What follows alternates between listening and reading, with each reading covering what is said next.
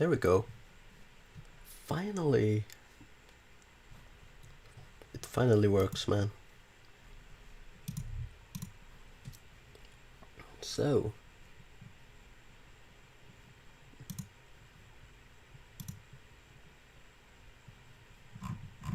Let's just make this public.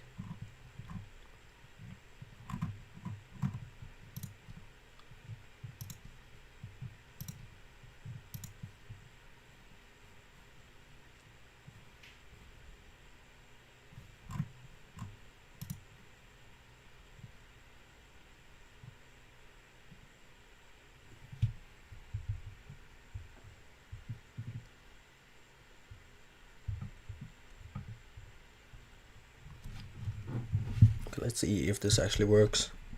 So let's see. Let's mute.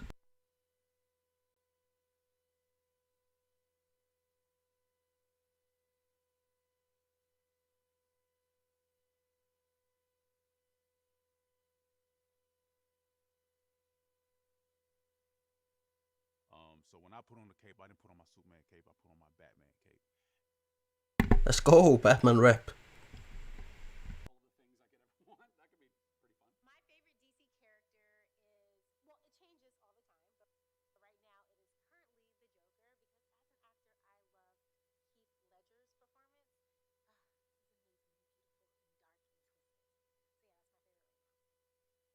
DC character would have to be Wonder Woman because she is a strong, empowered woman, plus she flies private on an invisible jet. Other than Javelin, my favorite DC character would be Weasel. Weasel says no words, he just stares around, has terrible hygiene, but seems happy in spite of all of it. I want that philosophy. I'll buy his book. What is it? Chicken soup for the... I mean, I think my favorite DC character other than myself would probably be Batman, just because it's what I grew up with, just going, Michael Keaton. Seeing the first Batman and seeing that symbol come out, with Tim Burton, that was really inspiring. But I also really love Ezra, and I love Flash, so old me. I'm actually live, I forgot.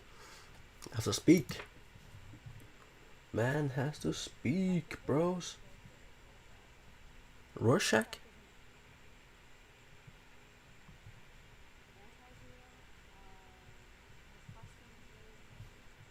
God, this girl has to be a comic book fan if she knows Rorschach.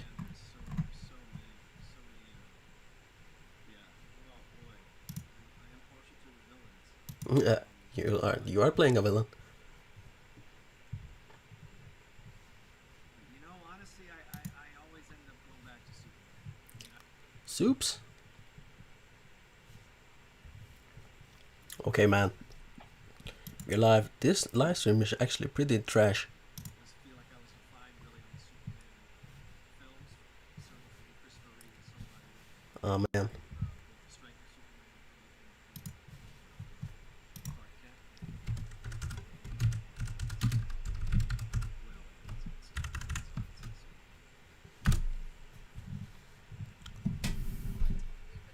Who's this? Not like myself, but I love. Does she play I love Alice, and I always say. Alice in Wonderland? Favorite character. I feel really lucky that I get to play her. Guess if I had to choose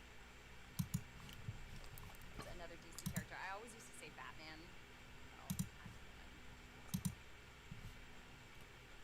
Well, no shame in choosing Batman. Oh.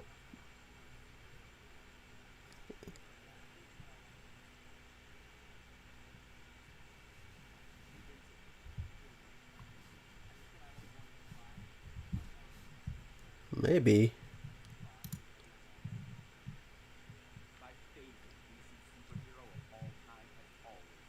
Yeah, represent. Oh.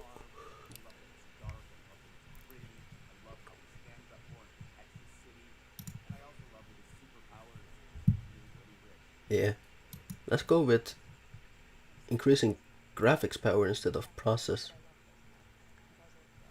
Poison Ivy, man. Oh man, who's this girl? She's sexy.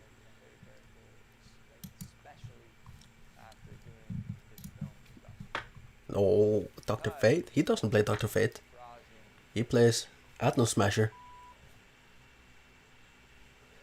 I feel like a million people know the same thing from me, but my favorite DC character is Static Shock, because growing up, the first time I saw him, Static! he was a young 17-year-old black nerd, like cool, but like not really. Okay, let's see here. Let's hear if this one. He was cool behind the scenes.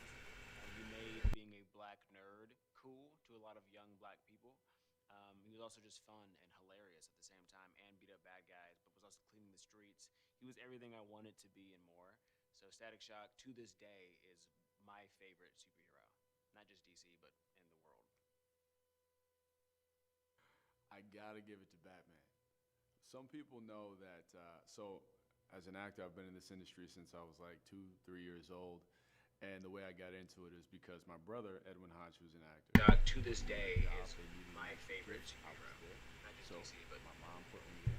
And after I did the job, she gave me Batman. I gotta give it to Batman. I love Batman. Some people know that, so as an actor, I've been in this industry since I was like 2-3 years old. And the way I got into it is because my brother, Edwin Hodge, who's an actor. to this day, is my favorite superhero.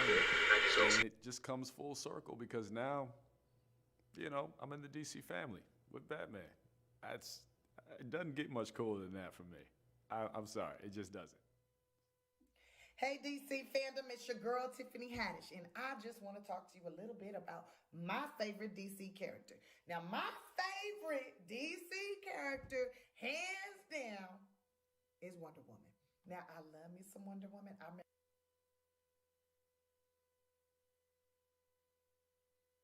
Fandom, it's your girl Tiffany Haddish, and I just...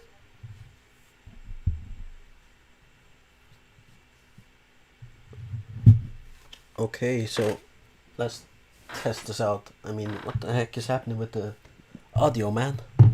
DC FANDOME starts right now in 5 minutes.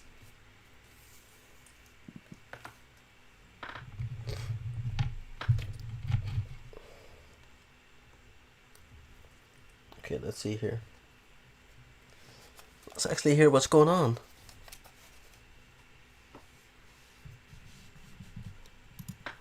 So now the audio is okay.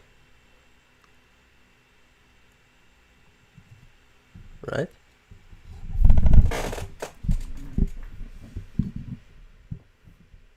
Let's change the gain.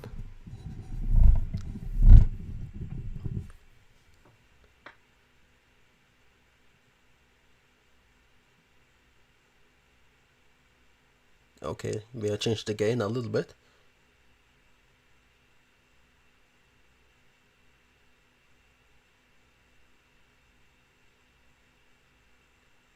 Excuse me.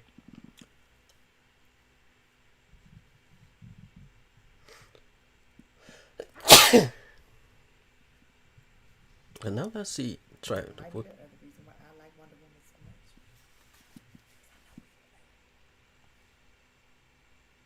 Enjoy yourself, DC fans, at the DC Fandom.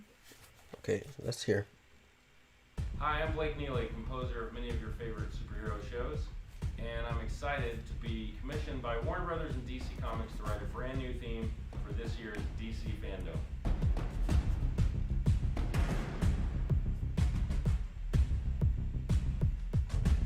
So here's a quick behind-the-scenes look at how the music. Okay, the audio is actually okay now. So when they asked me to write the theme for DC Fandome, the idea came immediately. It had to be a fanfare, it had to be big, it had to celebrate 80 years of characters. Which then we had our orchestra in Budapest, Hungary play.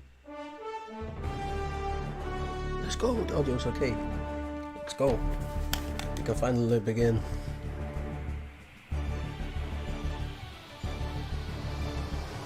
Then I thought, well, it's 80 years of, more than 80 years of superhero Right, man, themes. that took Let's a get very long time. Superman in there.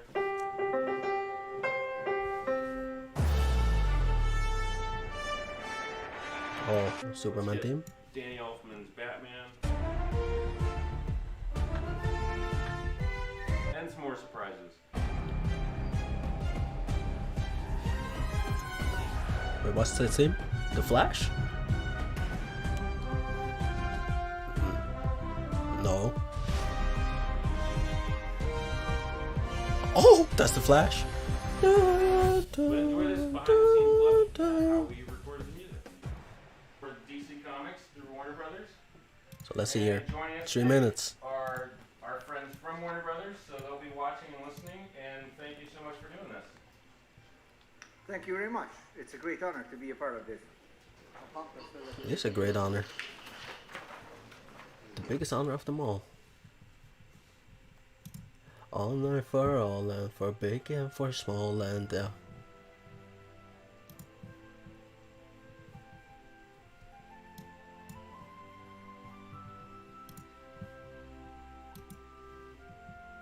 I'm going to like my own stream because I'm weird.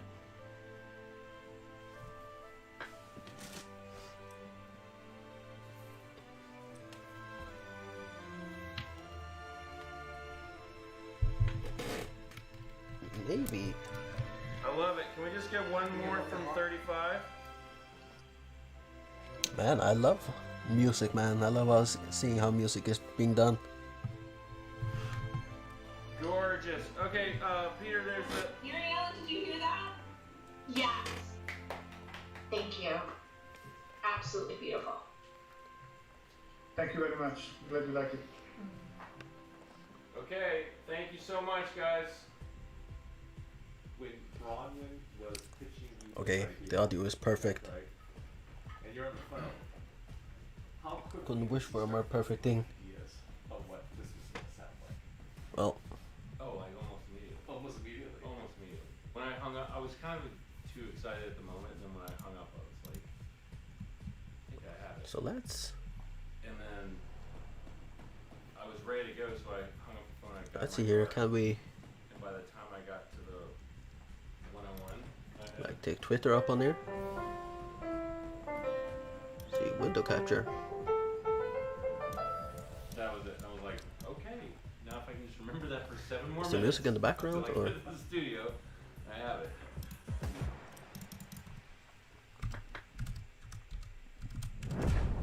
Oh my god, 2 minutes. Here we go.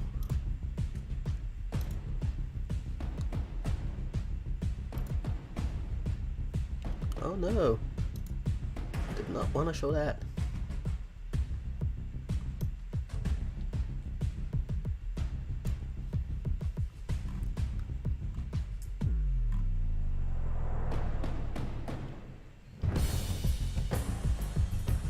Okay, let's actually pull Twitter up for a second. Right there. Right here, let's read this. I'll go to see the Batman in theaters, but I'll pay for a ticket to another movie so Warner Brothers doesn't get my money. How is that possible? How can you get a ticket for the Batman movie and go see another movie? No pay. Wait, what?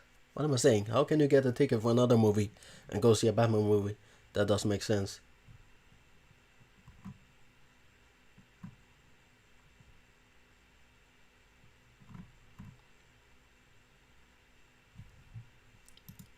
Yeah, man, that's pay some respect to Matt Reeves, boy.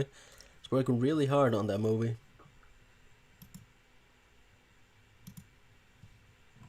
What else do we have here? 5 minutes until showtime.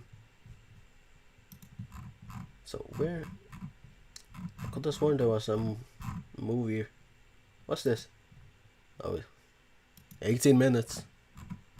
Bro. 18 minutes. 13. 12. 11. 9. Wait, what? What am I saying here? It starts.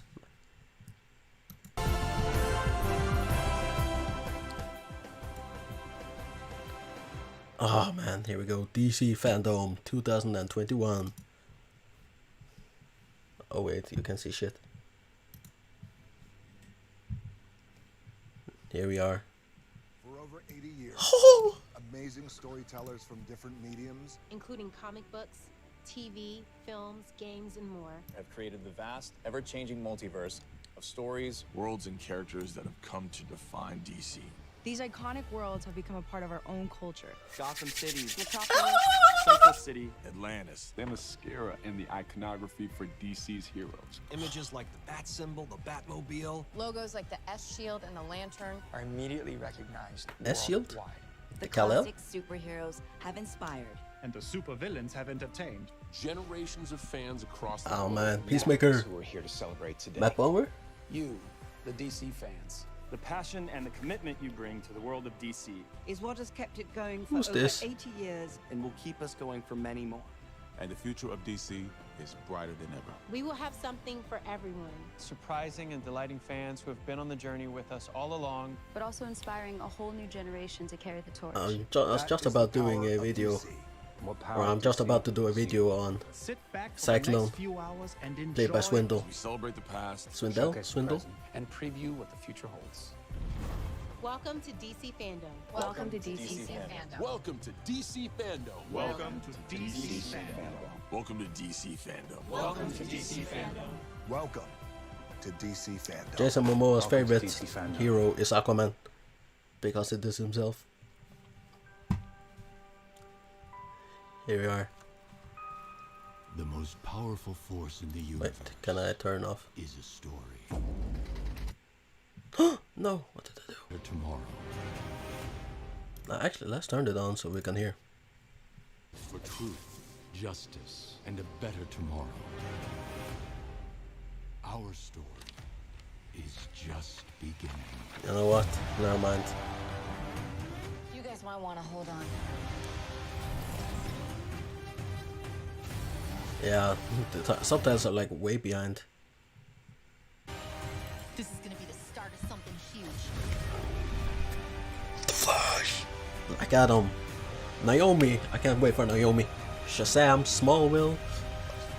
Catwoman Hunted. The Batman.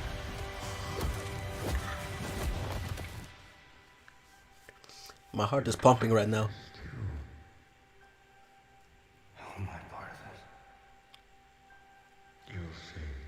Okay, this is old footage.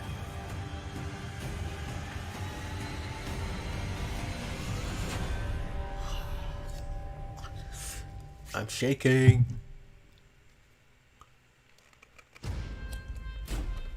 Here we go. This bottle actually smells like grass.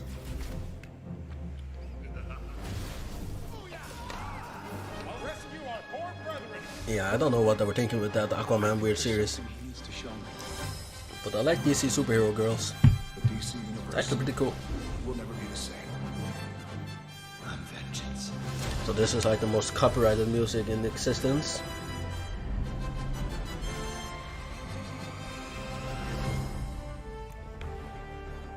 It'll probably get me striked or some shit. Who's this? Everyone, I am Tiffany Smith, and welcome to the I love Tiffany Smith. much-anticipated, fan-inspired worldwide event, DC Fandome. Did you hear that music? Pretty cool, right? I thought she was Well, fired. DC Fandome now has its very own score by composer Blake Neely. But I guess if you're a credits watcher like they hired her me, back you'll or something? probably recognize his name from such terrific DC TV shows like, you know, The Flash, Supergirl, Legends of Tomorrow, and so many more. Man, she looked good. You will be hearing a lot more of Blake's incredible score throughout the show. Yeah, now, that's the Flash in if the you were here background. last year, then you might have an idea of the kind of Or a mix awesomeness between that is about stuff. to come your way. Huge reveals, exclusive content, and a few big surprises. It's gonna be 4 hours There long. is so much that I couldn't possibly do this on my own. So of course, we put together a pretty super team of co-hosts, as well as celebrity hosts that you're gonna get to I wonder hang if out Jeff with all Johns is day. gonna be here. So let's say hello to a few of them right now, starting with our Brazilian friends. Hello, super fans. I'm Érico Borgo, and it's so good to be back at DC Fandom. What the hell this is? Diniz, e prepare-se para uma viagem fantástica através do multiverso DC. Yeah, I didn't Hi understand friends, anything. mabuhay mga kababayan. My name is Gino Killiamore, and I couldn't be more excited to share what DC has in store for you. Oh yeah, are these the different languages around the world? Here. Yeah, I remember this guy. He's doing it up big this year.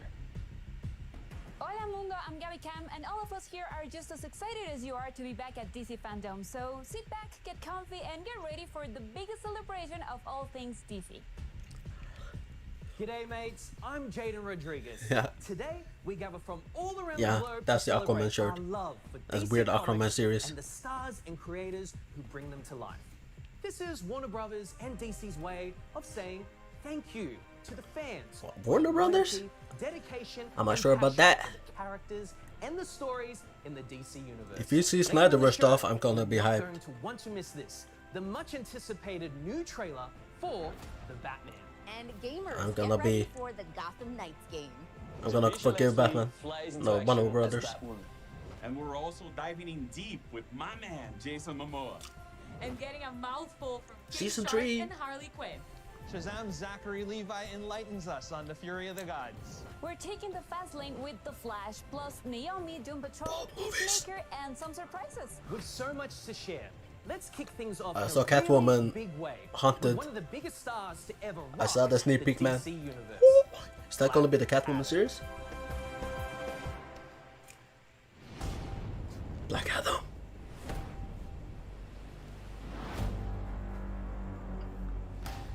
I've never seen the likes of it before. James Bond. Having done James Bond for 10 years, 4 films, nothing compares to this. Yeah, it's probably on a whole bigger scale. Hawkman.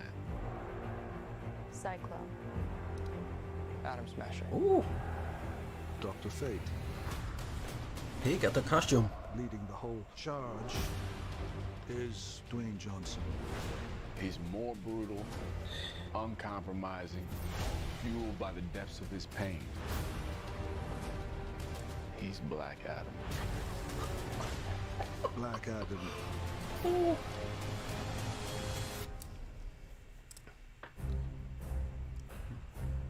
Is Dwayne gonna present? He's so big, man. Hey DC Fandome, and hello to everyone watching around the world.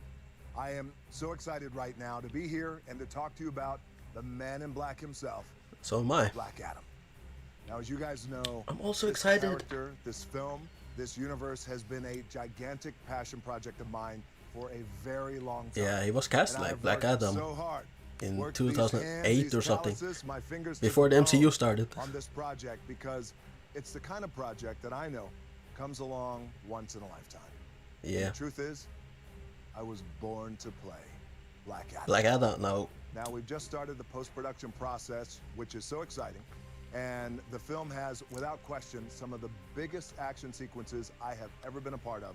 And I am so proud and excited of our incredible team who are working away to create breathtaking, holy shit, Dwayne Johnson is a scenes big game that hunter. I know you're really going to love. Now, even though we're still working away, this is DC Fandom. Okay, So I felt excuse like me. I had to bring you guys just a little something special. Now, you know me, guys, and you know, I always like to say that you, the audience, the people, you guys are my #1 boss. So I got together with my director, Jaume Collet-Serra, and we put together Oh a my God, glimpse sneak peek! of one of the opening scenes of the movie when Black Damn, Adam bro. is first revealed. Conduct. Now, what you're gonna see They're going big, man. is why the hierarchy of power in the DC It's about to universe change. is about to change. I hope you enjoy this very first look at the man in black himself. Black Adam.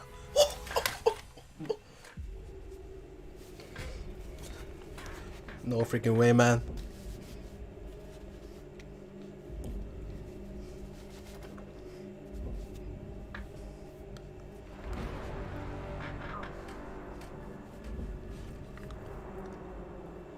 Oh my god, bro.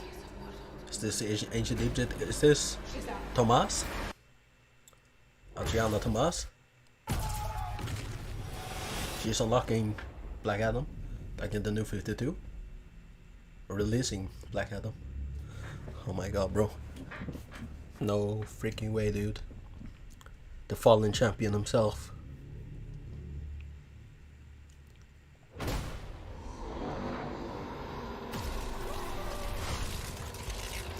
And he doesn't wear a bodysuit, that's the crazy thing, man. Dwayne ain't need no bodysuit.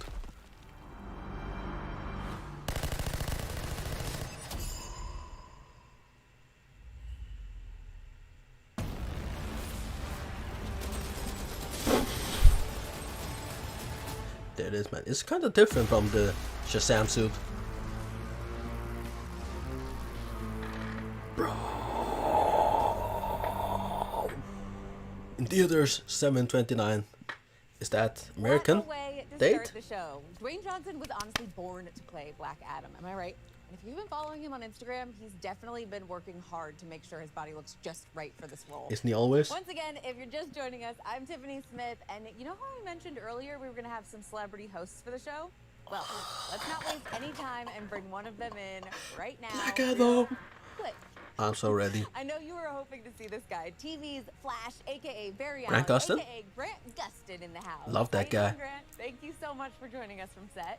Thank you, Tiffany. I wouldn't miss experiencing DC fandom with all the fans who are watching. Is today. this in Yeah, I am so excited for it as well. But that thing? we are here to talk In with Star you Labs? about the Flash, and we have to Where they talk run about around, the end of test, season usually 7. test What was it stuff. like seeing Nora again and meeting Bart? Is it a weird feeling? Damn, I haven't seen season 7 of The Flash. Who are basically like the same age as you.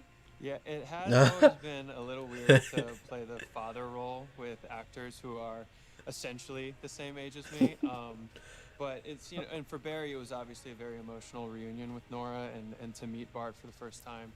But I've, you know, for me, it's just fun. Like, I've always loved working with Jessica, who plays Nora, and you know, she's so sweet. And I so hope talented. that- And I'd never met or worked with Jordan before, but we have a lot of mutual friends. and Flash we had a lot will of fun together. return to the peak, So yeah, it was, or it return was to a the blast top like doing season both 1 of and them on 2. set. Okay, so at DC Fandom last year, you touched on something the fans Even half of and you season have 3, been I believe. really hoping to see for years.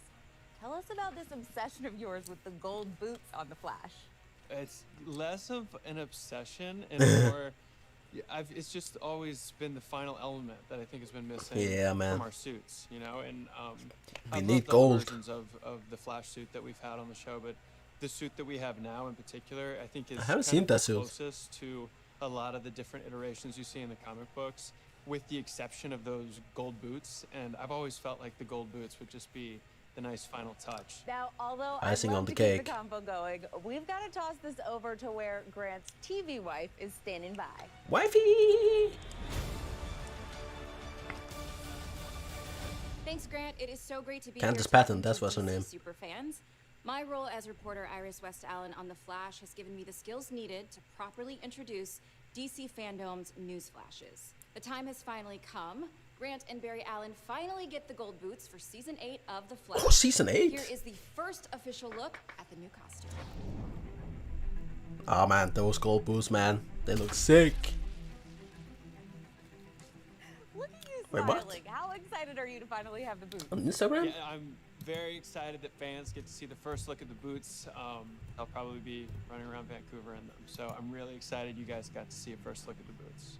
Thanks so much, Grant. I'm looking forward to seeing you in action in those coveted gold boots. I know it's going to be awesome on the show. And hey, it's been fun kicking it here with you.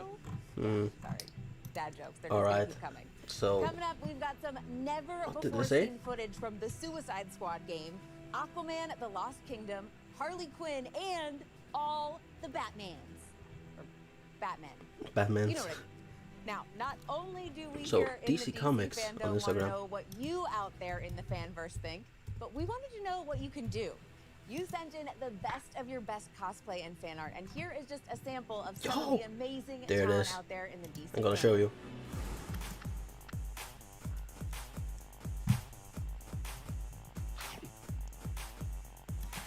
Alright, man. So, hopefully this works. Oh wait, never mind. Wait, what am I doing? Should be easy. Should but just be showing you this. Yeah, there it is, man. Woo. Can we zoom in? Alright, that just made it worse. But there it is. The gold boots. Them golden boots. Gotta love it, man. Gotta love it.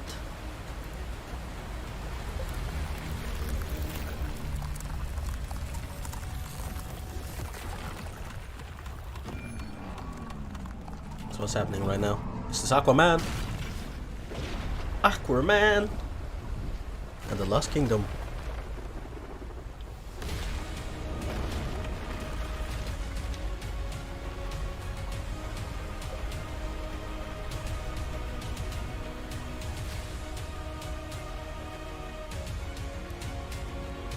Let's see if the quality is better on YouTube.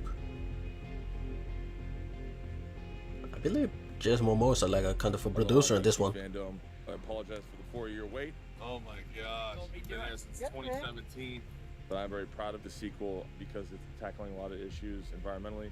Stakes are higher, and I'm just excited because I had a big part in my boy James, you know? Check it out. I'm excited for you to see it. Tides are changing. It's important. The tides are changing.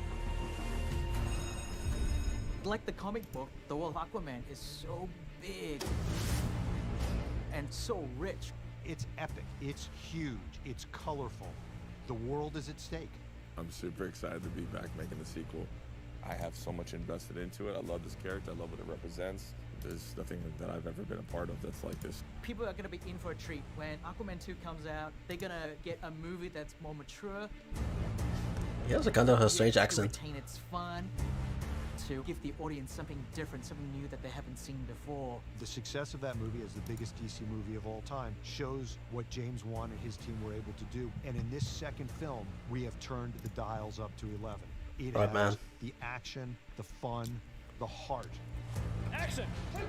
Superheroes and supervillains. So I'm sorry. entertain Oh, Mira, she generations looks sexy. of fans across the globe. So I'm sorry. I'm just gonna switch over to this HD stuff. I think James is really excited to go all out. This is an exciting scene. We better get to a little bit of action. It's like a British accent. It's gonna be a fun adventure. Oh, it looks That's just as the first shitty. time. It's just better. It's because I'm on this monitor, probably. We see that Black Manta is still seeking his vengeance to try and kill Aquaman. That's gonna be something that's exciting for the audience, something for them to be swept up into the world of Aquaman again. About to kick some ass. It's a globe-trotting story. We visit so many different worlds. This movie isn't afraid to embrace its fantasy. I thought I bought a great monitor, but it's actually pretty trashy. Really awesome.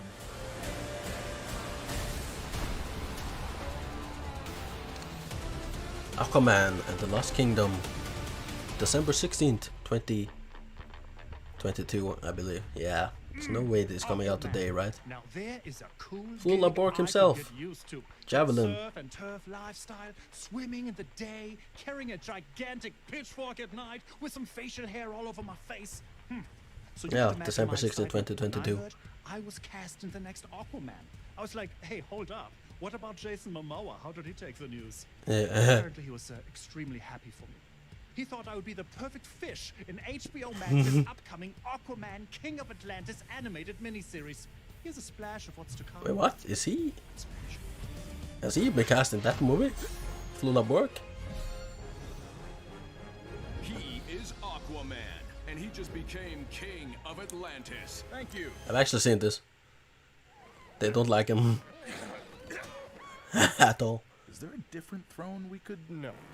And the fate of his people, of his home, of all the world is in his hands. That's right. So yeah, no pressure. Join Aquaman for the undersea adventure of a lifetime. Aquaman, King of Atlantis, 3-part special event now streaming.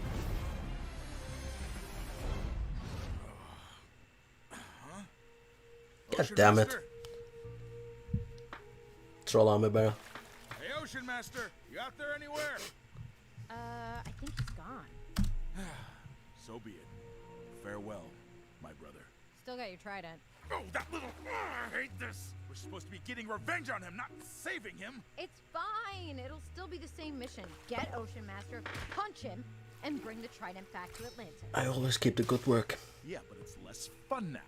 True, but if you don't bring Ocean Master back, everyone's definitely gonna think you 100% killed him. And I won't even get to. That's the worst part. This is like the weirdest series ever. Where do you think they went? I don't know. Did anyone I've ask for asked this? help from the only people who don't think I'm a total joke. Press X to doubt. Not people. People who... Say fish. Fish.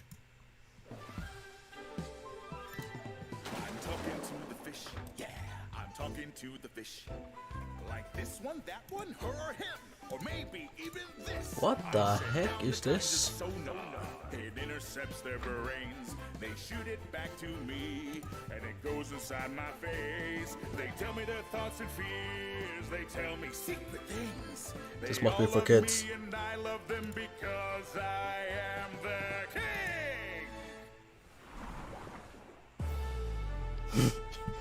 What was that?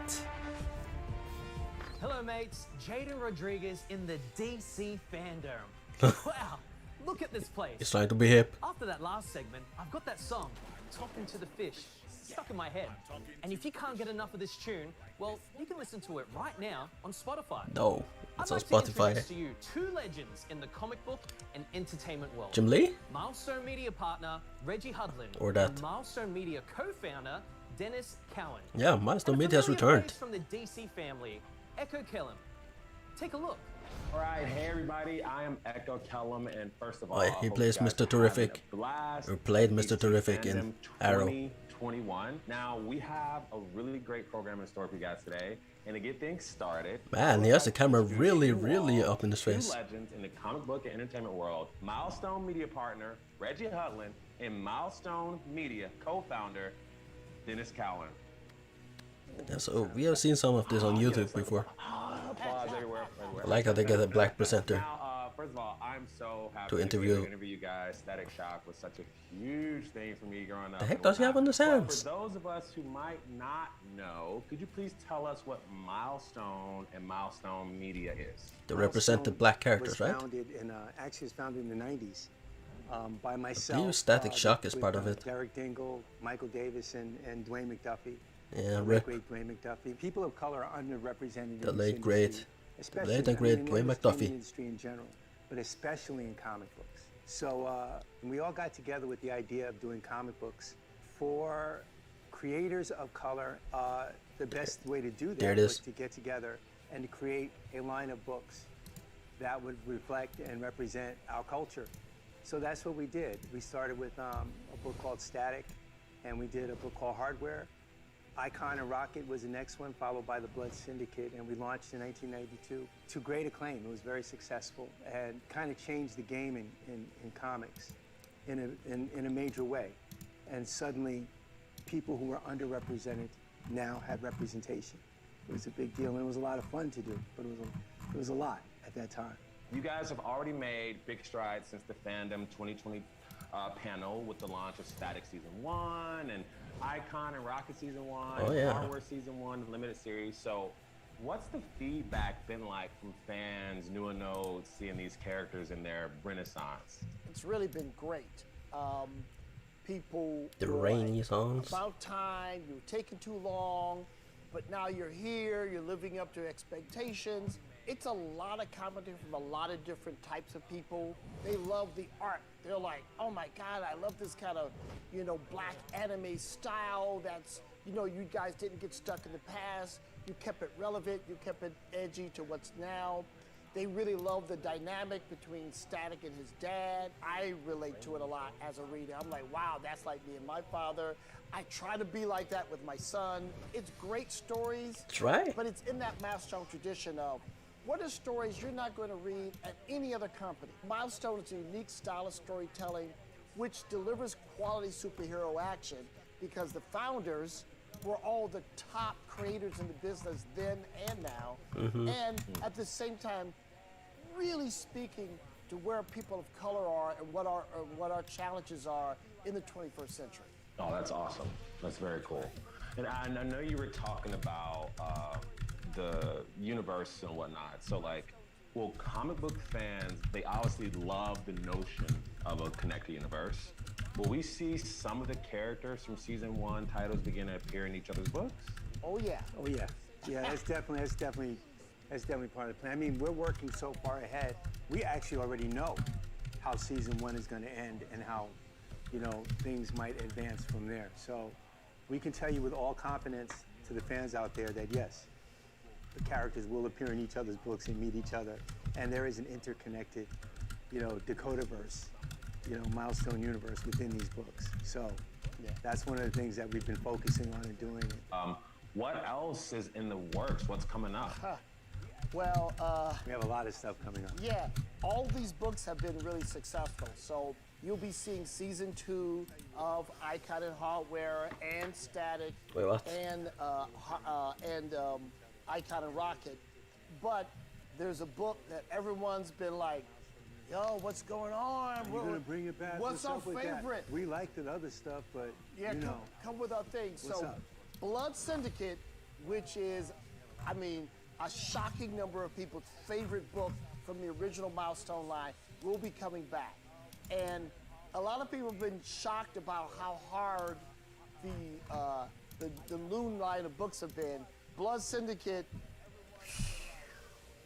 that's all I'm saying. Could you guys talk about a little bit of the compendium that's coming out, the Milestone DC compendium that's Fandom. having like all the old comics or something like that coming in, right? Yeah, again, we're trying to give people what they want. So many fans have been like, Reg, we're so excited you're bringing the new books back, but you know, my mom threw out my books, or Live. I moved and there was some water damage, so I lost all Watching my original DC copies. Fandom. Or I was too young back then, Let's but put that I on wanna Twitter. catch up with the old school as well as the new school.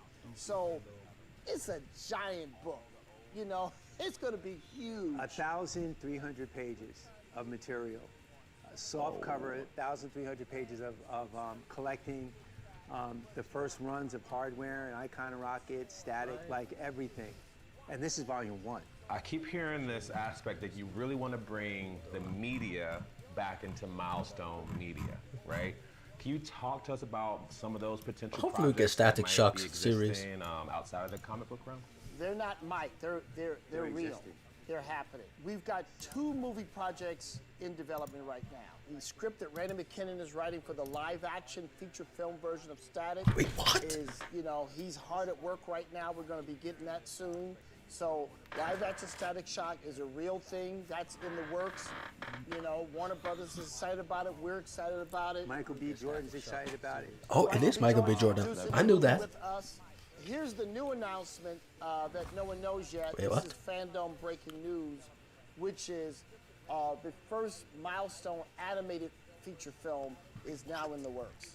You know, we just hired an That's gonna be amazing like writer, and Into the he's got Spider-Verse Green type shit. Hardware. You know how Craziness. dope he is as a writer. Brandon Thomas Brandon Thomas has been hired to write our screenplay for our animated feature. Oh, it is. And in conjunction with Warner Brothers.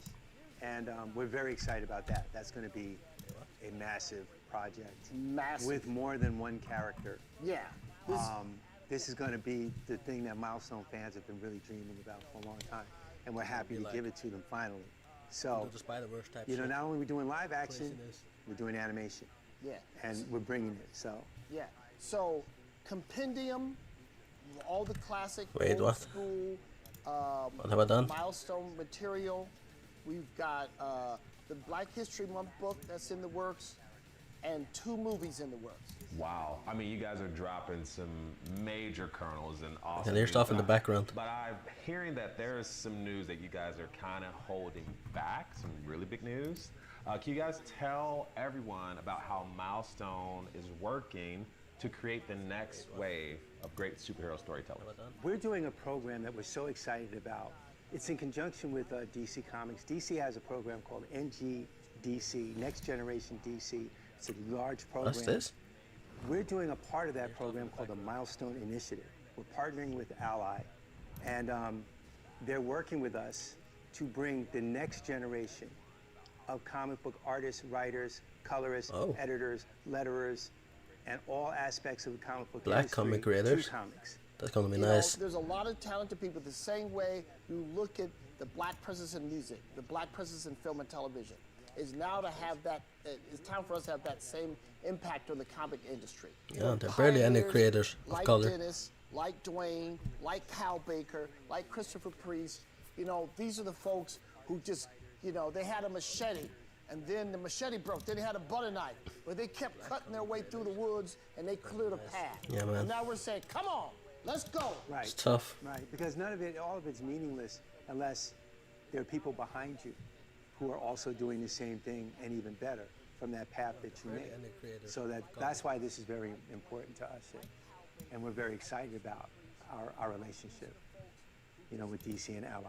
So what we want everyone to do is, if you have interest in any aspect of this business, you know, in terms of comic books, in terms of animation, all these different fields, apply to the program. Yes. We won't take everybody, but we're going to take the best of the bunch, and we'll put you in seminars and training sessions. Too bad if you're some not the of most best. talented people in our field. You're going to hear from the best of the best, and we're going to groom you to be the next generation of superstars. We need you. Oh my god, I'm a freaking Well, I would idiot. say, like, as a That's why it was young happening. creator, this is like such amazing news. The fact that you guys are helping representation in this field, it's critical, and POCs and LGBTQIA. I forgot I had my live stream up. Will be very.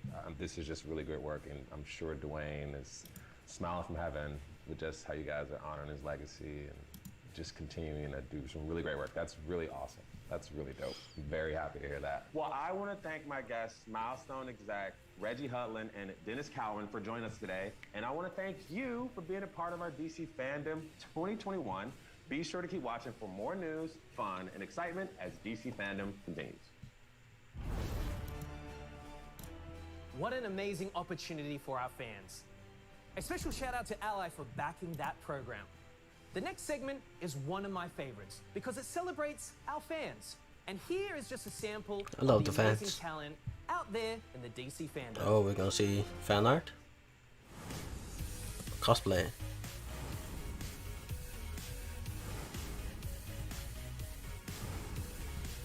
Ooh, that's actually pretty nice.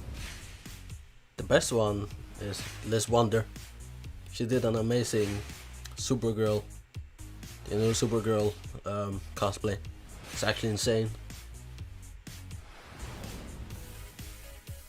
I wonder if they're gonna put her up here.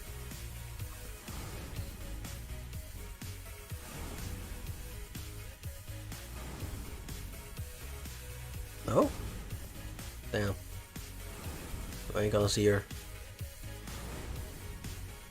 That's not her, is it? Oh, that is her. Yeah. I want to see her Supergirl Such incredible stuff. talent out there. And I hear that Jim Lee will be announcing the winners at the end of the show. So Oh. stay tuned to see if you've been chosen. Now, back This over one to you, should win, Candace, for no some doubt. more breaking news.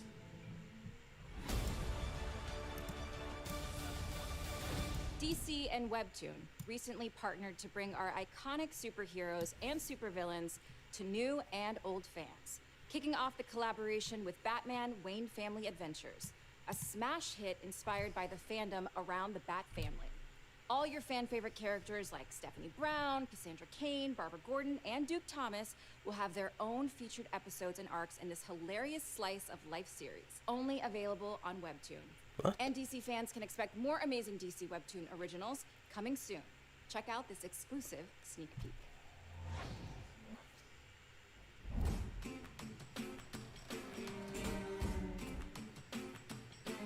Hopefully it isn't flash animation. Oh my god. Well, it is for kids.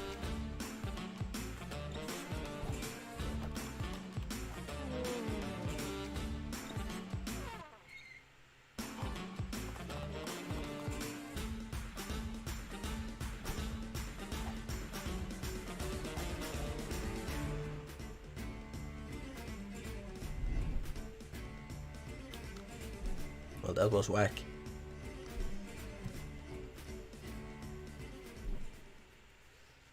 Oh, it's not for me. Oh, start reading. That's what So it is. become Peacemaker, Gotham Knights, and the Batman. Who this? Flula Borg. Hello, it's me again, international superstar and superhero Flula Borg.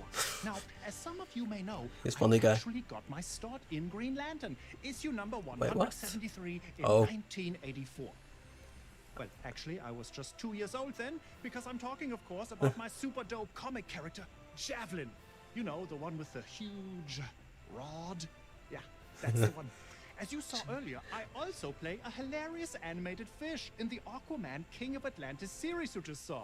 Boy, I am so multi-talented. Yeah. Watch out. 2 things I can do.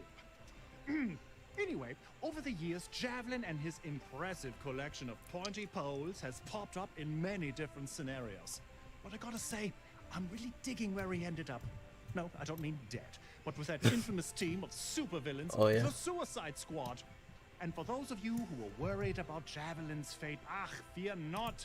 I'm here to tell you today that Javelin is still alive and, spoiler alert, Wait, will what? be applying to head up the Justice League after their No, fate is okay, revealed never in mind. the huge new video game Suicide Oh, Squad yeah. Kill the Justice League.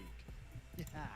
You are about to get a sneaky peeky, so don't go anywhere because it is going to be massive. And we know when it comes to the universe of DC video games and Javelins, size matters. Let's take a look.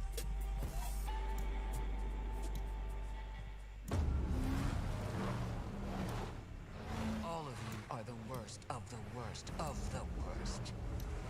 Still, you're good at what you do. Amanda Waller. Even if what you do is far from good. Welcome to Task Force X.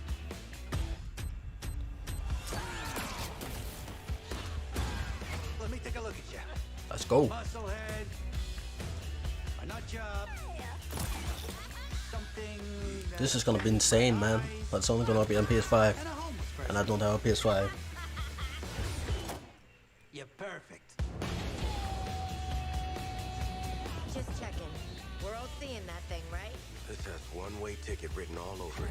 Oi, what the hell have you sent us into? It's a bloody war zone out here. Eyes up, people. Congratulations, Task Force X. So am I gonna see any Justice League members? Metropolis alive. Oh, there she is, Wonder Woman. Is to kill the Damn it! Justice League. They skipped it. They skipped Wonder Woman. Oh, there we. Oh, Jon Stewart finally. But we're gonna have to kill him, so it's not that good.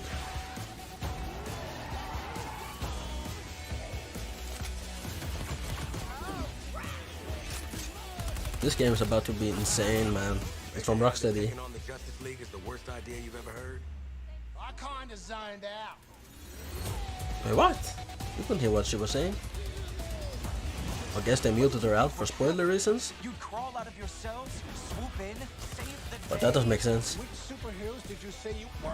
Again? Remember, heads are ticking.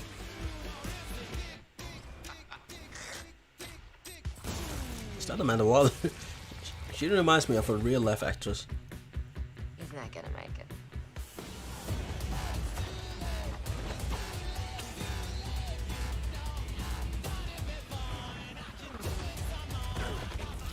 Man, I'm gonna have to change all my thumbnails again.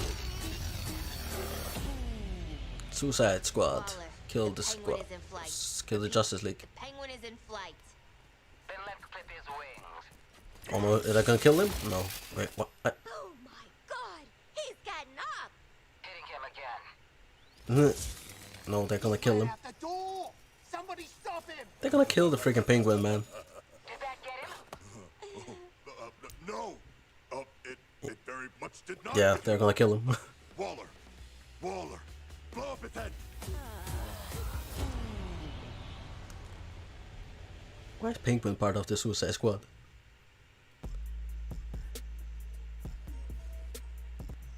Well, definitely don't want to get on Amanda Waller's bad side. Maybe it's a good thing Javelin is not in the Suicide Squad Kill the Justice League game. Oh, he isn't there. Still there? Of course, in the movie, Man. I was hoping I'd come back to life just in finessed the me. end credit sequence, but no such luck. Maybe that'll happen in the VHS version of The Suicide Squad. Double fingers, VHS double crossed. version. Let's do this. I mean, look, John Cena gets a spin-off series, but not me. Flula Borg, I'm delicious. Where's my show? The Suicide Squad is fast becoming a huge franchise for DC, with comic books, huge movies, the games of video like you just saw. Not starring me, apparently. Spin-off series, also not starring me soon. And music videos. Fine, I'll make my own. I have a phone. Anyway, if you go to the clubs like I do with me and my bester friend, squad friend, King Shark, you'll know this next song is all the rave. Give me those glow sticks. Oh no, Yeah, this is gonna be don't copyright. give them to him.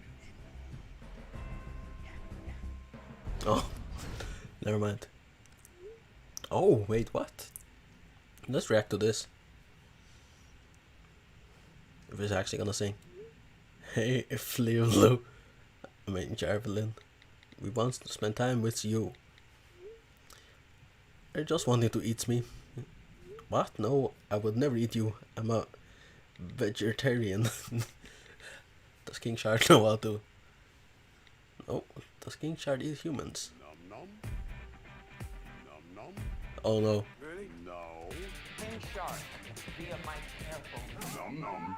That's what you're thinking about right now. No. Hungry. Peacemaker.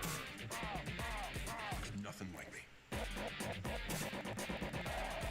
We're all gonna die. No, wait. No, wait. No, wait. Ah. We're all gonna die.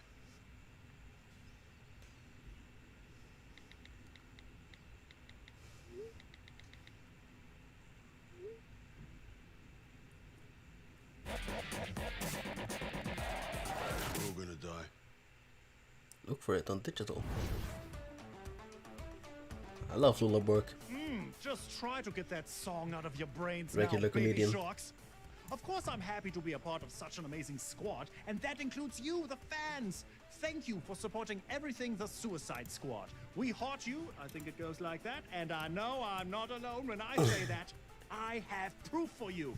Here is a very special message from all my squad buddies to share. Check me out. I mean, check it out. It's this week. I'm not a narcissist. I donate.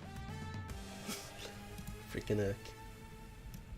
From the entire Suicide Squad, from the bottom of our hearts, we thank you. Idris Elba. Would be possible without you. You are the reason Too why bad he's we dead. do what we do. As a director, I feel truly blessed. We are so incredibly grateful and lucky to have you.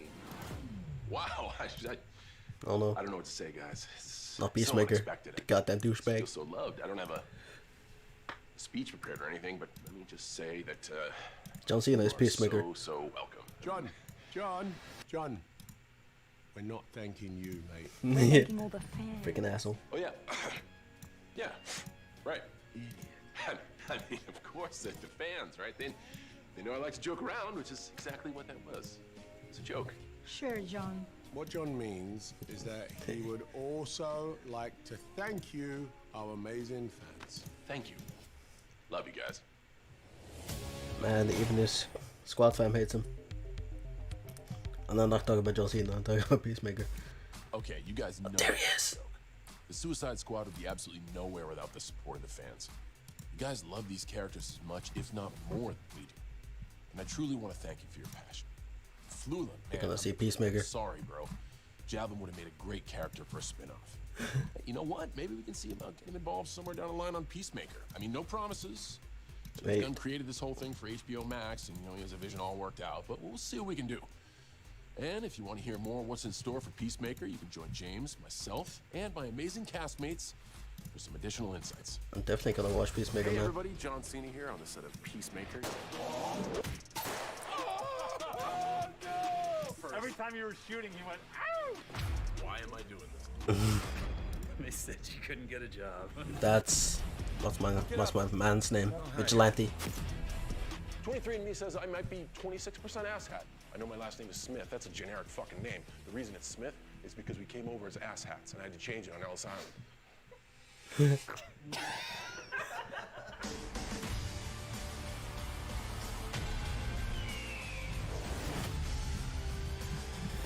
How can they not love my band?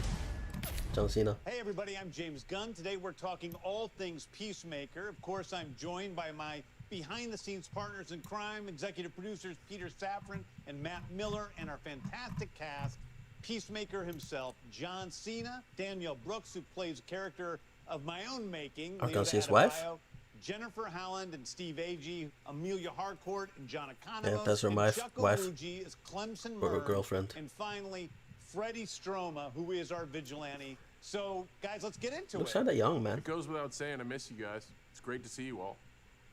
Miss you so much. You too. John, were you surprised when Peter called you up and said, hey, you know, we're thinking about doing a Peacemaker TV series? I was surprised, but man, I was more than ready, and I was more than excited, and I'm glad we got the opportunity. Freddie, Yeah, so for you came in and you're playing the oddest character of everybody, Vigilante Adrian Chase. And you're not that odd. Yeah, no, I'm so pretty vanilla. I love it. I really like. As soon as I started reading the sides, I was just like, oh, I really like this character, and he has just that kind of, you know, a really fun relationship with Peacemaker, and obviously working with John was just incredible. I've seen Freddie, but for how many of the rest of you are you hearing him talk with a British accent for the first time? Oh, me? Yeah. And I'm like, my brain is melted. I can't believe it. So, Danielle, why don't you tell us a little bit about your character in general, who she is, and what's her story? This is all new to her, you know, and so she's coming in very green. She used to work with animals, and now she's been thrown into this completely different world. You brought her to life. You really did. It's an original character. You do inhabit a role in a very special way, and it was just so fun to see you flow. For Harcourt, her relationship with Adebayo, this new member of the team that's coming in, and that Harcourt does not trust. It was Does she even trust something Peacemaker? really unexpected for me when I met Danielle, and I literally could not hate her. Like, she is just she's the most lovable, warm, wonderful person. The sisterhood of Harcourt and Adebayo is a wonderful thing to see. It feels like that's part of, sorry, James. No, go ahead, Chuck. The first day we shot, at least I shot in John Cena's Yeah, he looks trailer. like Amanda Waller from the game. Scene where we all, the team, meets John Cena, and Danielle, you made her continuously improvise, being nervous, and she would, I mean, that improvisation there were tears running down Who people's does he eyes as play? it went on, and Danielle was put on the spot, and the things that were coming out of her, and to the point where off camera, Steve Agee just had to get his camera out and film it. I was just gonna say, it reminds me of how often working with Steve, you'd you know, be in a scene and you'd look over behind the camera and there's Agee filming you.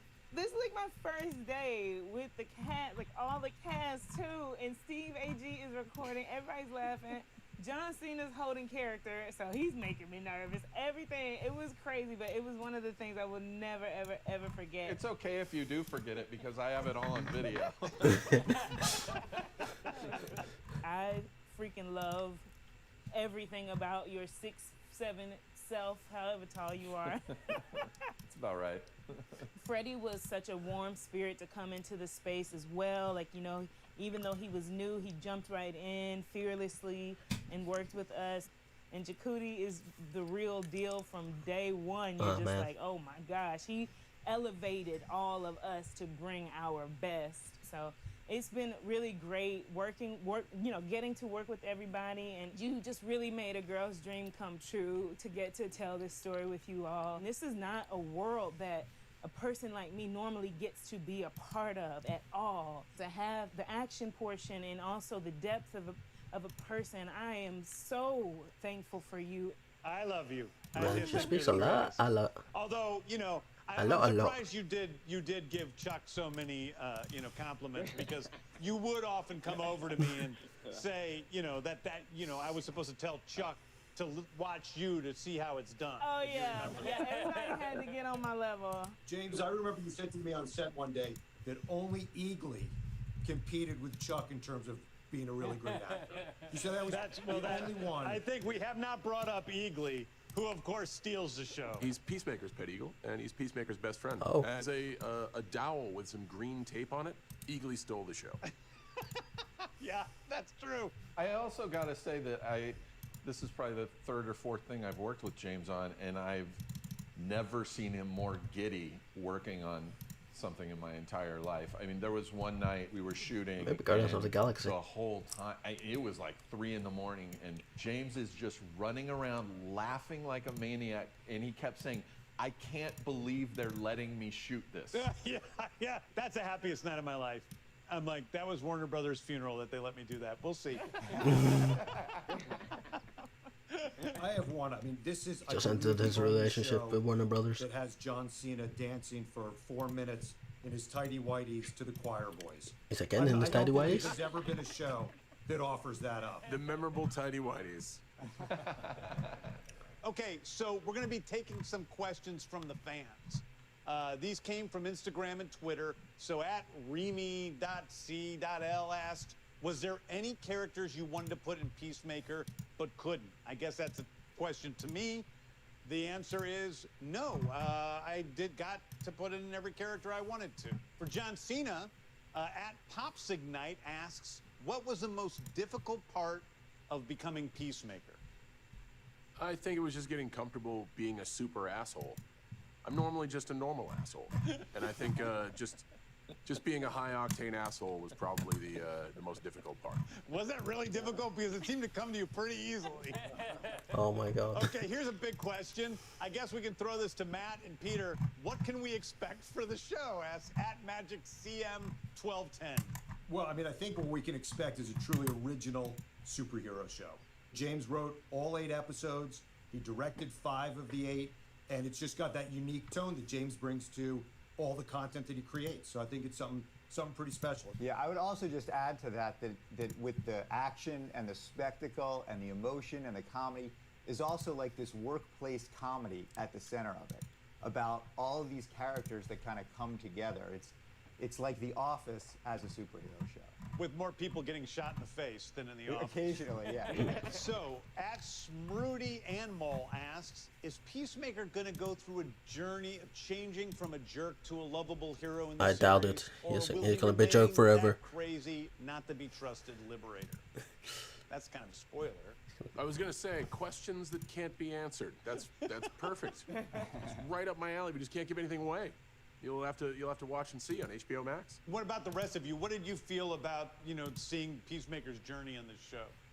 Can't really say much, so I just, there's definitely great character arcs that you will thoroughly enjoy as an audience. You root for him regardless of his past, Yeah. and you hope that he will change. And I just thought that was killed my such boy an Rick interesting Flag, thing and we to still root for him. explore with the series. I think one of the interesting things about Adebayo and Peacemaker is that on paper they seem very different. They seem like polar opposites, but they actually have a ton of things in common.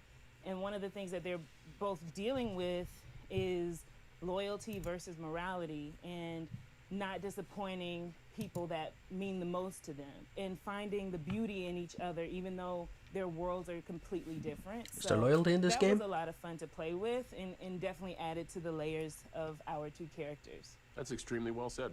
She's the only one he gets along with. She's the only one that thinks he's funny.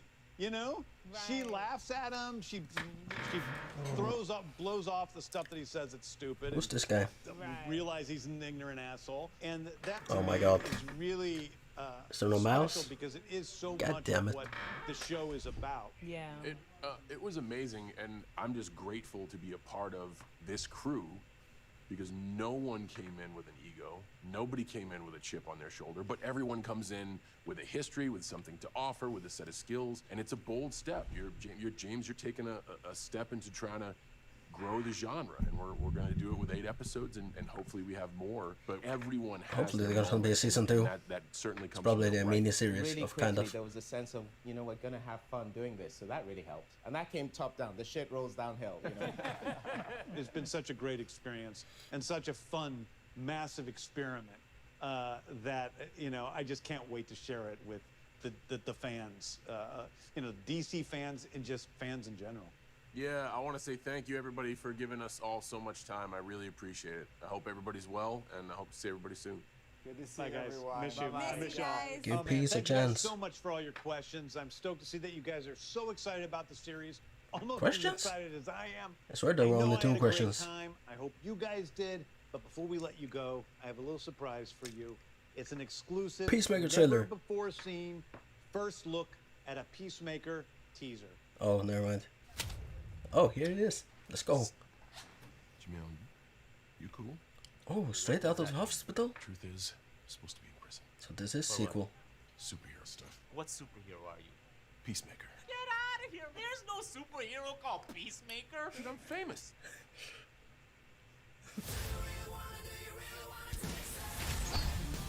You're a born killer with expertise in every weapon known to humankind. I'm giving you the chance to stay out of prison and work for me. Kill people. Bad people. This is Harcourt. Be a handler in the field. John Economist, Tech and Tactics. So they don't want them on the Suicide Squad anymore. You don't have to shoot people after you already killed them. Right. Who's the guy that's peeking out behind the trash can? It's only Annie's trying to be helpful. Our first target is Senator Royland There's Goff. the eagle. Goff may be traveling with his family. Oh Are my you god. sure those two kids came out of those parents? They're gonna kill her. That's an attractive couple. And that one looks like it came out of them, but the other one looks like a butt baby. A butt baby. Yeah, my older brother told me there's two types of babies. One that comes out normal, and then butt babies. Worse in every way. They come out of a woman's It was probably you. Well, I believed I was a butt baby until I was like 14. That explains a lot. There's something about him that's sad. Hey, Dad. How did my sperm go into a Nancy boy like you? Lately I'm just thinking maniac. No! That's because we're born killers. What separates us from other killers is we only kill bad people. Usually. I'm not sure if that does make sense. That's not the Peacemaker, he just kills everyone. You suck at PowerPoint. But if you would just drop that, people actually might like you. Ah, there's a dancing in tight whiteys.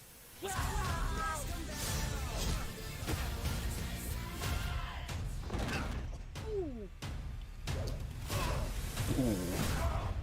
Are you telling me James Gunn doesn't do drugs?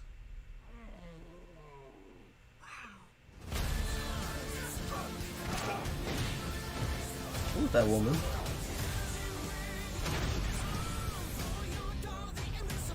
She has to be a meta-human if she can. Oh my god. He's hugging me. He's hugging me. Dad, grab my phone. I don't want to move. Throw John Cena around. Dad?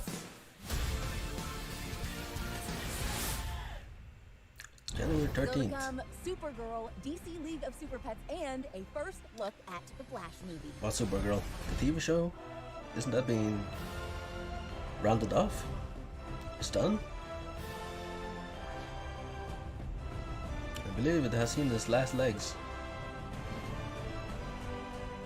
This is trippy.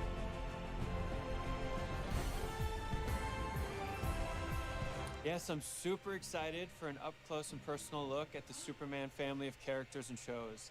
I'm actually a lifetime fan of the Man of Steel, and now there's more Superman content than ever before. From the hit series Superman and Lois, give it up for Superman and Lois, Tyler Hoechlin, and Elizabeth Tulloch.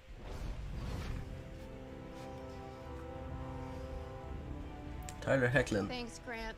Thank you, Grant. Needless to say, we're big fans of you too. And we're so excited to be here. Thank you to the fans for giving Superman and Lois such a warm welcome into your homes. It's an Thanks to insane you series. Coming back for a second season. But wow, season 1, you had a secret brother. Lois had a lot going on with What? just about everyone. I've Jordan seen found out entire he season has 1, I believe. powers, Jonathan doesn't. And remember how cute you looked when you were coaching high school football? The sky is the limit for Superman and Lois, especially in season 2. Here's a behind-the-scenes look at our first day back on set. I wonder if it's gonna have like 8 seasons or something.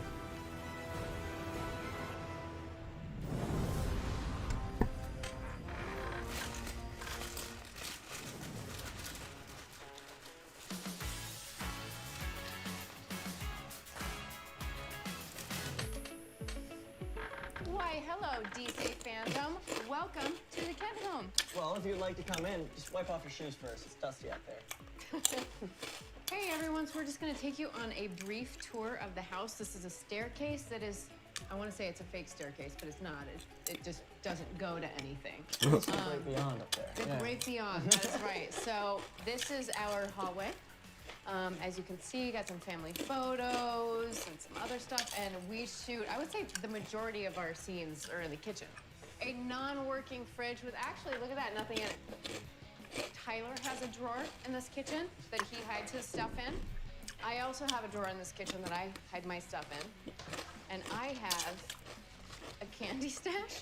I have a note saying, Bitsy stuff, please leave in the drawer. More candy, hand sanitizer, eye drops, water, sides, hair things, my phone. It's like a freshman locker. Yeah, do it. Let's go into Oh wait, I thought I muted my what was mic. formerly Martha Kent's bedroom, but is now Lois's office. Wait, has Personally, my this mic is been my muted all favorite this room time? in the house. I think it has just the coolest amount of stuff around. There's a really Hopefully cute not. family photo over here. If I had to pick something that I wanted to take home from set, other than my candy in my candy drawer, it would be this photo. One thing I would take home is this little old camera. This old brown camera. It's really cool. I'm always constantly fidgeting with it and having to memorize exactly where it was so that I don't ruin everything. Dining room scenes, I would say we shoot most of our eating scenes in the kitchen. We've had some stuff in here. Out the window, I remember when I first started shooting on Grimm, I was like, oh, it's so cool. There's these crazy large photographs that get changed according to time of day.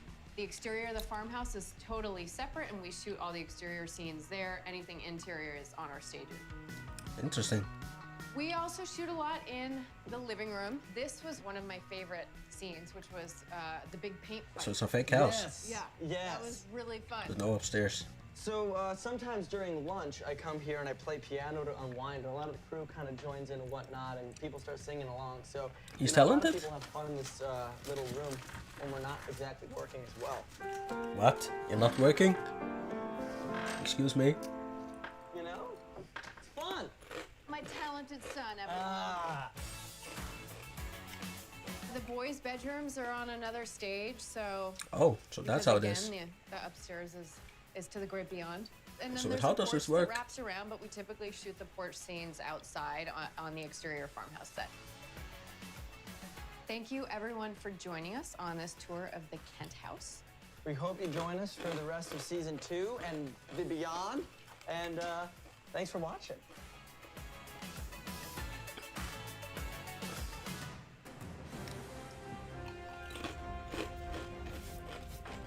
While we're happy for another season of our show, we're also sad that it's almost time to say farewell to Supergirl. The series is Oh, in yeah. its 6th and final season. It's ending. I donned the cape as Superman for the first time on Supergirl, so it has a special place in my heart, and it is bittersweet to say farewell to my Yeah. on-screen cousin and friend, Melissa Benoist, I mean, as Supergirl. 6 seasons though. That's Supergirl that's reminds a long us time. that we are all powerful and strong. The challenge is realizing our own potential. Right now, the cast of Supergirl, including Supergirl herself, Melissa Benoist, have gathered to chat about the show and share their favorite memories over the past 6 seasons. Let's listen in.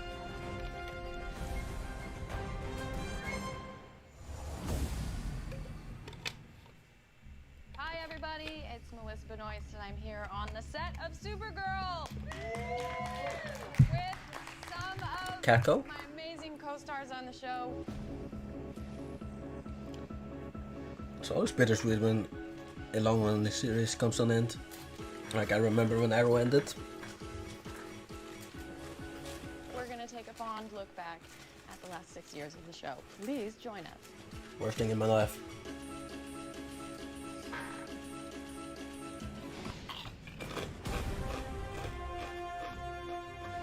I mean, it's changed my life, this show.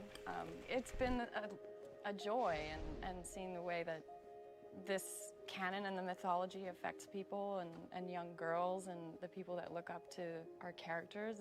It's very meaningful. Yeah. I would say that because I wasn't originally cast as the Martian Manhunter, I was actually just cast as Hank, and it was only after the pilot that I was made the Martian Manhunter. I can remember going home with a pile of Martian Manhunter comics and just reading all of them and thinking, this guy is awesome. Wow. So I was just really excited to suddenly get this brand new character and fall into this whole story arc, which has really been great for me, and I've really enjoyed not just playing the character, but That's kind of interesting because they basically did the same thing with General Swanson in Man of Steel or in Justice League. He wasn't originally Martian Manhunter, but in Justice League he became Martian Manhunter, My basically. favorite scene is the scene where Staz and Melissa do karaoke and sing Staz? Africa. I think it's magical, and I watch it on repeat. I love it so much. They sounded beautiful. It was a lot of fun. It was a lot of fun. And, you know, both of us come from, like, a musical background, so it's really nice to, at any point, get to kind of find a way to kind of combine all the mediums of art. So it was really fun. I really liked it. My favorite scene that we ever did is in my favorite episode. and it was Slaver's Moon. In the quarry, things were, it was pouring rain. Let's hope this thing works.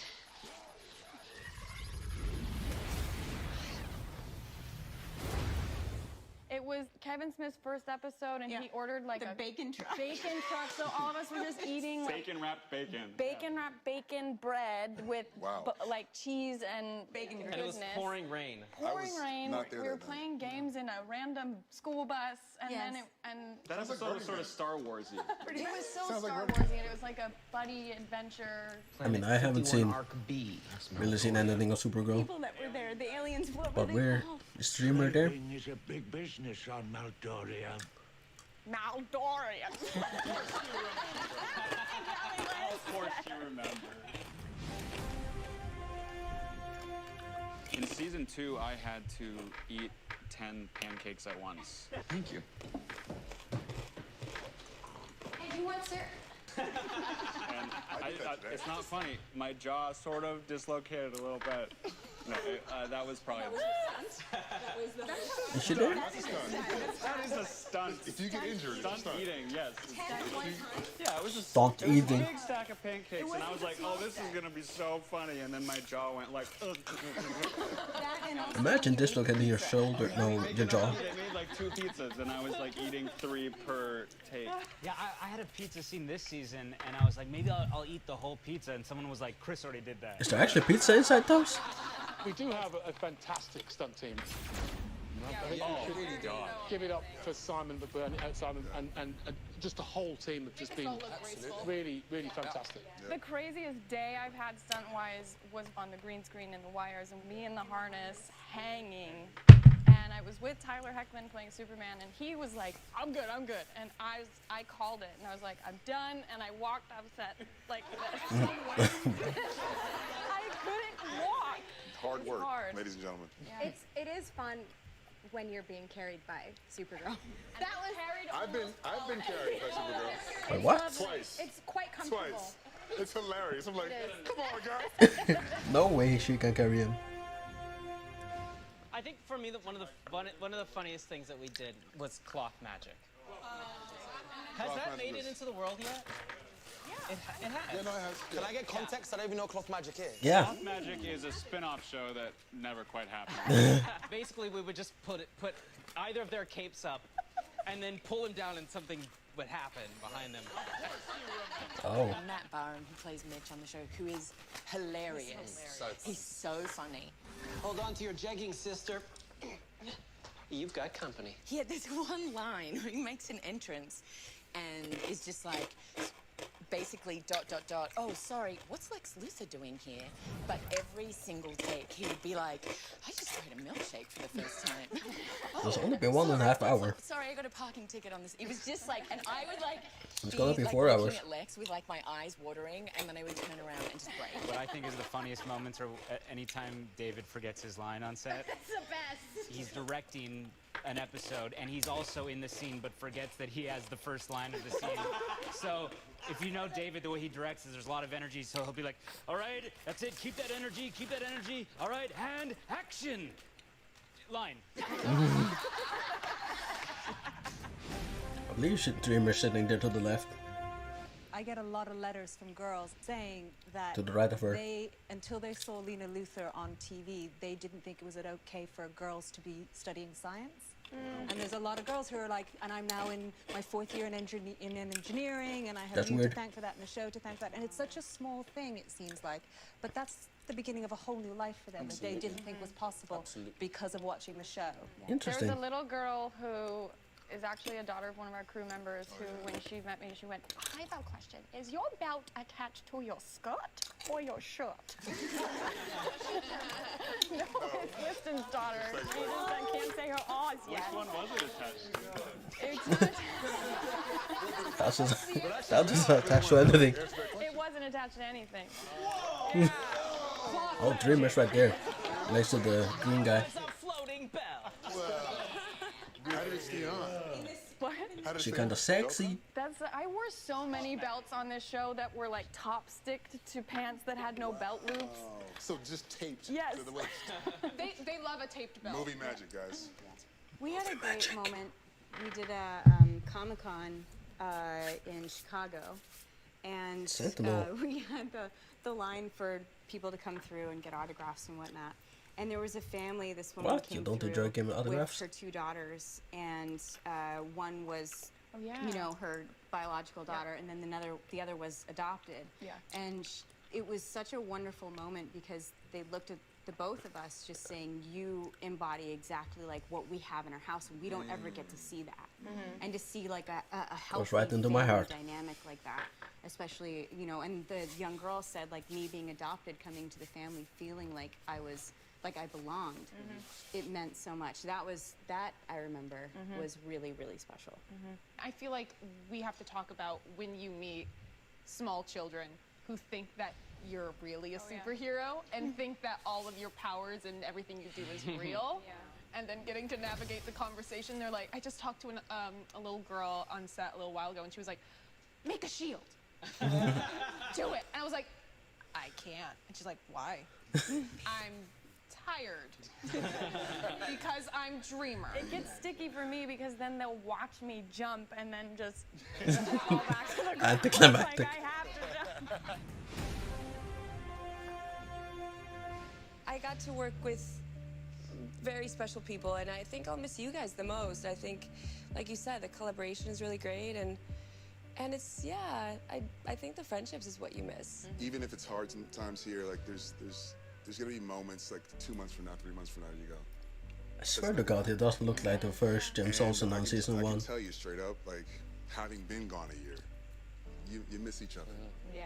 It has been lovely to work with a family, a real family type group of people that support each other. When you That's work been together for so long, you definitely become a family. And you know what? I do think I'll miss playing a superhero. Look, the sad music. When enough time has gone by, and I'm, you know, I have some energy. She can play another one. The Supergirl. No, wait. To family. Love bonds us all. To family. To family. Man.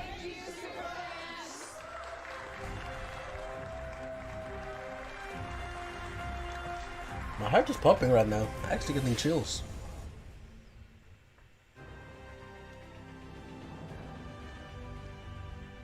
Goosebumps. While it's sad to say goodbye, there's still so much to look forward to in the DC universe. Including Stargirl. We've got a little end of the season teaser for you, so check it out now.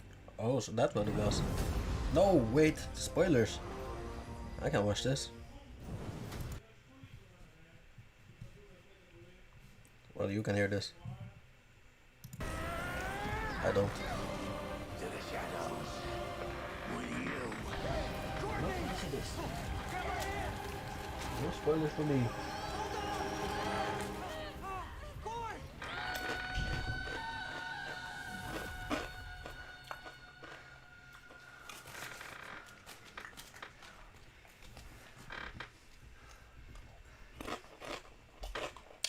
Is it over?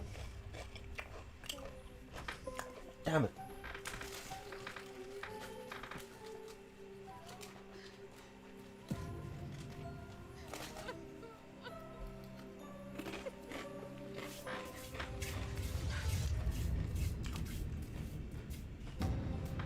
Where are we?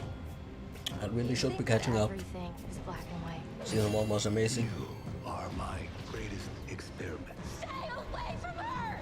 Turn away from the darkness. Hi, Courtney.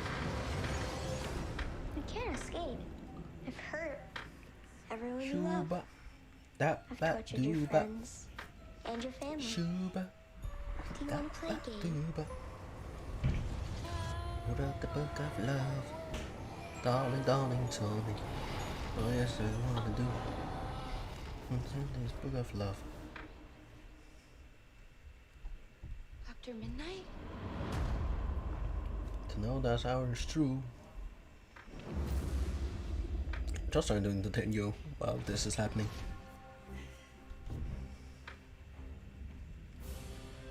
Looks amazing. Don't miss that special episode of Stargirl. There's just so much going on in the Is the teaser Superman over? universe. And just for you superfans, here is a very go. early look at the art of My Adventures with Superman, a brand new animated take on Lois, Clark, and Jimmy that's currently in production. Yeah, this is going to be sick, man. Adventures with Superman. Black Olsen. I mean Jimmy Olsen.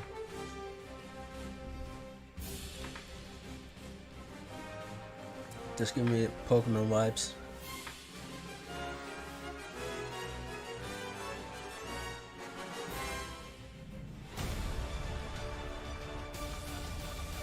We are back with some more news from the world of Superman. Let's check in with DC publisher and Chief Creative Officer Jim Lee to see what's happening with Superman in comics right now. Hey everyone, I hope you're enjoying DC fandom as much as I am. I'm here to share news about Krypton's favorite son, Man, he's so Kal-El, old these or days. as you may know him, Clark Kent, aka He's a legend. Right now in the pages of Action Comics and Superman, a major event on Warworld is building. The Warworld Saga, which Mongol? promises to be the biggest Superman event since the death of Superman. Oh, After learning of shit. an enslaved race with mysterious ties to Krypton, Superman leaves Earth behind and travels across the galaxy to dethrone Mongol and liberate the people I need on to get my Earth. notes into comics, man. From writer Philip Kennedy Johnson and artist Daniel Semper. Action Comics 1036, yes, 1036 is the first issue in the Warworld Saga and will be available at your local comic book shop on Tuesday, October 26th. This is a story you definitely don't want to miss. And since Earth still needs a Superman to protect it while Clark is off fighting for the people on Warworld, John Kent, the son of Clark and Lois Lane, has picked up the mantle of Superman here on Earth in Superman, Son of Kal-El, from writer Tom Taylor and artist John Timms. And there he This is, a his different, boyfriend. younger Superman who's figuring out how he wants to fight for the future and who he is as a person. You may have recently heard the news that John Kent's relationship with reporter Jay Nakamura will be formalized as John comes out as bisexual in issue number 5, out in November. And we couldn't be prouder That was to tell really this big important news. story. We talk a lot about the power of the multiverse. It was on in DC BBC storytelling, and stuff. and this is an incredible example. We can have John Kent exploring his identity in the comics, as well as John Kent learning about the So secrets whoever of tells his you family on TV, comics aren't big. the Superman and Lois TV show on the CW. I have one more bit of Superman news to share first with you, the CW? fans. We're excited to announce that to better reflect the storylines that we're telling across DC, I'm speaking and too to honor much. Superman's incredible legacy of over 80 years of building a better world. This is interesting. Superman's motto is evolving. Superman has long been a symbol of hope, who inspires people, and it is that optimism and hope that powers him forward with this new mission statement: truth, justice, and a better tomorrow. Yes, let's go. Stay tuned for more DC Not fandom. truth, justice, and the American way.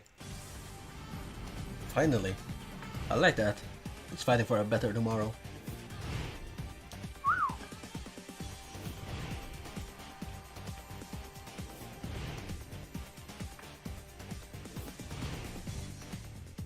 Okay, let's just not get caught. Oh, that's actually insane art.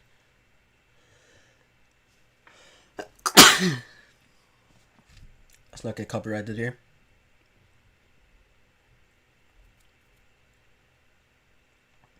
I wish I could draw.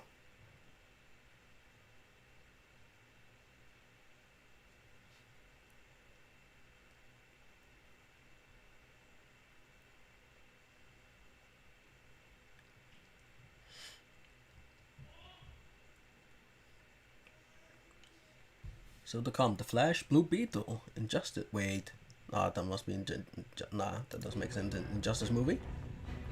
No way, they're making an Injustice game. Guys, NetherRealm. let's make this a little Injustice 3? interactive. Raise your hand if you have a soft spot for Superman.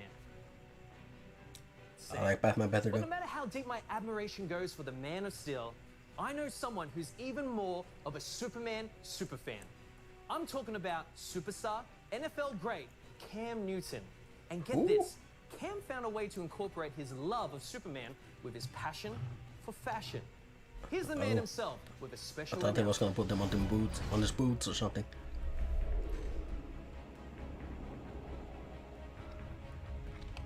What this mofo? What's going on, DC fam? Hey, I'm super excited to have partnered with the DC fam as well as my hat company, Mashika, to create Superman-inspired Mashika hat, and we're dropping it here at DC Fandom. Let me see the hat, first bro. time I encountered Superman had much of an impact of what morphed into my career as Superman. You can It was really just the wear hats aura these of days, knowing man. that you could do any and everything. You know, outside of, you know, kryptonite, you know, Superman doesn't have any flaws.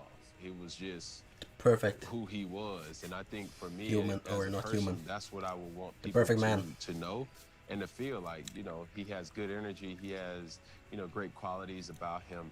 And I think that's what, Show me the hats. That's why I train the way I train. That's why I prepare the way I prepare. That's the way I play because it just embodied everything that I prepared for.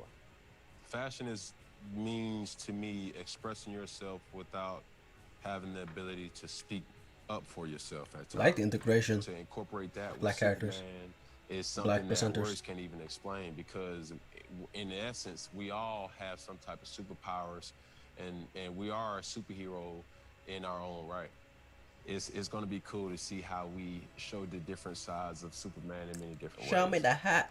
God I'm damn super it. excited to unveil my super exclusive, and that's Mashika. big super, and that's a big exclusive, Superman inspired Mashika hats.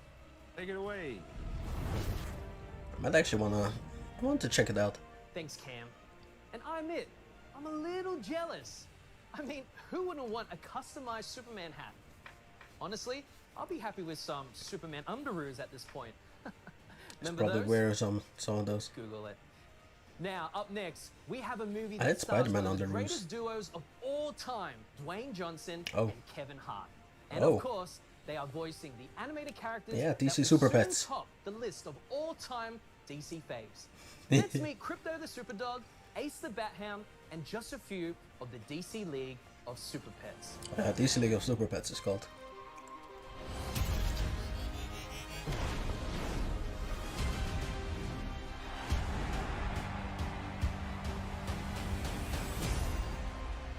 League of Super Pet. I love it.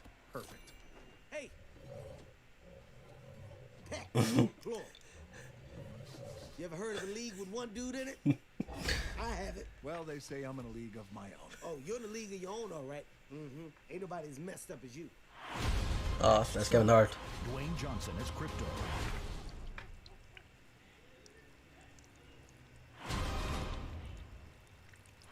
Kevin Hart as Ace. How much did you have to drink? Keanu Reeves is in this. November? Okay, how adorable does that movie look? I can't wait to see the trailer when it It's arrives. actually gonna be pretty fun, man. I can It looks totally very fun. relate. I mean, anyone with a pet knows that their pet is a super pet. Am I right? Well, some of you out there took that notion one step Not my further dog. by creating a superhero look She lazy. for your fur baby. It's canine or cat cosplay, and I am so here for it. All right, let's see your League of Super Pets.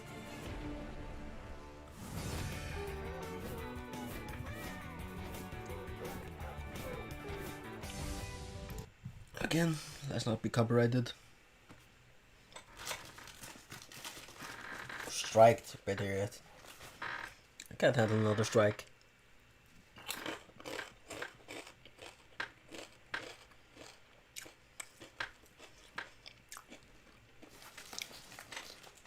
They're probably waiting to show the Batman trailer for last because they want people to stay to the end.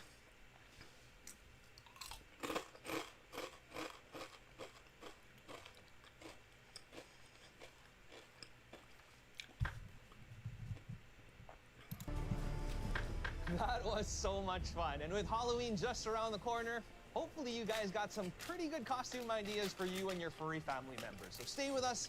Is this a new dude? GC, including some pretty cool human cosplay and impressive fan art. Yeah, let's also wonder. by humans. Now, there's some true talent out there. Next up, you've got me, Gino Cliamore, smack dab in the middle of this exciting global event for DC superfans to tell you that the excitement continues right now and with a familiar face. Or should I say voice? Listen up. Batman? Kevin Conroy? Nah. Hey, it's Matt Bomer. Oh. I'm one of the lucky few actors who've had the honor of voicing the legendary Superman. Oh, You yeah. might remember me from the hit Is it 2013 Unchained? animated film Superman Unbound. Unbound. I like to think that Superman represents the qualities that are the best in all of us. Truth, honor, hope, family, whether it's the one you're born into or the one you find. He's playing Someone who's Doom there to Patrol. look out for us, and someone who sees all of us as equals. I also had the opportunity to voice the Flash in Justice Society World War II, which premiered earlier this year. And because the DC multiverse is vast and constantly expanding, I'm lucky enough to play for the movie, awesome but I haven't seen it yet. complex hero Negative Man on DC's Negative Man Doom is the Patrol. name. Here's a sneak peek at what's coming up for the rest of this season. Rest of the season. Mysterious things in this world that they're keeping an eye on. Man, I don't want to watch this, man. Burden upon your shoulders. I'm getting spoilers. I haven't seen season 3. How am I supposed to fix this alone? My tech is part of who I am. It's got nothing to do with who you are. I think there's something he needs to show me. Is this season 3 or 2? I believe it's season 3. We appear to be dead. Something very ugly is set to occur, and it needs to be stopped. Who is the Sisterhood of Damda? Insidious, cutthroat terrorists. How does this crap keep happening to us? We're all the way through the looking glass now. There's no turning back. There's something weird going on with you. Something weird going on with you. Why am I here? They are coming for us.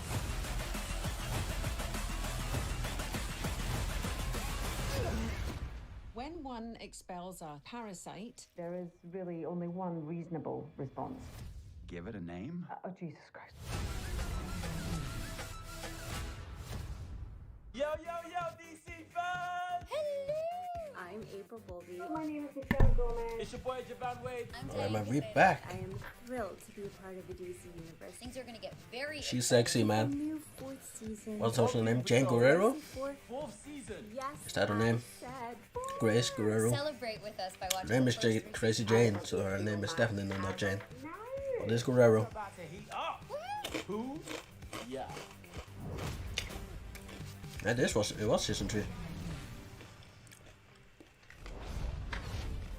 If you haven't seen Doom Patrol yet, hopefully that teaser intrigued you. I mean, it's such a cool, Wait, was that a teaser for season 4? totally unpredictable series.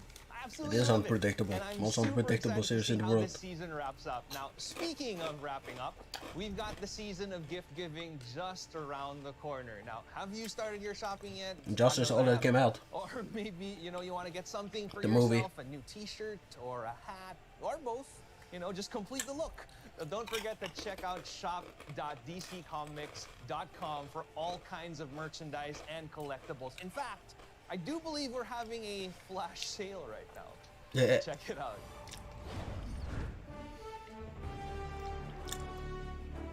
It's literally a flash sale. It's this dark side. Look.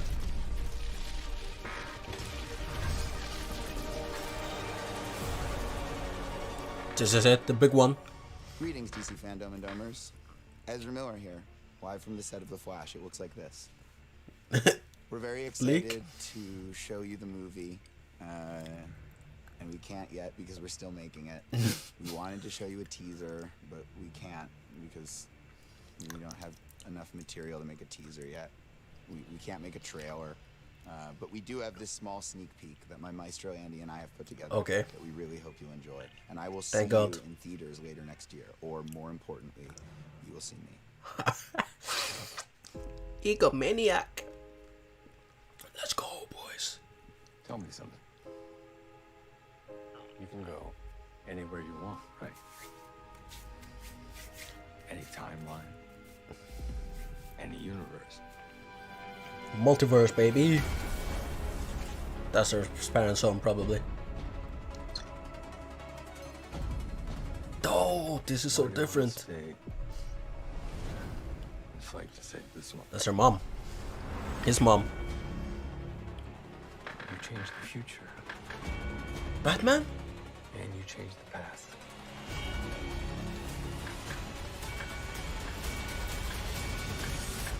This looks like the Injustice costume.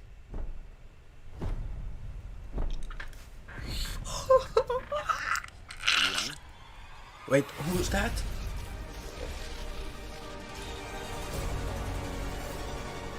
Two flashes?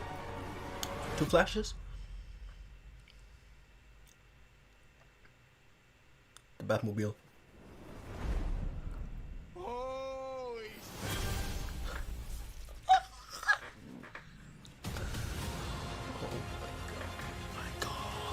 Hey DC Fandom, this is John Ridley, and I'm here to talk about the other history of the DC Universe.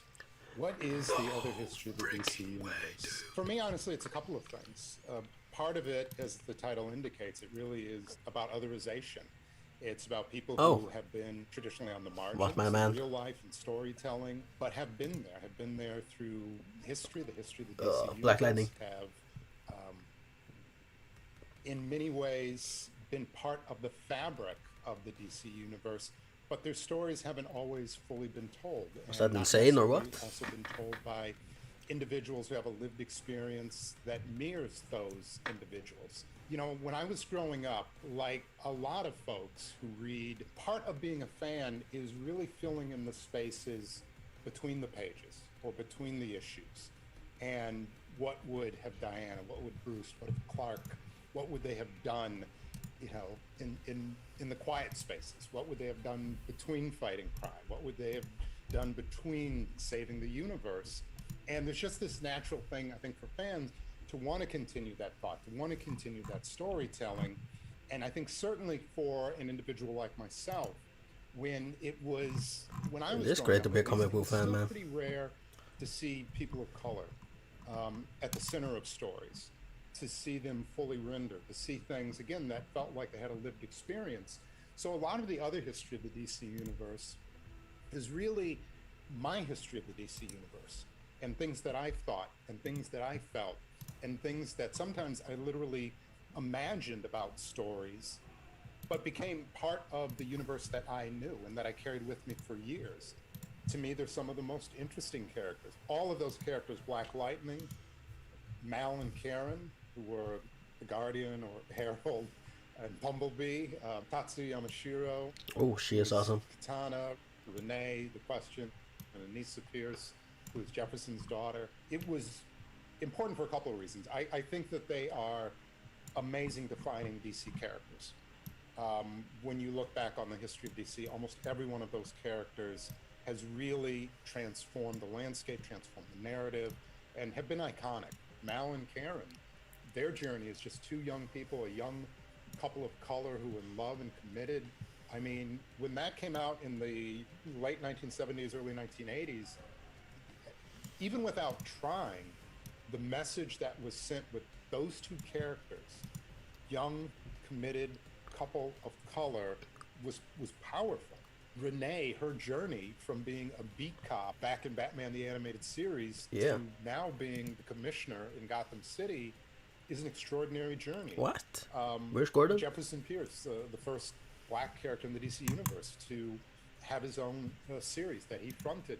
Characters that I really cared about, stories that I remembered, characters that had, to me, great lineage. Those were characters that I wanted to take a deep dive into.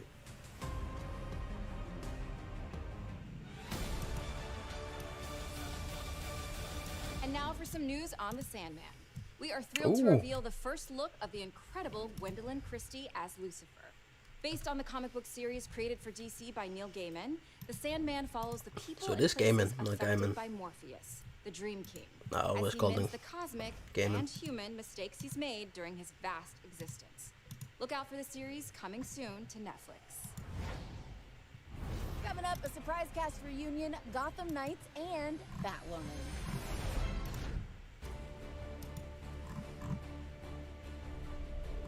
It's a great day to be a DC fan. I'd like to take a moment to personally thank Warner Brothers Home Entertainment for bringing Injustice to the small screen. Now, as you probably know, since you're a super fan like I am, Injustice the film was inspired by the Injustice video game and the subsequent comic series written by Tom Taylor. That means you can expect all the hardcore, action-packed excitement in this animated film version. But I gotta say, and I gotta apologize in advance to all the kids out there, this one is for adults only. I know, where's the justice in that? But then again, that's why they called it Injustice, right? So here's more. Is this the PG-rated version of... That does make sense. Does it? Masterpiece.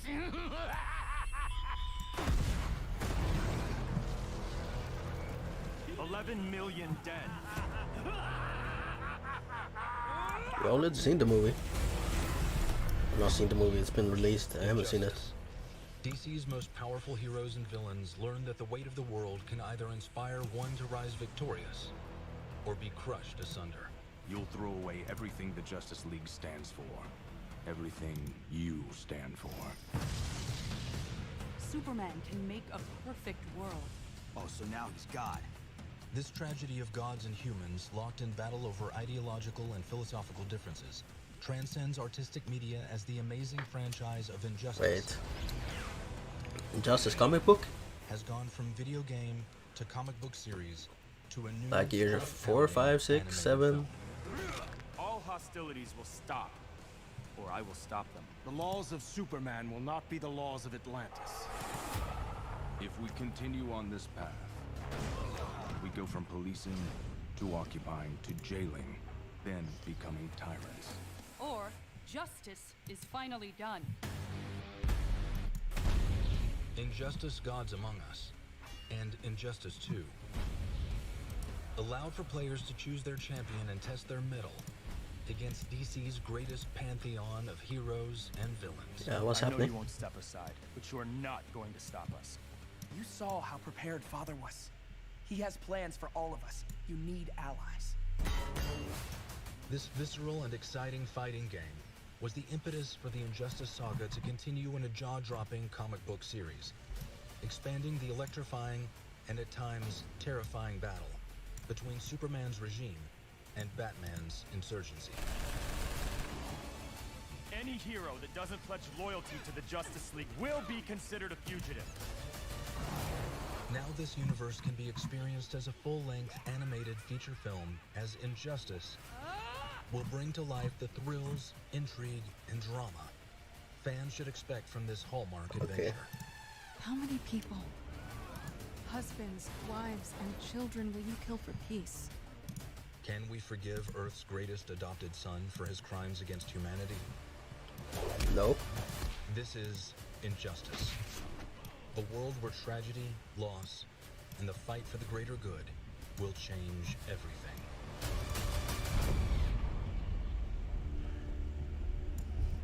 Okay, so this was a big promotion.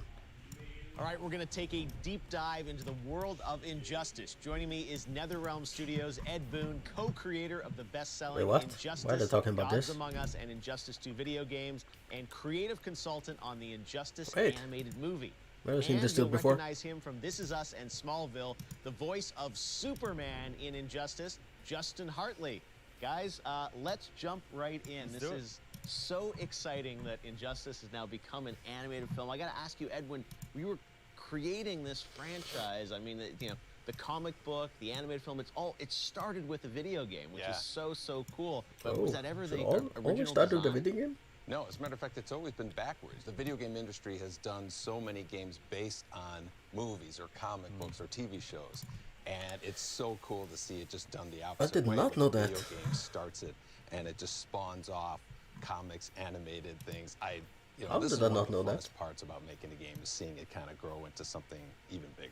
Wait, did I know? Justin, Maybe when I've you forgotten. first heard about coming in and being Superman in this, what was your reaction? Superman is the character that, when you grow up as a little boy, that's who everybody wants to be Superman. And then when you get older, especially when you become an actor and you start to dissect these characters that you play, you go, my God, that's almost an impossible character to play. How do you do something like that? Someone who has no flaws. Yeah.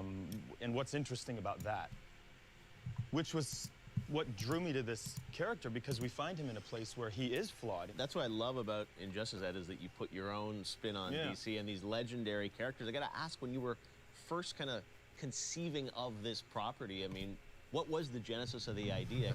Our studio is NetherRealm. We're the Mortal Kombat team, right? Excuse me. We would use the term evil I'm going Superman, to but take it's a a lot picture deeper than that. of The a story reaction. is what would happen if Superman was the most powerful being in the universe, was This is taken how I to do the my breaking thumbnails. point, And it sounds like that's part of what really appealed to you about this role, right? Yeah, This yeah, of course, because it's like you said, you know, we all have our back. You snap in traffic, you get home, you shoot your mouth up, you say something that you don't mean. What if you were Superman and you did that? And then it's like, oh God, this tidal wave is, I mean, this is just a never-ending. Yeah, this and could be the there's end of no backing out of it too. No. He's just so committed into it. And one thing I wanted to ask you about was the collaboration with Rick Morales on this, and you're a creative consultant for this, and I'm sure, you know, you have to strike a balance between knowing that this is an animated film, you know, you're coming from the video game world, but what was that collaboration like, and how much do you want to give the, you know, the team creative liberties to build things versus, you know, being very authentic to the game story? It's mainly focused on the comic books, but the catalyst of what happened that kind of really triggered Superman is featured in both the comics and the games. People who know and love Injustice will see new stuff. I was blown away at all the characters that they have in this thing. There's just so many. It's a great like DC fan service, really. You know, and it was so cool because we have these super moves in the game, and you see a couple of them in there. I just jumped out of my seat when I saw I don't want to give away again which one it was, but they have some of those kind of classic, iconic moments from the games. That's pretty cool. Again, they follow the story of the comics mainly, but the moments that they have from the games, you can tell that they specifically set out, let's recreate that scene, let's recreate those. And awesome. you're Superman, what was your twist on it? Honestly, the story was so rich. The story in the film Does he was so watch rich, Superman in pretty obvious what's happening as it's happening. the animated He's movie? in a bad way. He's and really so in a bad way. yeah, so there's really no getting around that. You just kind of have to lean into that. Yeah, the arguments between Superman and Batman, to me, that dynamic, you know, each having a point. Superman's probably a little bit over the top, but each having a point is such a great each the back and forth. Exactly. Yeah, sure. Exactly. Now you're gonna have to get a role in Mortal Kombat. That's or it, right? That's That's the I think voice. it's done. This was the audition for MK or something. Well, thank you so much for joining us, Ed guys. Boon? The movie is incredible. You know, I'm a huge fan of Ed and all you've done with the games, and I love that this is such an authentic interpretation of the franchise. Justin, you do a great job. Thanks. You know, focusing on Superman's story. So, can't wait to watch it. It's coming out very soon. But right now, here's Anson Mount, the film's voice of Batman, with a first look at an all-new clip from Injustice. All-new clip? Thanks, Jeff. The vast majority of superheroes and supervillains are born of a singular event in their lives that dramatically alters their physical or mental state, or both. A flash of lightning, an animal or insect bite, an untimely exposure to some form of radiation or substance, or the death of a loved one. As the ultimate invincible Boy Scout, Superman has always avoided such trappings, until the moment in this film clip which serves as the catalyst for the central plot in our film, Injustice. Let's take a look. The Joker is no longer in Metropolis. He's stolen a submarine with Harley Quinn. They took Lois with them. Oh, are they gonna show it? Nah, man. I see it. Batman, one of the warheads is missing. This is gonna be crazy. This is when it all started.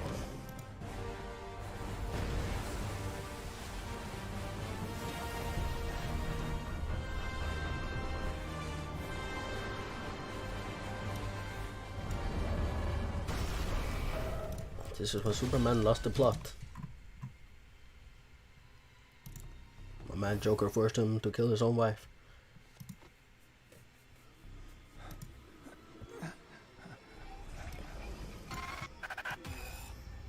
Where is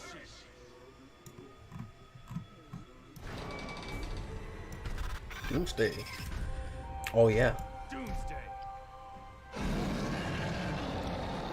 No, I will not let you hurt anyone.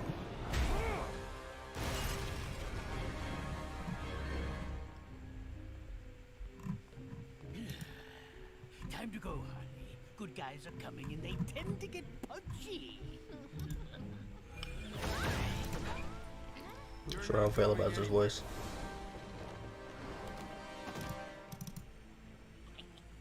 Scarecrow's fear toxin mixed with kryptonite. Uh-oh. What did you do? I'm pulling the best joke ever.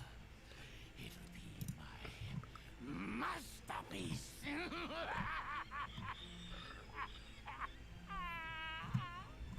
Superman, stop. Whatever you're seeing, it's not Oh, oh shit, it's too late.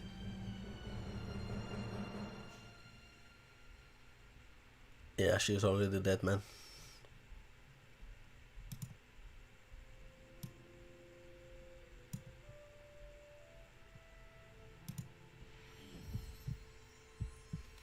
Oh, there's the bomb. This thing to a bomb. Yep. Shit's about to be messed up.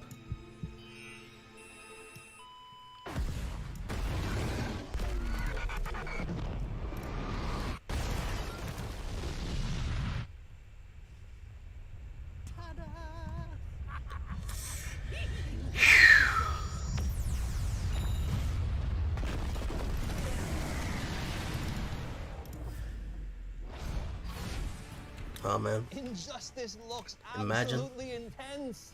Needless to say, I have my popcorn ready and I am warming up my favorite recliner.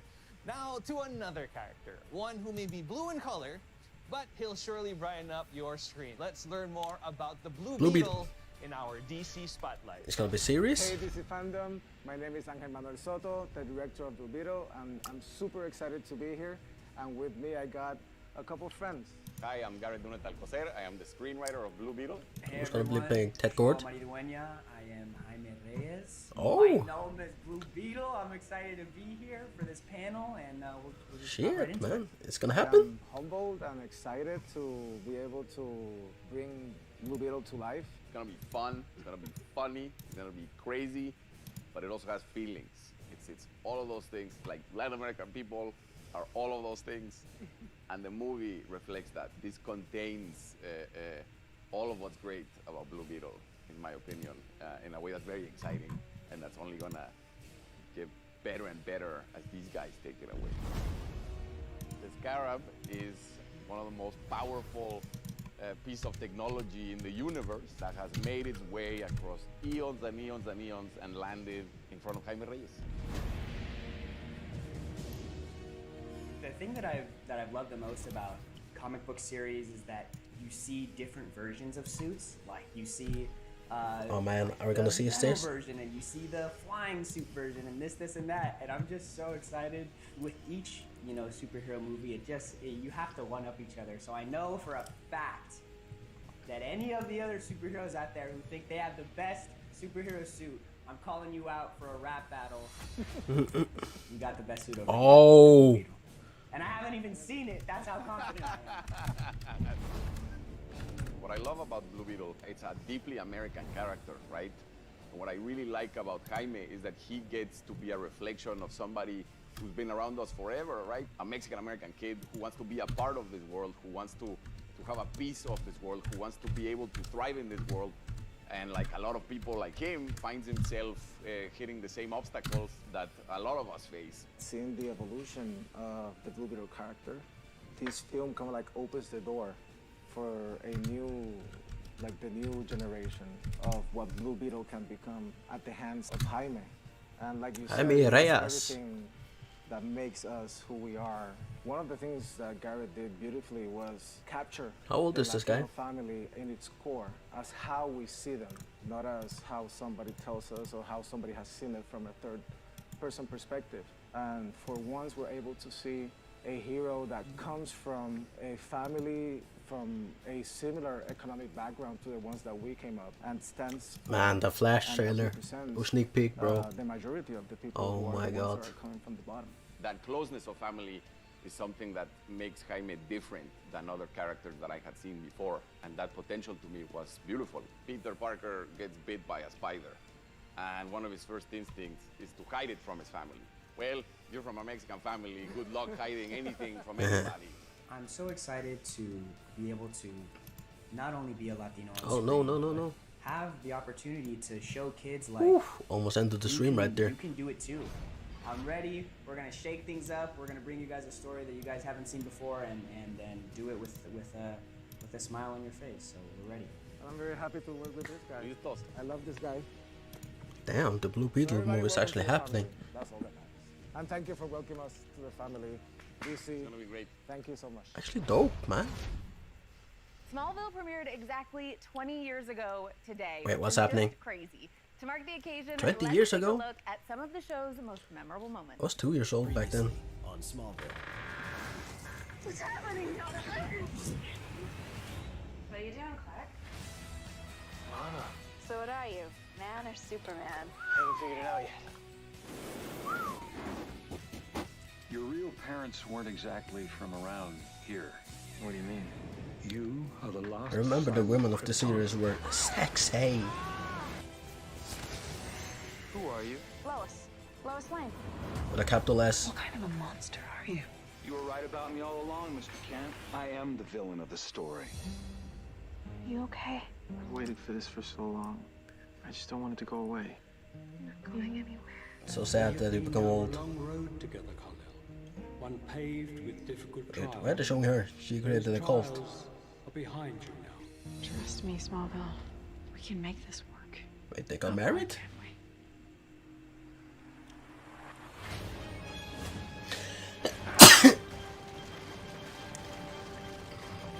Are they showing us this? There's no way it's returning or something.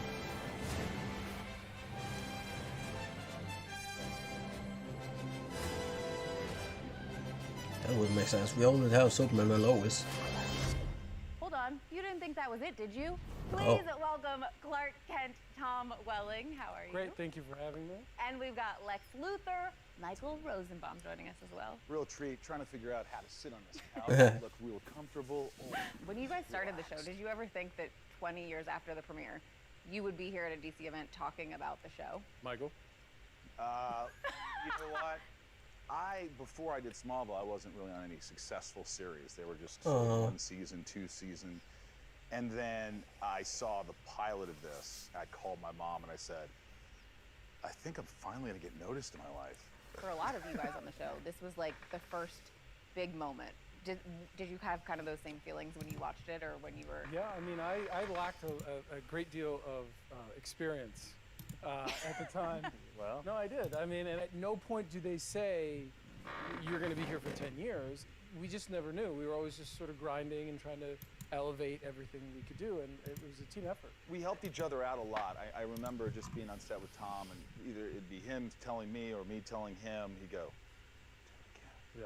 ask for another. It became a trust thing for us Yeah. because we were together so much, and there were also times where, like, you know, his character talked a lot. Mine didn't. There was a Not like time- real life at all. No, not at all. And I remember specifically there was a scene in the Luthor Mansion where, you know, Clark just appears there. Lex turns and he sees Clark, and he starts to talk, and he walks over, and he pours himself a glass, he comes back, and he's talking to me. And literally, I think my line back to you was, and you go, that's all you have to say. Like, that's your only line? And I'm like, I would be like, I would say these whole things, these soliloquies. Yeah. Pages of dialogue. And then all of a sudden, and then he'd go, so?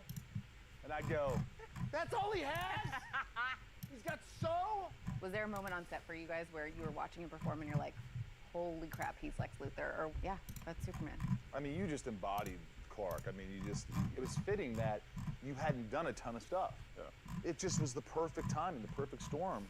He just had that vulnerability, that innate vulnerability, and that kindness and charm. Lex obviously was ahead of the game, but saw the potential in Clark and saw that Clark didn't know what he was doing. Yeah. You know what I mean? Like that all sort of worked out. And one thing to remember, it was never about being Superman. It was about not knowing what your future is.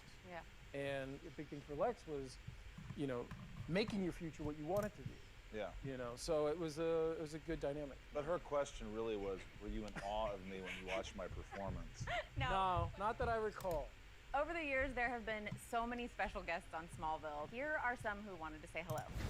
Happy 20th anniversary, Smallville. Happy 20th anniversary, Smallville. Happy 20th anniversary, Smallville. Hot dog, I can't believe it's been 20 years. One of my favorite memories working on Smallville was being directed by Tom Welling. Whenever someone asks me who was my favorite director I've ever worked with, I just say Superman, obviously. They let me do so many of the stunts, like running beside on the train and things like that. I got to do everything. Why are people so negative And I had a ball. about the DC Smallville fandom? resonated with people because it was the perfect balance. It's like of people are so negative about the new Flash movie. extremely high stakes The trailer. stuff that we associate with superhero stories. Must be I mean, you see people who've been touched by the Snyder show, cult.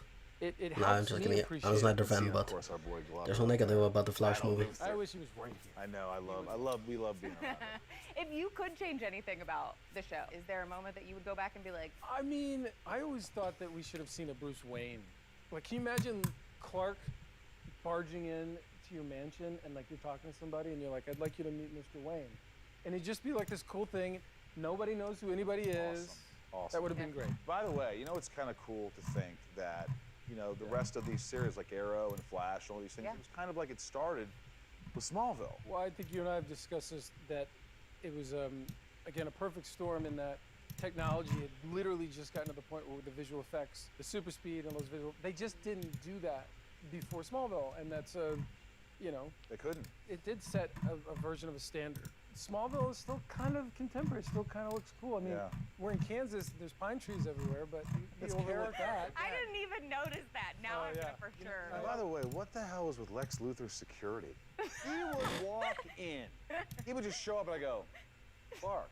Now my reaction really wanted to be, did you knock? That's true. Hey, where's my security here? Serious question, with the finale, what was that like for you guys getting to be like, okay, Oh, we're yeah. gonna, some people that we haven't seen for a little bit are gonna get to come back, we're all gonna reconnect here on the show. Beetle, finally a Mexican Latino superhero.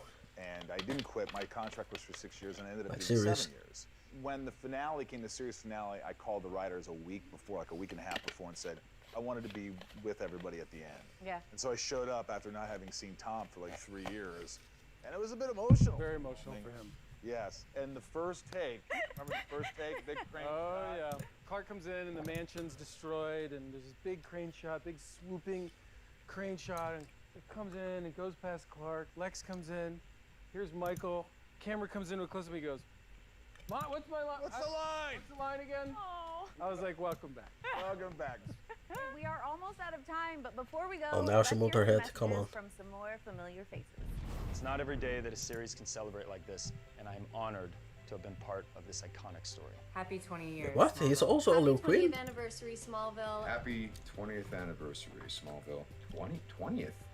No. It was my first real big job. It also was welcoming me into an entire universe, a world that was so Was rich also and so Superman loved already. in It was Injustice. really a privilege. I remember arriving Justin on Hartley. set and seeing Tom. He knew and that name it was. struck me immediately. I'm like, my God, it's Clark Kent. We tackled some pretty serious subject matter, and then you would sort of, when they called cut, everyone's laughing and joking, and Oliver and Lex are laughing on the floor, you know, cracking each other up. It was a really, really great set. I am so thrilled that I got to be a part of such an iconic series, and I She's just wanted to sexy. celebrate with you guys. So happy 20th, Smallville. Cast and crew, thank you for having me be a part of your journey, and I'm sending everyone so much love. Awesome. Cassie Freeman, I remember she called me. She's probably got to be a little nervous going on to this show. Now they're been gonna talk about on for years, and I that just cult talked about woman. How great everybody was and how comfortable she'll be. Such a mild-mannered person, but Yeah. when the camera rolled, she was a force. Yeah. There was a scene where she had to like turn on that Luther What's in blood, that box? in a sense, and I was like, ooh. It's an ominous box, and it's placed right in the center. It was fun killing her in season 10. And the wide camera. Now, someone that I know we're missing is Lana Lang, Kristen Crook. She wanted to be here with us, but she couldn't today, so she sent a very special message. Oh. Happy 20th anniversary, Smallville. I haven't worked on this show for 12 years now. And you both and everyone were a huge part of my early adult years. When it came out, you know, it was right after 9/11. It was a time when people were looking for heroes. on never another even thought level. about that. It was a story and is a story, and I think this is why it lasts. It's a story about growing up.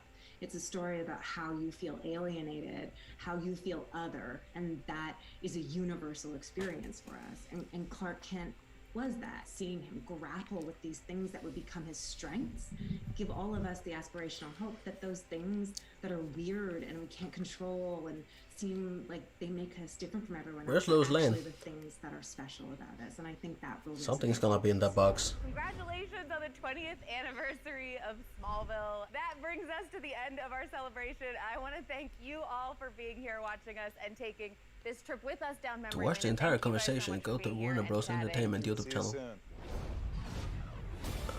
I might actually do that. The greatest thing about a news flash is that it can happen when you least expect it.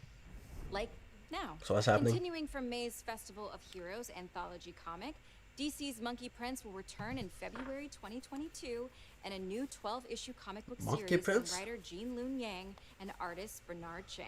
Based on the 16th century Chinese novel Journey to the West, DC's newest shape-shifting superhero, the Monkey Prince, the heck aka is this? Marcus Sun, will return to headline his own series.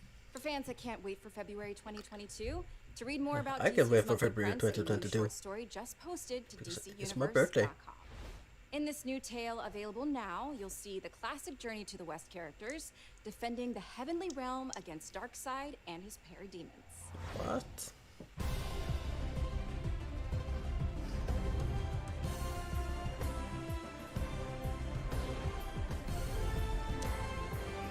They're gonna show the Batman trailer.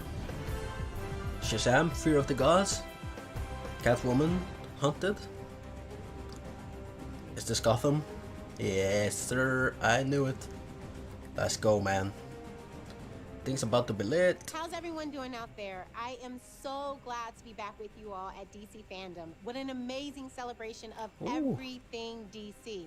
Look, She got nice last year, clothes. I had just been cast, so I have a very special connection with DC Fandom. It was their first year, it was my first year, so let's do this. Okay, now, you know you can't have DC without GC, Gotham City. It's dark, gritty, it's riddled with crime and corruption. But that's why we all love it, am I right? Gotham is home to some really amazing characters beyond Batman. I, for one, can't wait to slip into my costume for another season of Batwoman. All the Gotham content you can handle is coming your way right now. First up, an action RPG based on some of the most beloved members of the Bat family. Oh, are they gonna give us all Batman now? Let's play. Gotham Knights and Batwoman and the Batman. Here we go. Batman, Gotham Knights. Jim Gordon. Is he dead? Holy They thought they had snoops. a handle on this city. They never did. You don't stand a Robin. chance. Red Hood, just before. Yeah, this was the Court of Owls. Watching. Always listening. Pulling everybody's strings. Mine. And yours. Talon. But no one talks about them. Not a whispered word is Who said. this? The Court of Owls is a myth. Penguin? They're listening. Has to be Penguin. Can't be anyone else.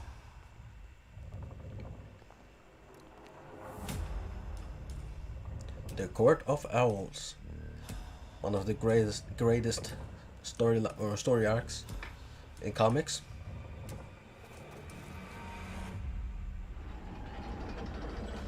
Batgirl was there. The costume is growing on me.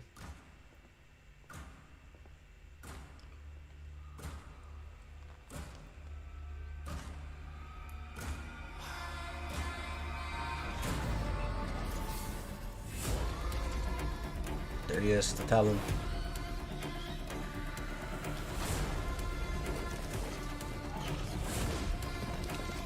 The Batgirl just become a member of the court.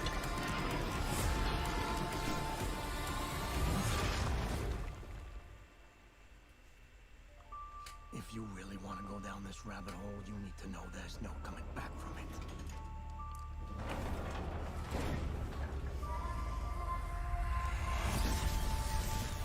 Nice, man. Super nice. Oh.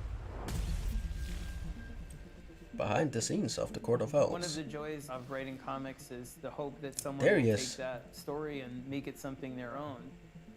And I think the folks at Warner Brothers have done a tremendous job translating and evolving the Court of Owls into the game. The fans, they cosplay as these characters, they're hungry for more. And so here you are getting to play out that conflict in a game itself.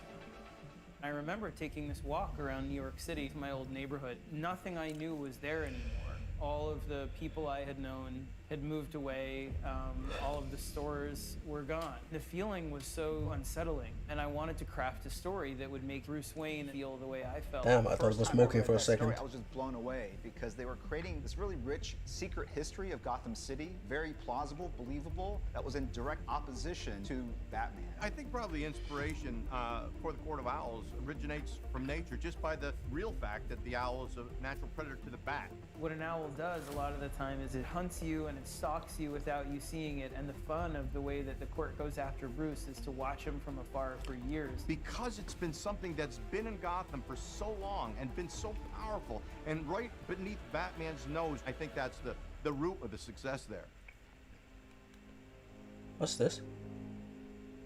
One of the biggest challenges with bringing the Court of Owls from comic books to video games is really the interactive nature of what video games are. How do you take that history, how do you take this cool imagery and bring it to life in a game that's very satisfying? We could look at the source material, we could talk to the creators, Patrick Redding, and we could Gotham ask their Knight. opinions about that. We could say, which of these elements do you think we can translate? When I went out there to see what they were doing with the game, I was blown away. I mean, it took what we had done with Court of Owls, but it just elevated it beyond a lot of the borders that we had had. You can't really rely on what you Yeah, man, think Scott you know about Snyder's the court. We have expanded, we have added to run it. on Batman was fantastic. There are different varieties of talons in In Gotham the New Knights. 52. And as the players begin to understand through gameplay the unique strengths and vulnerabilities of the talent, it will affect how they Hopefully equip this game is gonna be themselves insane. and how they unlock new abilities. So like any good RPG, we're presenting you with a problem, and then we're presenting you with a range of potential solutions, and players will have an opportunity to kind of maximize that according to their own style. The entire team has worked so hard on this and put so much love and dedication into this, and I really hope it comes through and it gives them a really enjoyable experience. I can't wait for us to share more information about this game. But watch out for those deadly talons, because they are sharp. Be careful.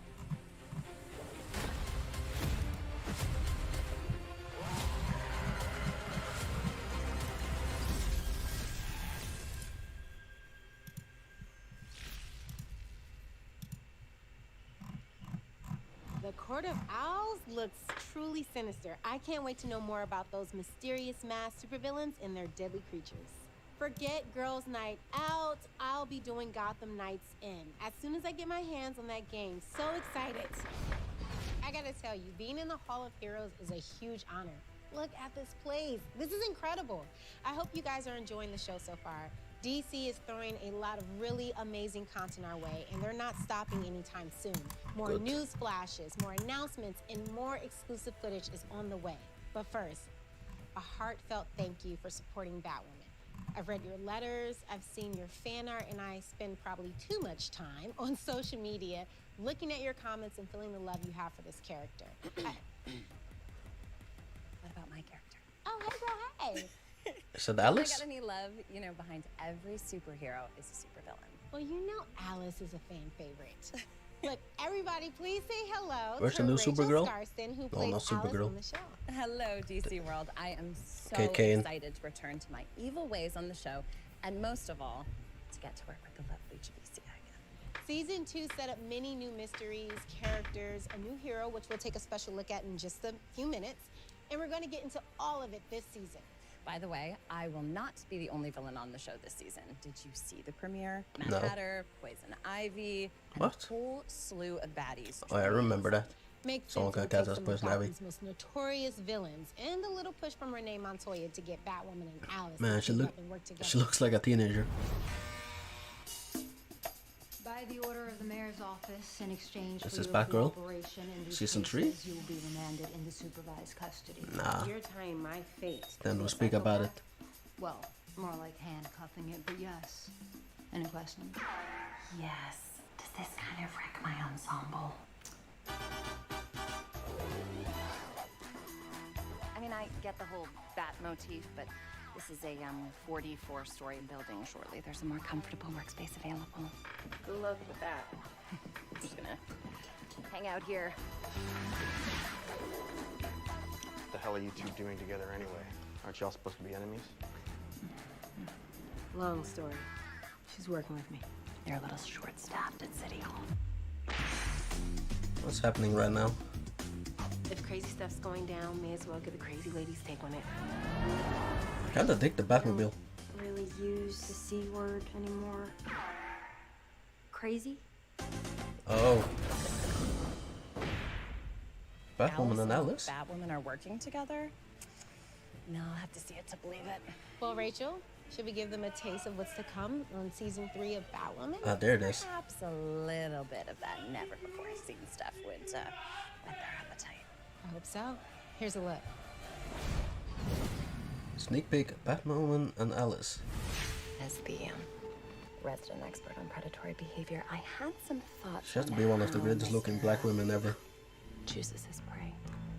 I mean, just woman as a whole. Not pretty for a black woman. Kill. Just pretty for a woman. Geriatric heartbeat with an oxygen tank. Now, do you know why I did that? Because you're a killer, Alice. No. Well, yes, but that's not the takeaway. I chose her because she was easy pickings. See, when a fledgling predator is learning how to stalk its prey, it seeks to separate one from the herd. So he wouldn't have gone after 2 victims for his first hunt.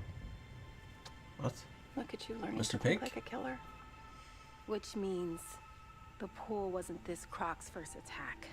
And if it wasn't for all the blood in the deep end, they would have just been listed as missing persons. Just like the missing persons I found that were last seen at the East River shore, a mere 2 miles from the pool attack. Welcome to his hunting grounds.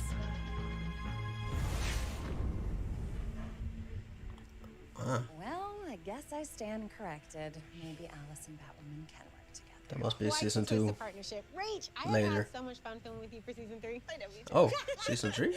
And I cannot wait for everyone to see how our story unfolds. Well, I should get back to practicing my maniacal laugh. Never know when I'm gonna need it. Bye. Bye, Rach. If you like nail biting, what's gonna happen next, plot twisty television, then I'll see you for season 3 of Batwoman. And one of the newest heroes of the cast, I'll be there. which is on DC Spotlight right now. Who this? Oh, Well, Signal. Hey, thanks, Javicia. Of course. And what's up, guys? It is very good to finally be back with y'all virtually for this year's DC Fandom. Is it that dude Fox? Cameron Johnson here. I play Luke Fox on Batwoman. Yeah, So, Signal. At the end of season 2, I finally became Batwing. Oh, DC's never mind. flying armored superhero.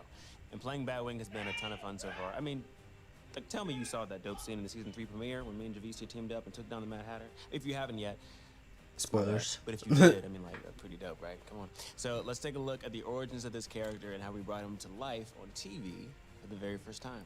I haven't actually seen Batwoman. Batwing made his first Oh, I've seen appearance in snippets. 2011 in the DC comic book I saw the first series season. Batman Not. I didn't see the first Before season. Luke Fox, I saw the David first episode Finlay, of the first known as season. the Batman of Africa, was introduced in the And fifth that was issue. trash. By the time David Really bad. retired, Luke had proven his value to Batman. But Javisi, what her name is, in season 2 was like much better. Just FYI, no sidekick actually likes being referred to as a sidekick. She plays Batwoman Copy that. way better, I guess. Nope, not that yet. It was kind of cheesy Luke though. may not have superpowers, but he was a skilled fighter, having trained in mixed martial arts and cage fighting. So as the son of Cage Lucius fighting? Fox, Luke Crazy had the same mofo. brilliant engineering mind as his father. His tech-savvy Batwing suit allowed him to accomplish some very impressive stunts, like flying tremendous speeds with a special mechanical glider cape. Now, there are a few differences between the Batwing of the comics and the one I portray on television. Yeah, the comics has a lot of 6-packs. Bane? Who the hell are you? Justice. This is the ugliest looking Bane I ever seen. Luke and Tavaroff were friends in the comics before becoming rivals, whereas on Batwoman, Tavaroff is a full-blown villain from the Okay, start. thank God. Comic book Luke builds the suit with his dad, but on our show, it's Lucius who actually creates the Batwing suit based off of Luke's childhood drawings. In the season 2 finale, Luke discovers this years after his dad dies. When I was a kid, I drew pictures of how I imagined a black Batman would look. Turns out that my dad was secretly turning those pictures into reality. I can't even describe the feeling of putting on the suit for the first time. The costume designer, Maya Manning, and her incredible team did an amazing job. Not gonna lie, man. And helping Looks me pretty portray this sick. character the way that I envisioned him on the big screen. It truly is an honor knowing that I'm giving kids like me the opportunity to look up and relate to a Yeah, black superhero. we need more black I mean, it's such a superheroes. surreal experience, and can't stop smiling about it when I think about it, because, you know, I'm just a random kid from a random town in a random state that had big dreams and wanted to make a difference. I looked up to so many superheroes growing up, and I hope that some kid out there can see me as Batwing and realize that there's a hero in them too. And one day, we might just need to meet them. Now, as some of you may know, and the true homies have copies sitting on their shelves right now, I also wrote a Batwing story for DC's Batman Urban Legends anthology Wait, series. what? I was given this fun opportunity to choose any villain I wanted for Batwing to take on, except the Joker. I won't forget that. So I chose to not only go for my second favorite Rogues Gallery villain, the Riddler, I also decided to give him some Killer Croc backup. So my friends and I at DC we had such a fun time playing with both baddies in one action-packed story. Two incredibly fulfilling moments at once, right? Writing my first That must DC literally story be a about dream come Batman true. and announcing to the world that I'd be Batwing on the same day. Happy Batwing Day. My journey to becoming Batwing has been one that I'll never forget. You know, one that I hope some of you out there can find inspiration from, and one that I would love to continue on together for some time to see just I like how this much hopeful fun music. being the Metal Bat really can be. So all my love to you all. Thanks again for crowning me your newest hero, and I can't wait to show you even more Batwing this season on Batwoman. Newsflash. Let's go. Welcome back, DC fans. We are excited to share that the winner of the Round Robin fan bracket, Robins, is What? available now on DC Universe Infinite. Over 1 million fans voted in the massive winner-take-all bracket, greenlighting Robins from writer Tim Seeley and Baldemar Rivas. As all the Robins come together to talk about how being a Robin has affected their lives, they are violently interrupted by someone who claims she was the first Robin. The Who? last time fans voted on the fate of a Robin, it went very different. Cassandra Cain or DC KK? Universe No, subscribers Cassandra can view Cain this or digital first title now, Orphan, whatever. only on Spoiler? DCUI. Still to come, Catwoman Hunted, DC's Legends of Tomorrow, There it is. and the new Catwoman Hunted. fan trailer debut. Hello again to all our fellow super fans from all around the globe. Once again, I'm Érico Borgo. And I am Aline Diniz. So far, today's journey through the DC multiverse Oh, maybe has it's a been new amazing. element We of the saw series. Dwayne Johnson as Black Adam and Jason Momoa returning as Aquaman. The DC multiverse means we also doubled down on the Flash, took a trip to Metropolis and Gotham City, and got the exclusive intel on the latest video games. But there's also Jason Momoa. You already mentioned him. No, but once is never enough, eh? True. Well, anyway, guys, there's still so much ahead, including the Batman. I cannot wait for that. But right now, it's all about Gotham's truly fiendish feline, Catwoman. Catwoman is So clawing is this- her way into a new animated film. Oh, For this animated exciting film. Project, please welcome the Nice. actress who voices the title role, Elizabeth Gillies. Noise, man. And I saw it in the beginning. Celebrates her 80th anniversary next year, and Warner Brothers Animation, DC, and Warner Brothers Home Entertainment. Who is this salute woman? her I've seen her longevity before. And popularity with the release of a DC animated movie all her own. Does she play on Catwoman that Hunted. series with The felonious feline is dollars voiced or by something? Moi, and as you'll see in the trailer, Catwoman sets her sights on stealing the world's most valuable jewel, and as a result, everyone is hot on her tail. Get ready for the world premiere of the Catwoman Hunted trailer. Let's go. I assume you're ready for action? Batwoman? This kitten's always ready for action. It's like animated, like anime. Gorgeous in person. Multiple countries have warrants out for your arrest. I'm popular.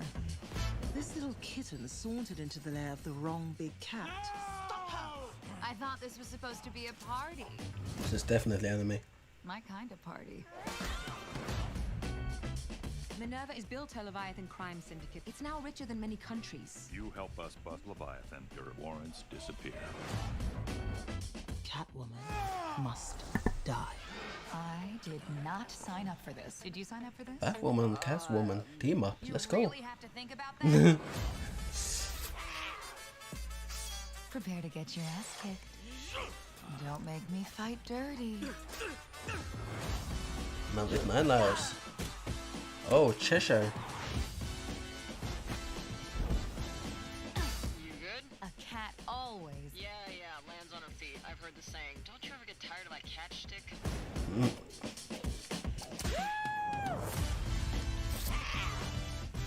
Nice. Darling, I love your costume. Hold on to that one, love, or I might just steal him away. Fat Batman.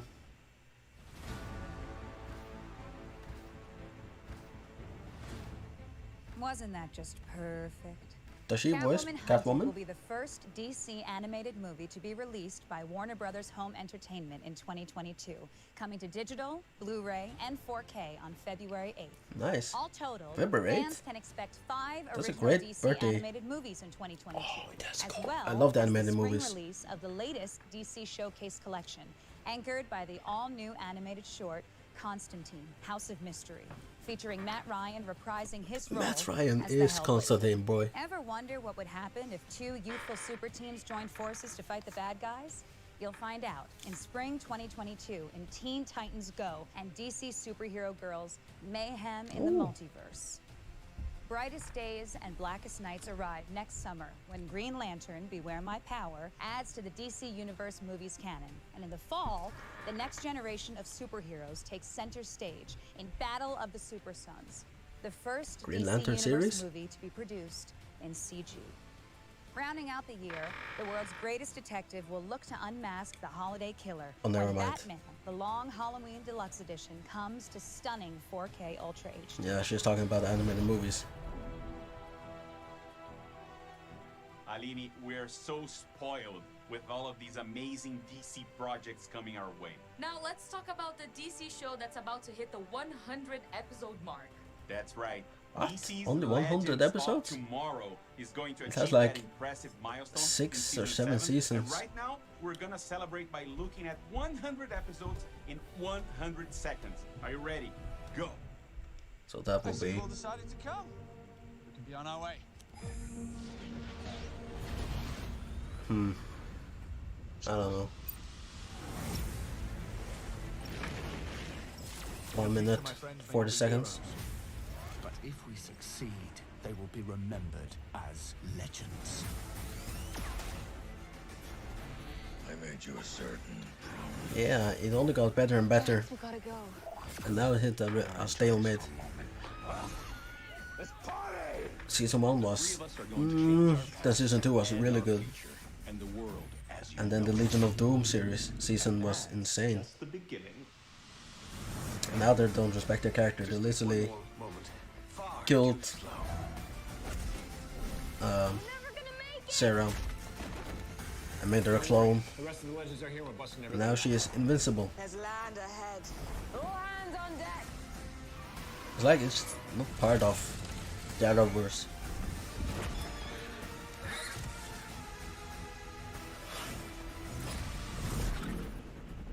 Let's do this. Well, I want to go eat right now, Do that. but I know the Batman trailer's coming up. As I was saying, legends. Whoa. This mission has to be epic. And I have the perfect plan. Sarah, no! What's that? Can we kill them now? Bebo, I remember that season. That was a great season. It's a wacky season. Oh my. Take us to DEFCON 2. Is this a drill? Are they lowering the Oh, barrier? I really like that animated Wow, that I did not see coming. Disney inspiration. You wish. That's nasty, man. Ugh. Not sure what they were thinking with them. Make Rory.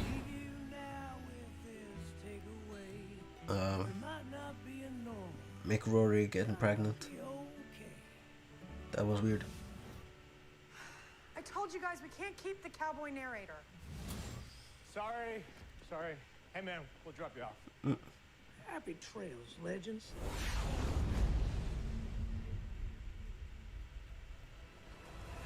Bat Wheels.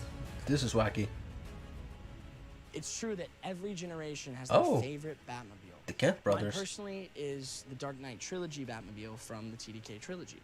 But for the next generation of Nice. DC fans, Warner Brothers Animation has been revving up production on their preschool series about some of the coolest. Oh, it is a preschool series. Okay. Of course, led So by this the for one kids. and only Batmobile. But that's not all. Your favorite heroes, iconic villains, I mean, and come all on. the citizens of Gotham I City. really thought working this on would be vehicle for form in adults. DC's Batwheels. And you don't have to be a preschooler to love this show. You just have to be a kid at heart. This is really fun for the It's whole like the family. DC So let's Superpets. check out this very early preview. DC Leagues of Superpets. That's also for kids probably, but that was awesome. So here it is, Batwheels. Oh, never mind. It's not the trailer.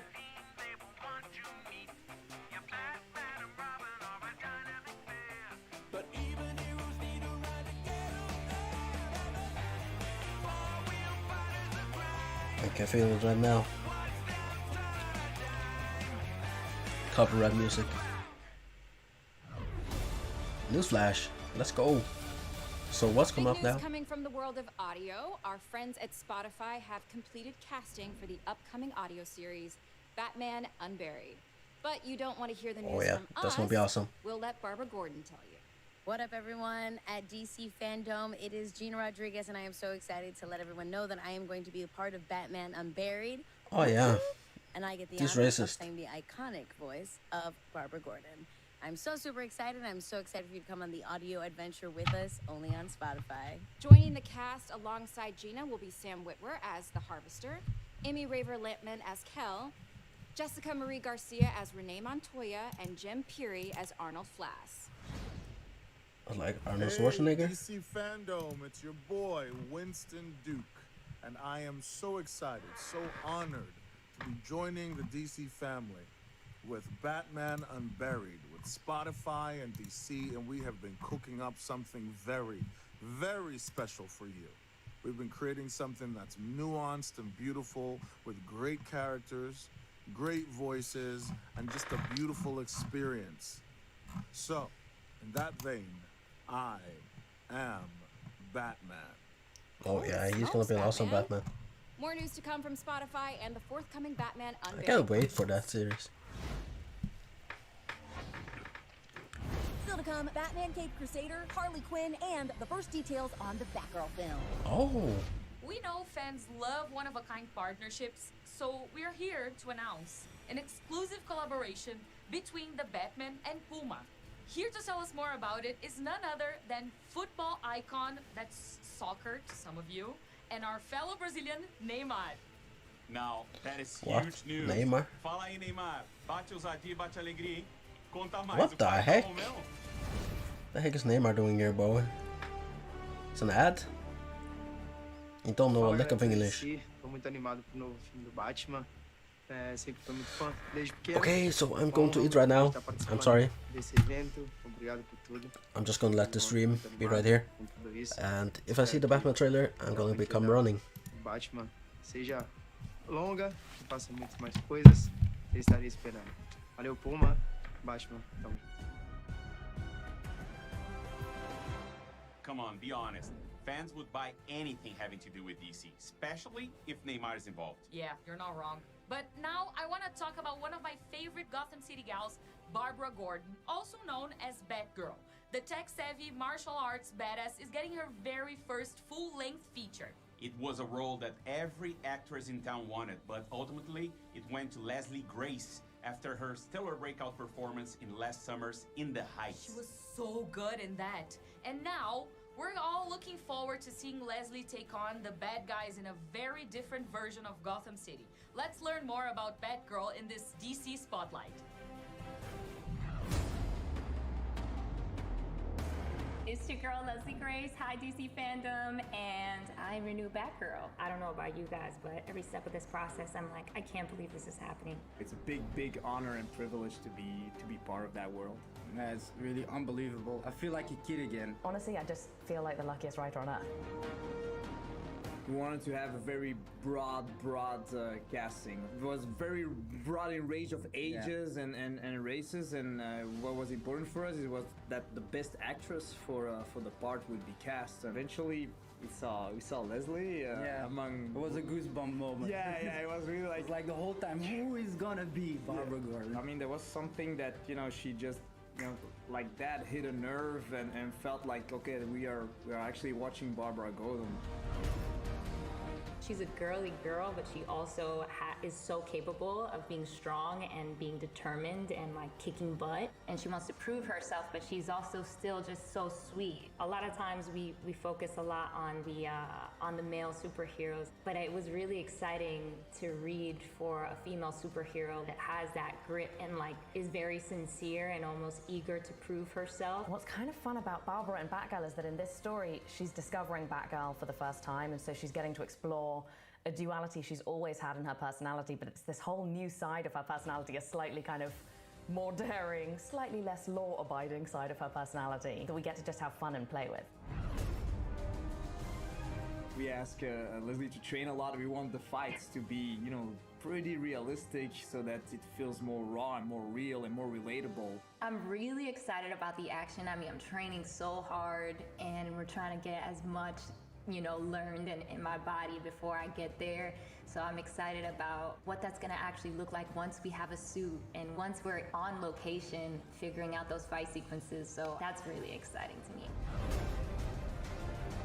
You know I'm a fashion girl too, so I'm just dying. I'm like looking at Batgirl behind me, and I'm like, all right, I can see it. We like that she has a cowl, that we can say. She will have a cowl, so it's not gonna be the design with just the mask on the eyes.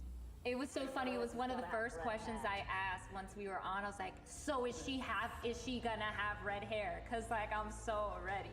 Affirmative. Of course. Yeah. That's Batgirl. It's gonna have everything in the movie. All the emotions. There's gonna be a climax. It's gonna go crescendo, crescendo, crescendo. You know, you're gonna be on the edge of your seat like that. And at the end, boom! Can't wait. I'm so ready.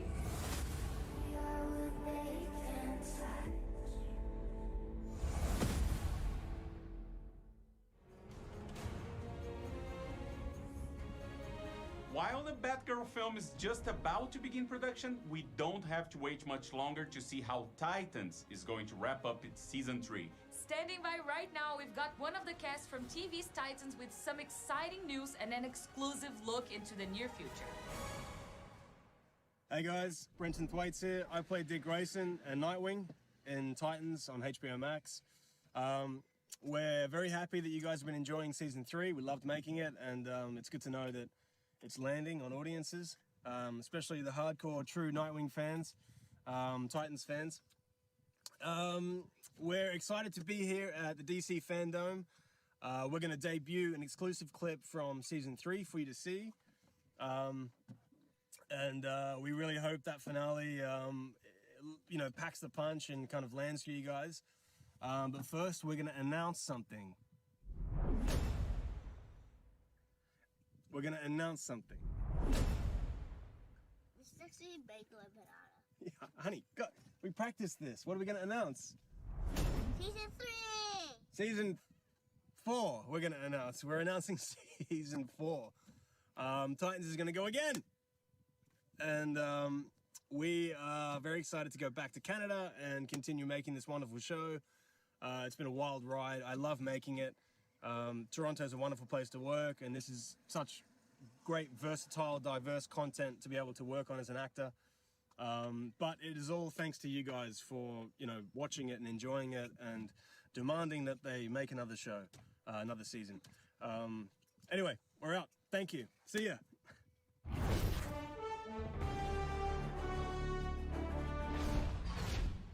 Okay, Dick, I'm here. What do I do? Okay, I need you to connect the router to the Wayne Manor mainframe. Slide the security panel cover straight up. It should come right off. Should have told me about Jason.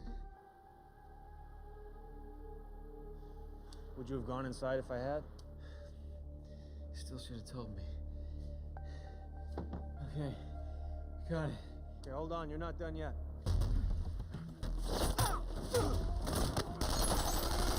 Guard. I'm going in. Tell guard to cut the red wire and hook it up to the router. The red wire? You never cut the red wire. Cut the red wire.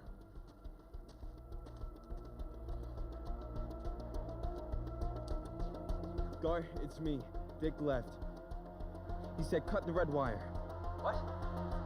No, you never cut the red wire. I know, but that's what he said.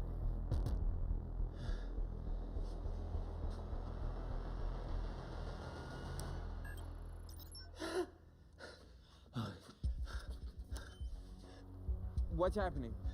We're in. Oh, shit. What? There's a security question. What's the name of the one who got away? Joker.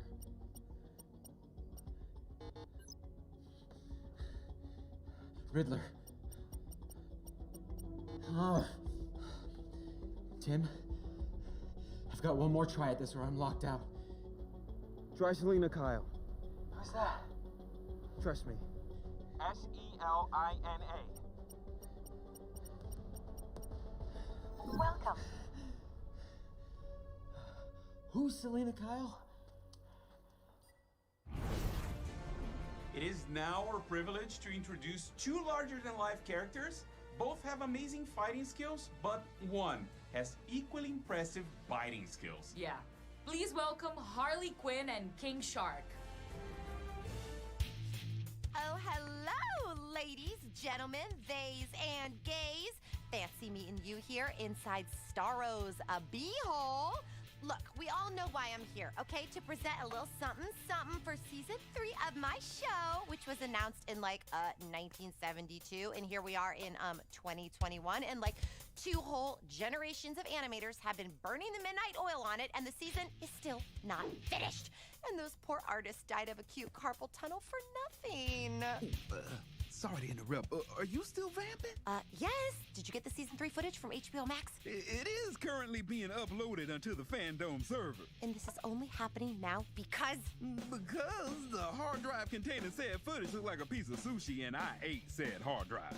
But it's being uploaded? It is. So you passed the hard drive? The hard drive is wireless, and it is very much still inside me. Is it high speed? Oh, my metabolism? Yes, I'm lucky. Oh, look! The producers are telling me it's ready to go. Okay, the moment we've all been waiting for. A sizzle reel for Harley Quinn, season 3, coming to HBO Max sometime in 2022. Roll that beautiful bean footage. I've always wanted to say that. So, what do we do now? Let the Eat, Bang, Kill tour begin. Come here. Harley and Ivy are back. Send our regards to whatever tabloid you work for. And tell Ben Affleck I upper deck his fancy soda stream. I'll bring Harley and Ivy to justice, and then you'll change your tune. I am here for revenge! Hell? Oh. I am. Hey, God! To us, together at last. Partners in crime in every sense of the word.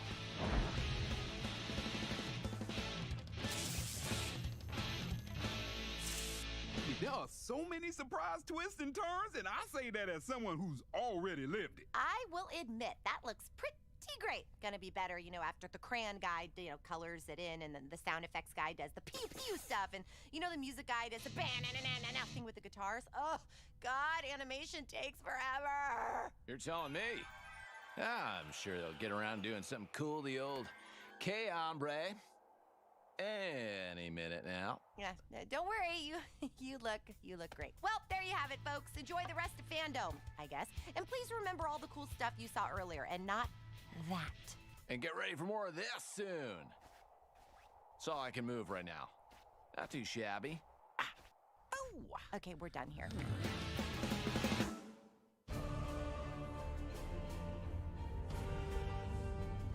Hola a todos mis compañeros fanáticos del cómic de DC. It's me, Gabby Camp, huge super fan of all things DC. And a big thank you, Harley Quinn and King Shark. Now that we know what is happening with all of the other colorful characters in Gotham City, it is time to check in on the man himself. The 1990s award-winning show Batman the Animated Series was the first introduction to this iconic character for many current Batman fans. Fans were excited that original series creator Bruce Timm will be teaming up with James Tucker and 2 of the biggest names in television and film, J.J. Abrams and Matt Reeves, to reimagine the series for a new generation.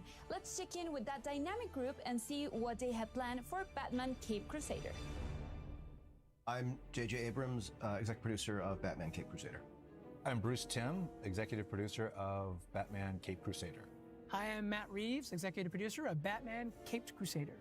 Hi, I'm James Tucker, and I am a co-producer on Batman Cape Crusader.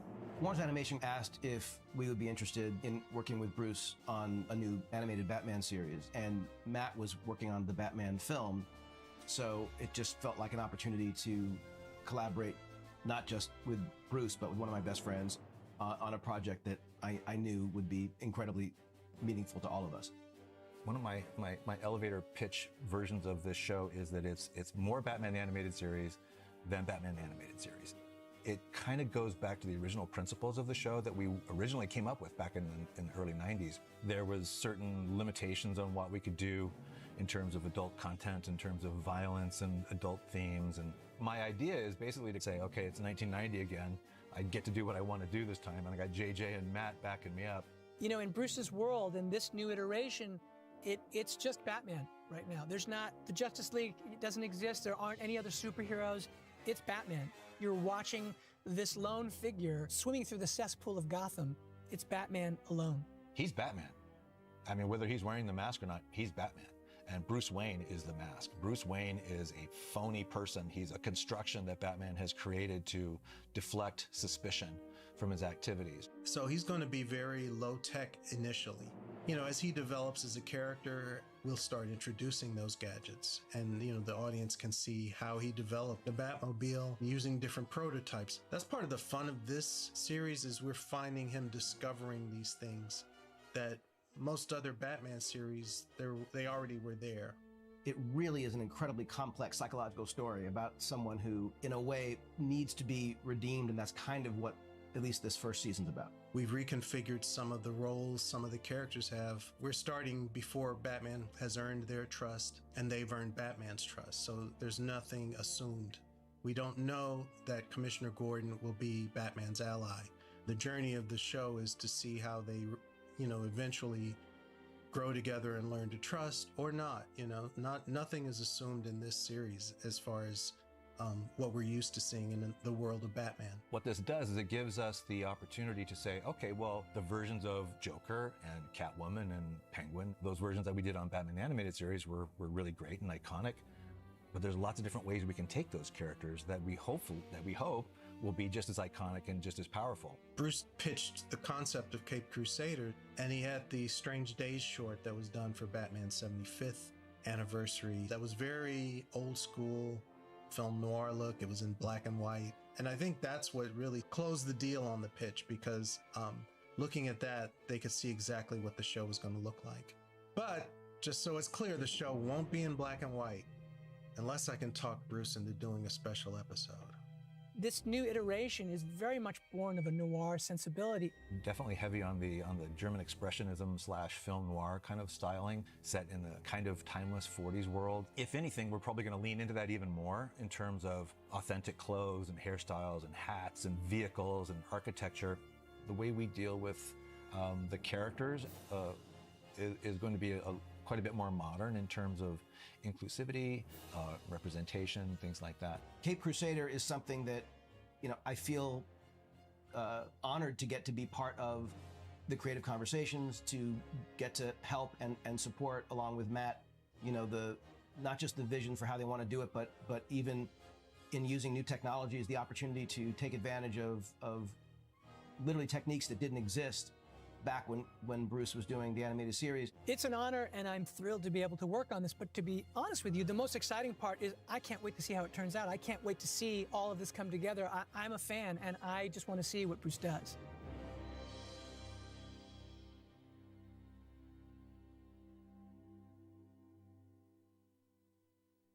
Even though it's still early days, that all sounds amazing. Batman Cape Crusader will air on Cartoon Network and HBO Max. I seriously can't wait for this one either. There's so much talent behind this series. And speaking of talent, let's take a look at your amazing Gotham-inspired art.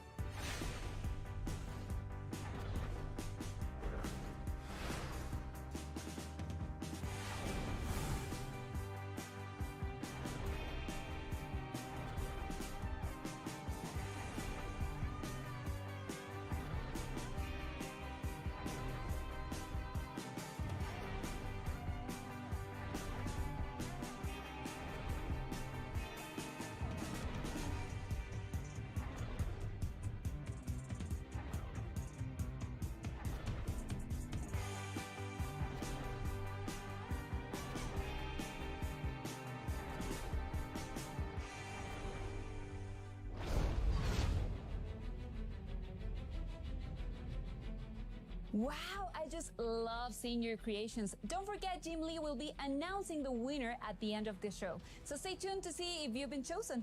Do you like pizza? Have you ever wanted to be like the Batman? Then you will want to get your TikTok on with those pizza fanatics at Little Caesars who are partnering with the Batman film in theaters in 2022. To get in on the fun, record how you would navigate your everyday life if you were the Batman. Then tag your video with hashtag #BeLikeTheBatman on TikTok. To learn more, check out at Little Caesars Pizza on TikTok. We won't keep you in the dark. And here's something else to be excited about. A new DC mobile game announcement from Ludia. Looks like the most iconic DC superheroes and supervillains are going to be featured in a puzzle RPG. Mobile gamers, get your fingers ready for DC heroes and villains.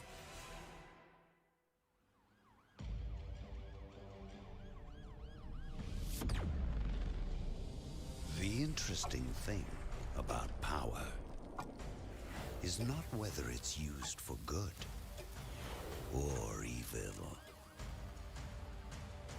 Nor is it that even the greatest power can be lost in an instant. It's what we choose to do when identities crumble. The line between hero and villain blurs. And extinction draws near.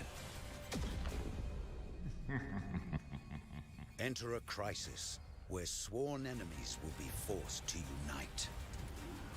The fate of the universe is in your hands.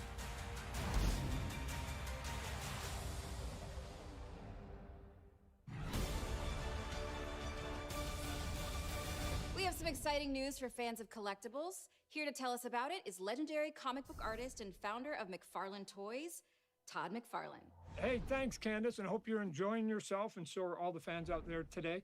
I'm here to talk to everybody about McFarlane Toys, my company, and DC Direct. We just started a partnership, but basically I'm going to take all the things that we're good at and continue to do all the things that DC Direct has been doing. So here's a couple of things to look forward to. We're going to continue the Batman Black and White series, which is over 100 different statues already. We're going to do the Harlequin Red, White, and Black series. We're going to continue doing the DC Designer series. So look forward to all of that. This is just the beginning right now. One of the early statues we want to announce is the Joker Purple Craze from the artist Greg Capullo, who I think is one of the best in the business. It comes from the pages of the Batman Death of the Family that both Greg and writer Scott Snyder popularized. I've been waiting a long time to finally get to the Batman movie, and it's coming. One of the things we're going to be doing is a big, tall statue of the Robert Pattinson Batman. And it's based on the concepts and the costume and the reference that was given to us directly from the producers and director, so that we're going to make it as authentic as possible. Take a look at it. It's going to be super cool for your collection. The thing I'm looking forward to the most is continuing the Batman Black and White line. It's the longest running statue line that's been out there in collectible history. Number 100 was based on my artwork, so that was kind of cool. This one is based on the artwork by Mike Mignola. This is from the graphic novel Gotham by Gaslight, written by Brian Augustine. We've done a couple other Mike Mignolas in the past in that series, and they've been some of the top sellers, so this one is not going to be any exception. Also, big news, we're going to be doing a giveaway on the DC Designer Batman series. This one is going to be based on the comic book Batman Year 2. Artwork by myself, so I know what it's supposed to look like. And on top of it, I'm going to sign that toy for you. So if you want a chance to win that cool big Batman, head over to DCFandom.com for a sneak peek at some of the upcoming collectibles that are coming out. Okay, I have returned. So what did I miss? Oh, I know what I missed. I missed some Harley Quinn stuff. Still to come, Shazam, Fury of the Gods, and Batman's new trailer debut. And something else. DC fans, we're not slowing Oh yeah, there was something Batman Crusade. And surprises. Now going into its fourth Batman season, Crusader or Young something. Justice is a fan favorite series focused on the With my comic guy, side of the DC universe. Matt taking Reeves place on and Earth 16. J.J. Abrams on the Fan panel. favorite characters like Superboy, Miss Martian, Zatanna, Beast Boy, and more as they take on an ever-evolving DC universe. And this just in, you can watch the first episode of the new season what? for free after the show on DCFandom.com. But there's still so much to come on in Hall of Heroes that you may want to finish watching our show before you jump over to watch them all. Exactly. Until then, here's a sneak preview of Season 4 of Young Ah, Justice. okay. The hero heroes of Young Justice I was about to say. into leaders. McGann, Connor, and Garfield. Yeah, they just abandoned that dark side storyline. Bad guys is the least of their worries. At some point, we decide who we want to be. No one on the team is perfect. You broke the rules. Makes me want to break. Why do they have this cheesy narrator? Being a superhero isn't so super at all. Takes me back to There's like some things 2000s. you just can never prepare for, and some things you can never. With the coming of age teenage dramas. Pull your energies into me. The heroes you love always fight for what's right. Surrender or die.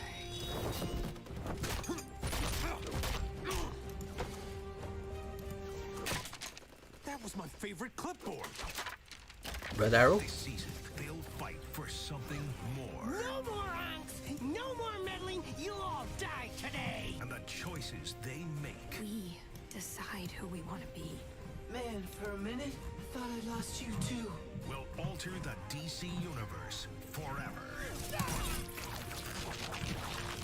Young Justice Phantoms, now streaming. I like it. Wait, what? Who was that? Oh my god, it's about to come. DC Fandom is the only place to be for the latest and the greatest DC news and upcoming projects. I am Terry LTAM, and to say I'm thrilled to be here with the best fans in Winston the world Duke as is Batman. a complete understatement. The Batman This unburied. is beyond exciting. Now, up next, another first.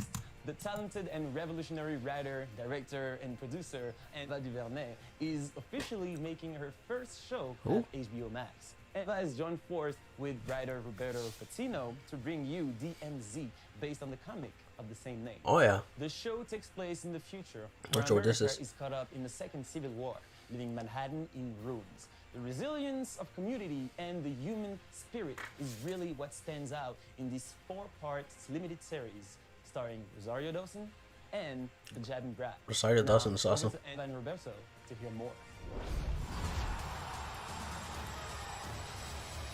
Hey, we're doing Renee. I'm Roberto Patino. And we're here today to talk about our hot new DC comic adaptation, DMZ.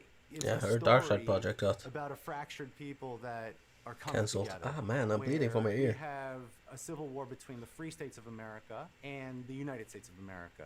And our story takes place 8 years into that DMZ, where the rule of law is basically dictated by the most powerful person at any point in time, and that could change from block to block. Isn't it So you still? have people who are Ew. in the city who've basically been abandoned, and the big kind of thrust of the story is an outsider comes in and she turns everything upside down.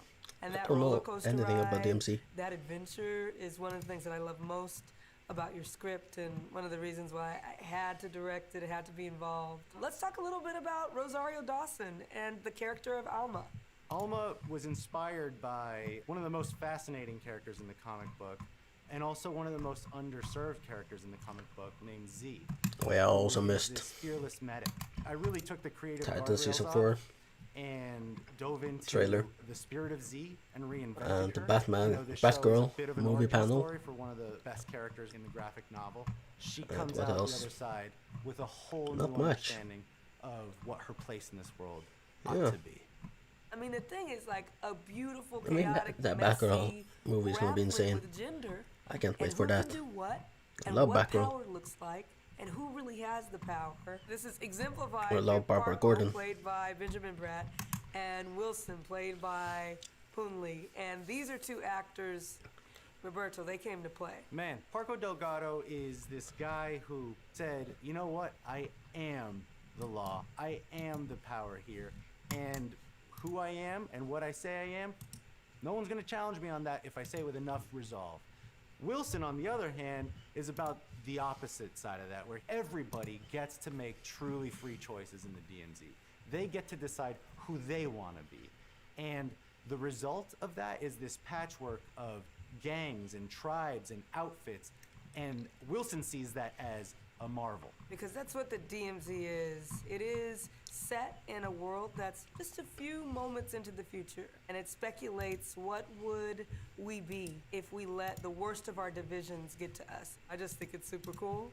It's also important in ways that allow us to consider ourselves now and what we want to be going forward. We're just pleased and proud that it's going to be making its way to HBO Max. And, you know, it's just been a pleasure working with you, my friend. I can't wait to do it again. I know a lot of people don't like Ever Doing A, but if she knows, she really knows how to make the social issues.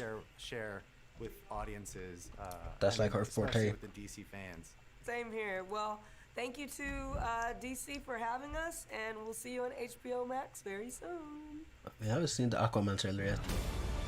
Are they actually going to show us the Batman trailer before the Aquaman trailer? DMZ isn't the only DC project from the brilliant Ava DuVernay. She's also bringing the fans Naomi, inspired by the amazing DC comic of the same name from writers Brian Michael Bendis, David Walker, and artist Jamal Campbell. Naomi stars this incredible actress, Casey Wallfall. Hi, Casey. Great to see you. Hi, Candace. It's so great She's to be sexy. here. Everyone is so I jazzed love these for Naomi, black and superheroes. I am loving the diversity that's become the norm in the DC universe. Ah, yeah, there it How is. does it feel to be a part of the DC family? It's an honor to be a part of the DC family. I, for so long, have watched shows like The Flash and a bunch of other DC TV and movies, so it's really special to me and very full circle for me. And everyone who I've talked to within the DC universe has been incredibly welcoming, which makes me really happy and it's been so exciting. I'm really excited for people to see this character that is so special to them within the comics. That's the on comics TV, here. And since she's so fairly new to the DC universe, She there's is. a lot of room to grow within the character and within the story, and it's something that we haven't seen Yeah, yet it's crazy within the that DC she's such a new universe. character and she's How already did you getting a prepare for show. the role of a teenage superhero? Preparing for the role of a teenage superhero isn't so hard for me because I started the show when I was 16. Naomi is 16. I'm 17 now. So our lives, they I thought she was often like 20 or overlap as something. I'm reading the scripts. I get to pull from my family and my friends and things that I'm going through. And when you're a teenager, it's really crucial when you're figuring out your identity and who you are and what you like and what you don't like. She's Which only is a lot of what 17. goes through Naomi's head throughout this I story. just called It's her a sexy. superhero show, but it's also a coming of age story. When it comes FBI, to open up! preparing for the superhero part, I can't relate to the She has the whitest supernatural part teeth of in the story, world. but I can relate to being a good person and doing good deeds, which is a huge part about being a superhero. And I've also read the comics. When I first booked the show, I got the series of the comics, and I've also read the Justice Leagues that she's in. And I'm an avid reader, so getting into comics is something that the show has started me on. What makes Naomi different from the other female superheroes out there? She's so different, Well, as man. I said before, she's a fairly new superhero, so there's a lot of room for growth. But honestly, she's a young female black teenage superhero, which is really special because that's something that we rarely see a character have their own comics and to have on TV. And I Yeah, think what not also even- sets her apart is her character and her heart. She's I incredibly believe confident. Black Lightning's daughter she has- loves the people around her. She's daughters incredibly driven, have their own incredibly series. smart, and isn't afraid to show it. And although there are a lot of Naomis and people like Naomi in real life, those aren't always shown on TV, so I think it'll be really special. I also think what makes it different is the unique characters within the setting of the show. And the creatives in the team and the crew and the cast, they make it even more special. Yeah, so I I'm wonder really how it's excited gonna for be. I people to don't see really the know a lot about the Thanks, Naomi Casey. character. Thanks so much for being here. Let's give the fans a little teaser of what's coming their Oh. way in this DC News Flash. Let's go. Featuring Naomi. Now, are we ready to begin? I like her hair, man. Why is stunt happening at the square? What's going on? Annabelle says there's a stunt happening in the square. What the heck's a stunt? Something to do with Superman. Superman. Oh, this gives me Bathroom break. 10 minutes. I'll be right back. what's it called? Vanessa Hudgens DC series vibes. Can't remember what it's called.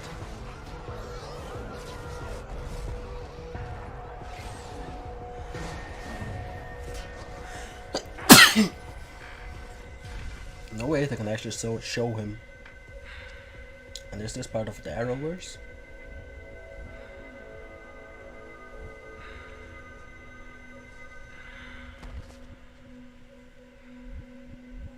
I know she's like a detective kind of thing. There he is. My boy. My boy ain't gonna help a fainting girl.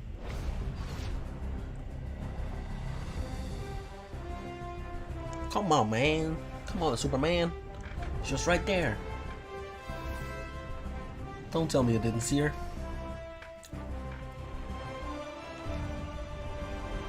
Shazam, Fury of the Gods. Hi everyone, I'm Asher Angel. I can't believe I'm here in the Hall of Heroes celebrating all things DC. He has become so tall, the man. greatest fans in the entire multiverse. I believe he's But I as couldn't tall wait as to tell Zachary you that we Levi just now. finished shooting the sequel to probably your It's hard to favorite DC believe that movie of he's all like time, a kid. featuring the only teenager to ever take a subway ride to the Rock of Eternity, Philly's own Billy Batson. The new movie is called Shazam. Oh, Zachary Levi, let's go. Because in the movie, when he says, anyway, I'm Zachary Levi, and let me tell you something. Our new movie, Shazam! Fury of the Gods, is going to be out of this world. In fact, the fate of Philadelphia and probably, I don't know, actually the entire world is in my hands. But this time, the family and I, we're up against some seriously scary villains. Helen Mirren and Lucy Liu, my real-life alter ego, Asher Angel, and I. We had such a great time making this movie with our director, David Sandberg. And What happened to his thumb? cast, Jack and Megan and Adam and Ross and Grace and DJ and Ian and Jovan and Faith. There are so many. And like our new cast members, like Rachel Zegler. We just wanted to take you behind the scenes to join in the fun during the making of Shazam. Behind the scenes of Shazam. Let's go. Fury of the Gods. Shazam! Fury of the Gods. I love the new suit. Hello, my name is Zachary Levi. You should have a little tag. And I play Shazam. There's no name tag. We all established something very special in the first movie. Grace Fulton. And in Shazam! Fury of the Gods, we expand on that. I would love to Now play a they have to superhero. balance their life with being superheroes. This is where you hang out with your superhero friends, isn't it? Well, who does she play? Come to our world. Our incredible new villains, Lucy Liu and Helen Mirren. She's kick-ass as Calypso. We have mythological creatures. Minotaurs, harpies, and dragons. This reminds me of When Wonder I talk Woman. about upgrades, we got an upgrade, a huge upgrade in the suit. Bigger Yeah. action sequences, bigger It's like a set pieces. billion times We better. go from Athens to Philadelphia. We go from the Rock of Eternity and the Library of Eternity to the Realm of the Gods. So we get to go to environments that were never explored in the first film. Olympus. No, that's not Olympus. The Atlas. It all. Holding up the world. Shazam! Fury of the Gods. This movie is about to be dope. Excitement and the action to a whole new level. It's going to be more of a spectacle. Yeah, Grace Fulton, there she is. She's playing Mary Marvel. This fun all around. Or Mary Shazam. You're in store for a treat. Or Lady Shazam. Shazam! Fury of the Gods. 2023. No, I thought it was It doesn't 2022. matter how many times I yell the word Shazam, I still can't fly. I also never seem to turn into a superhero. Oh well, I'll just keep trying. All right, guys, let's keep the action going. Wonder Woman? She's been having a great year, getting ready to celebrate her 80th anniversary. Let's take a look What? back at She's as old as a few Catwoman. highlights from her extraordinary story.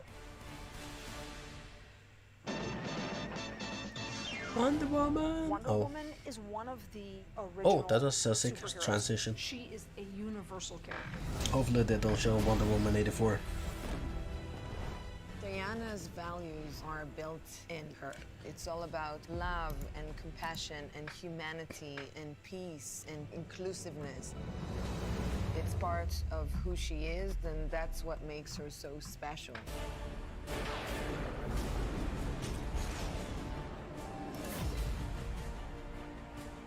Shall we? She believes in good, and her optimism radiates hope to the world. Yeah, they haven't showed any. She struck a chord at a certain time and then just kind of evolved throughout the ages. Snyderverse stuff. We all were Wonder Woman on the playground, and I love that she elicits that in people and makes people feel like they could be Wonder Woman. Wonder Woman 80th anniversary coming up. We are so excited to get to be here and get to talk about the spirit of Wonder Woman. When I think about myself as a child, learning about the character and Make a better movie next time, god damn it. and how much it went on to mean to me over the years, you know, getting to be Talking about the 80 must give her passing nightmares. of the torch of this amazing character. Because of Wonder Woman 84. Incredible. It was an honor to and an excitement for me to go to see your movie, Patty. I know what it was like from the inside out, and I know what the legacy meant to me. And when I created the character, It wasn't on the comic book page, her kindness and her goodness. Her strength was a lasso of truth, and it was defensive things. And that meant something to me, because we know what Wonder Woman is. We, not just you and me, but the women out there and the women that have come behind us and with us and through us. And I hope that they can see what that is in their own lives. It gives me sort of chills talking about it. Beautifully said, Linda. It's so much more than a comic book character. It is an idea and an essence. And as a matter of fact, I wrote a song for you and for Gal, and based on an original lyric that I had started for my husband. But when I did your movie, I finished writing this song that comes out in October, actually, called Human and Divine. And it's about the love of Wonder Woman. And I can't wait for everyone to hear it, because it's incredible. And I'm so excited for it to be heard by the world. Thank you. Here's the interesting thing. I think that Wonder Woman was controversial at the time that she came out. To my deep surprise, she was controversial still when you did it, Linda, because I remember all of the conversation about, were you too beautiful? Were you too kind? Were you too a bit too kind? Interesting to me that even when we made the film, it was still controversial that she could be all of those things at once. And that, to me, is the essence of Wonder Woman. I find ourselves to be in such a lucky place in time right now as it relates to Wonder Woman, because I actually think she is the most relevant superhero of our times, because at this moment, I think values are incredibly important. And the values of being capable of doing more than fight and challenging yourself to be a superhero of love, compassion, kindness, goodness, patience, you know, all of these things, and be willing to fight, even physically, to stand up for those things is what matters right now. It is certainly not my invention or yours, but it feels like I'm a part of something. And that we take on to the next generation of fans. And that is my hope for the future, certainly, and your hope for the future. What Leslie Grace, she's called, the new Wonder Batwoman. Woman 3, Batgirl. which I can't wait to hear you come out with any. You can't wait to hear me not talk about. Can't wait to hear you not. When we get to this. Okay, not talk about. Oh my God, not talk about. Oh, but it's coming, everyone. Wonder Woman 3 is coming, and I can't wait for that. And even if I did know, you'd have to kill me to have me talk about it, but I don't. Thank you. No, we're super excited about Wonder Woman 3, and Gal is who's so bummed not to be here, who's the busiest person in the world with now three little kids and shooting. So she was so bummed not to be able to be here, but we are all three very excited about some exciting things coming up with Wonder Woman 3. Pretty cool. Who would have thought in my life, at this time in my life, that this gift would just present itself to me? And that's so cool. And that's what I'm hoping for all of the fans of Wonder Woman and all of the fans to know, that your life is full of surprises. And the Wonder Woman in you is alive and well.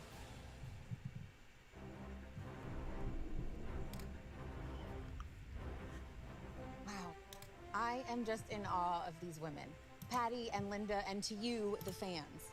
Wonder Woman is all about celebrating the strength and wonder in all of us and creating a more respectful and open world. That's why we're so excited to launch our new content series, Real Wonder, with our partners at Unilever. Real Wonder is a year-long celebration of Wonder Woman's 80th anniversary. And together with Dove, we're committed to creating and celebrating everyday women who make the world a more beautiful and confident place. We'll share real-world stories by real women who are using their everyday superpowers to help create real wonder and change in their communities. We're looking for women who aspire to ensure that the next generation grows up helping young people raise their self-esteem and realize their full potential.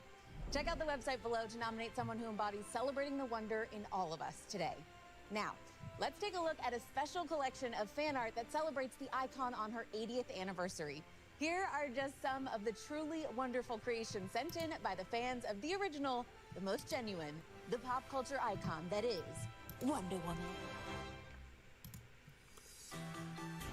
Yeah, is that Nubia? The new Wonder Woman?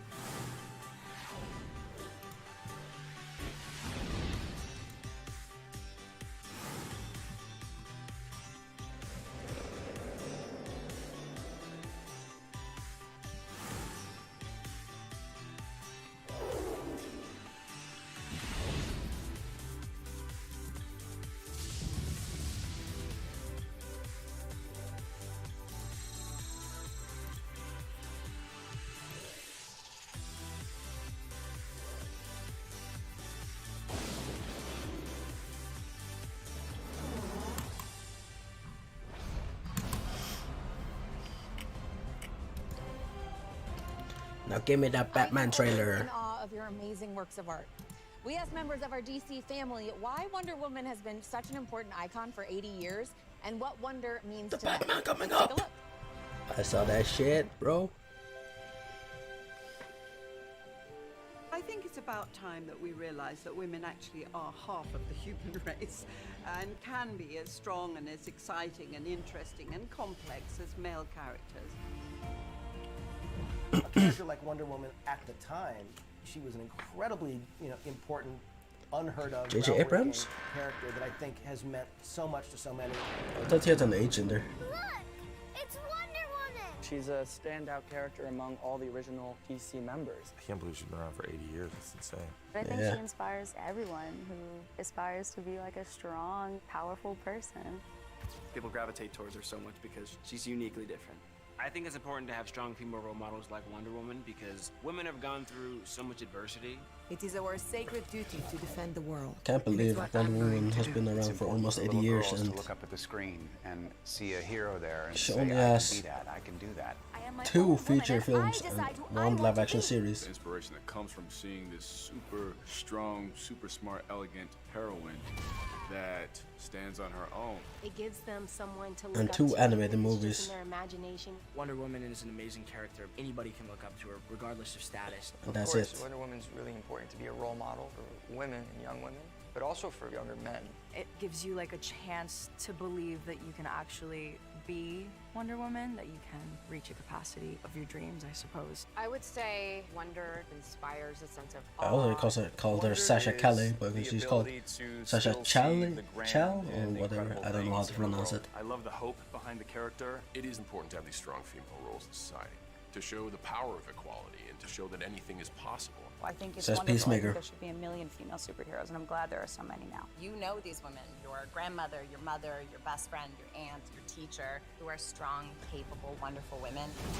Strong women are very much a part of the universe, so of course we want to see them reflected on the screen. People like Wonder Woman show us that every woman is a queen. Every woman is a warrior. Every woman is a fighter. Man. I think Wonder Woman is dope. I like that rope. I don't understand it, but it's cool. Thank you, Flula. To continue the celebration of wonder, we have one more fun challenge. Now, we all know that part of Wonder Woman's iconic lore, especially from the TV series, is that she has the most awesome transformation of any superhero with her infamous spin. Celebrate Wonder Woman's 80th with us by doing the spin challenge on TikTok. Wait, Show what? us how you spin into action, and no matter what the day brings, you can spin into anything that makes you take on the day with confidence. Let me show you how it's done. I am feeling very confident in my Wonder Woman look.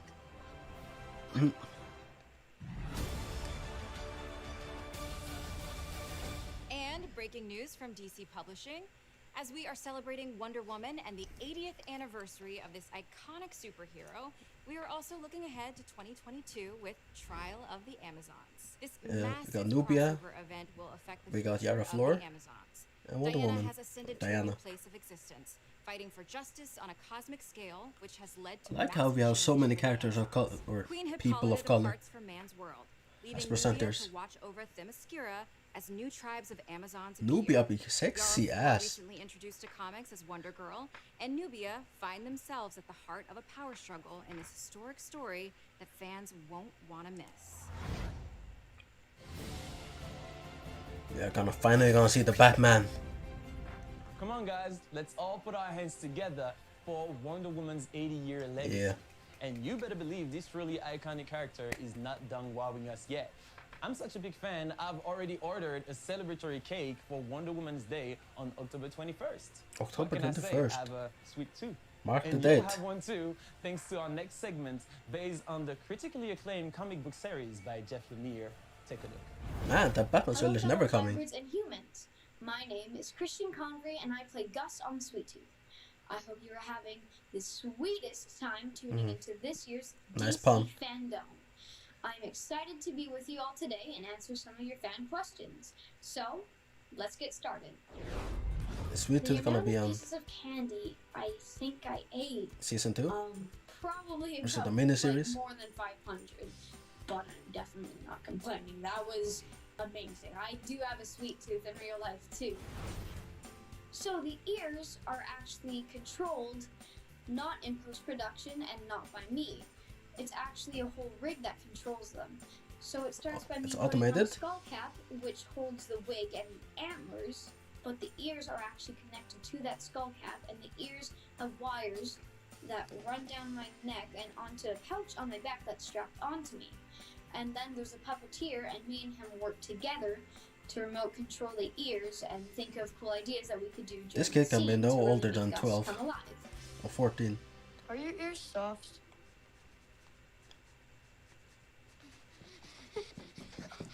Damn, bro, he's like a dog. My favorite part about shooting in New Zealand was how the nature is so spectacular and extravagant that when it's put Yeah, on Lord of the camera, Rings you're was like, shot there. Is this fake? Because it looks so majestic and magical. That is what I love about New Zealand. I would love to the visit New magical Zealand, nature there. but I believe it's very, very expensive.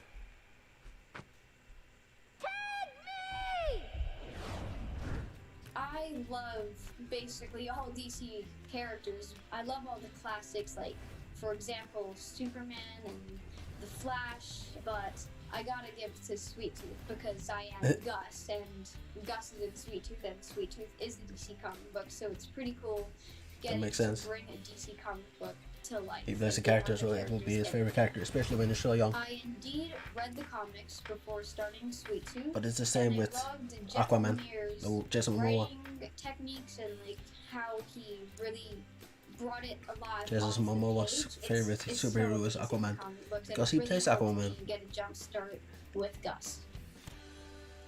What's in Colorado? My mama.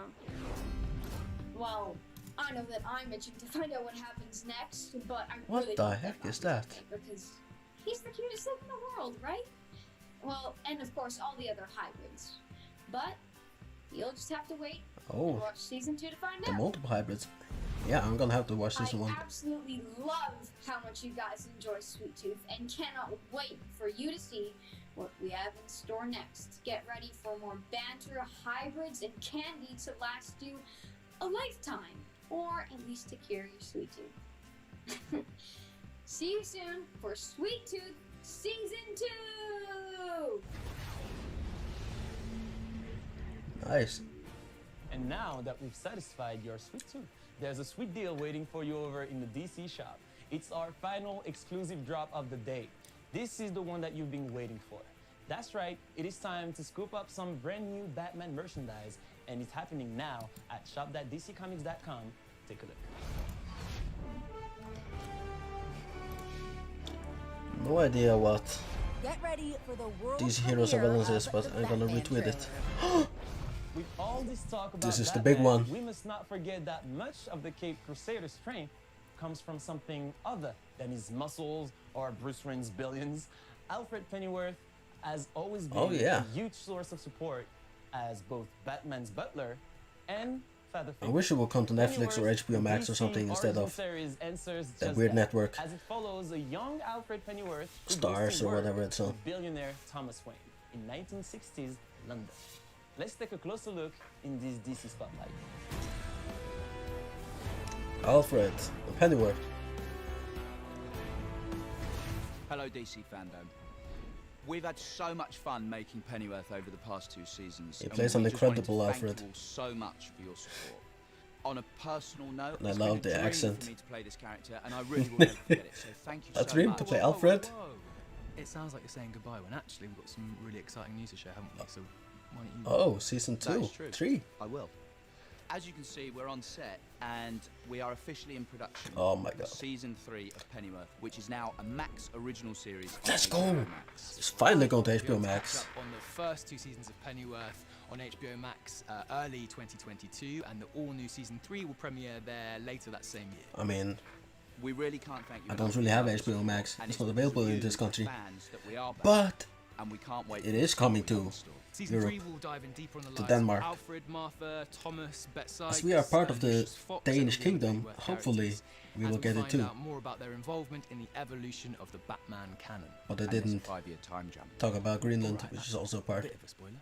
of Denmark, and it's very big. Well, let's just say that there's lots of exciting things happening on Pennyworth Season 3, and we can't wait for you to see. It's going to be a fun and revealing ride ahead. I haven't seen season We 2, and but everyone here at Pennyworth didn't even are know there so was a happy season to be 2. back. Well, I And did, we'll see you very but not back soon then. on HBO Max. But man, Pennyworth is coming in 2022, season 3.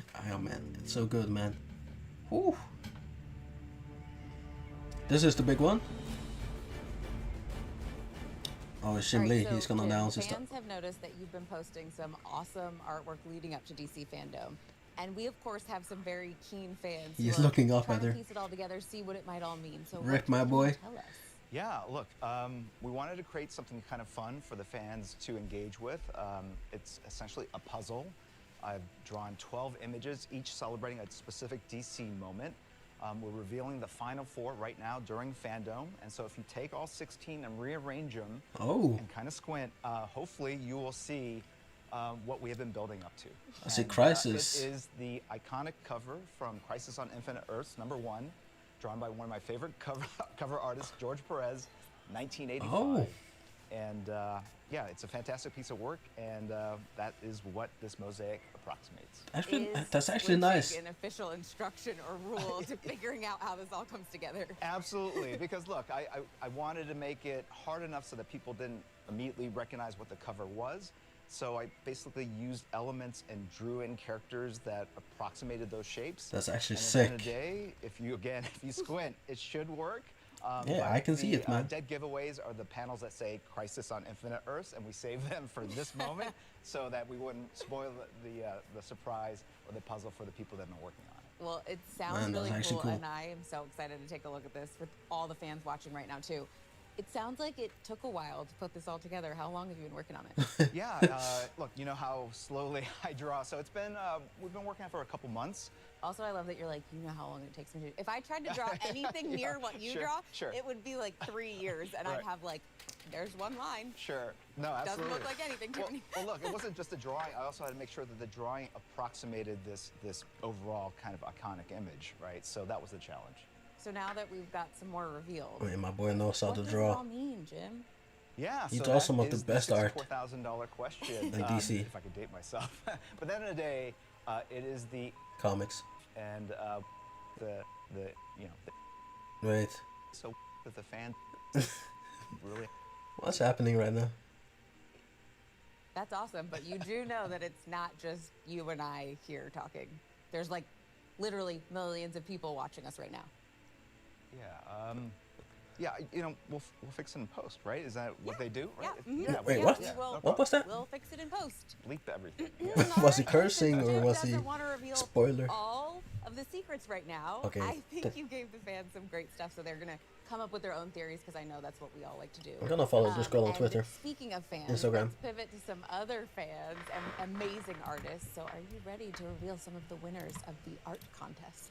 Oh, it's an art contest. Look, the art contest was one of the most popular items from Fandom last year. We repeated it, working with Talent House. We got a ton of amazing Man, I wish I could draw. artists and creators all around the world. It is the hardest part of my job, trying to pick a winner. But we were able to settle on some pieces that were just stunning. So let's take a look at the winners. Oh man, there's some insanely talented people out there. Ben W, Cousins, Armando P, Louis M, Jamila H, Richard S. Gerard S. Josh S. Susan C. You're telling me Liz Wonder is not gonna be on here? Emmanuel R. Alright, I took a walk around the R.I.P. Hall of Heroes and found a secret passageway. And I'm literally in the Batcave, guys! Now, if you're a DC superfan, and I know you are, then the mere mention of the Batman gives you Here we go, chills Batman. down your Wayne spine. Terminal. And I know you can't tell, but right now I'm doing backflips on the inside. Bat fans like myself have been This is waiting it, man. This is the big one. this one. So without further delay, let's check in with Batman Matt trailer. Reeves, Robert Pattinson and Zoe Kravitz for a look inside the production of this much anticipated film. This is the big one. Wayne Terminus.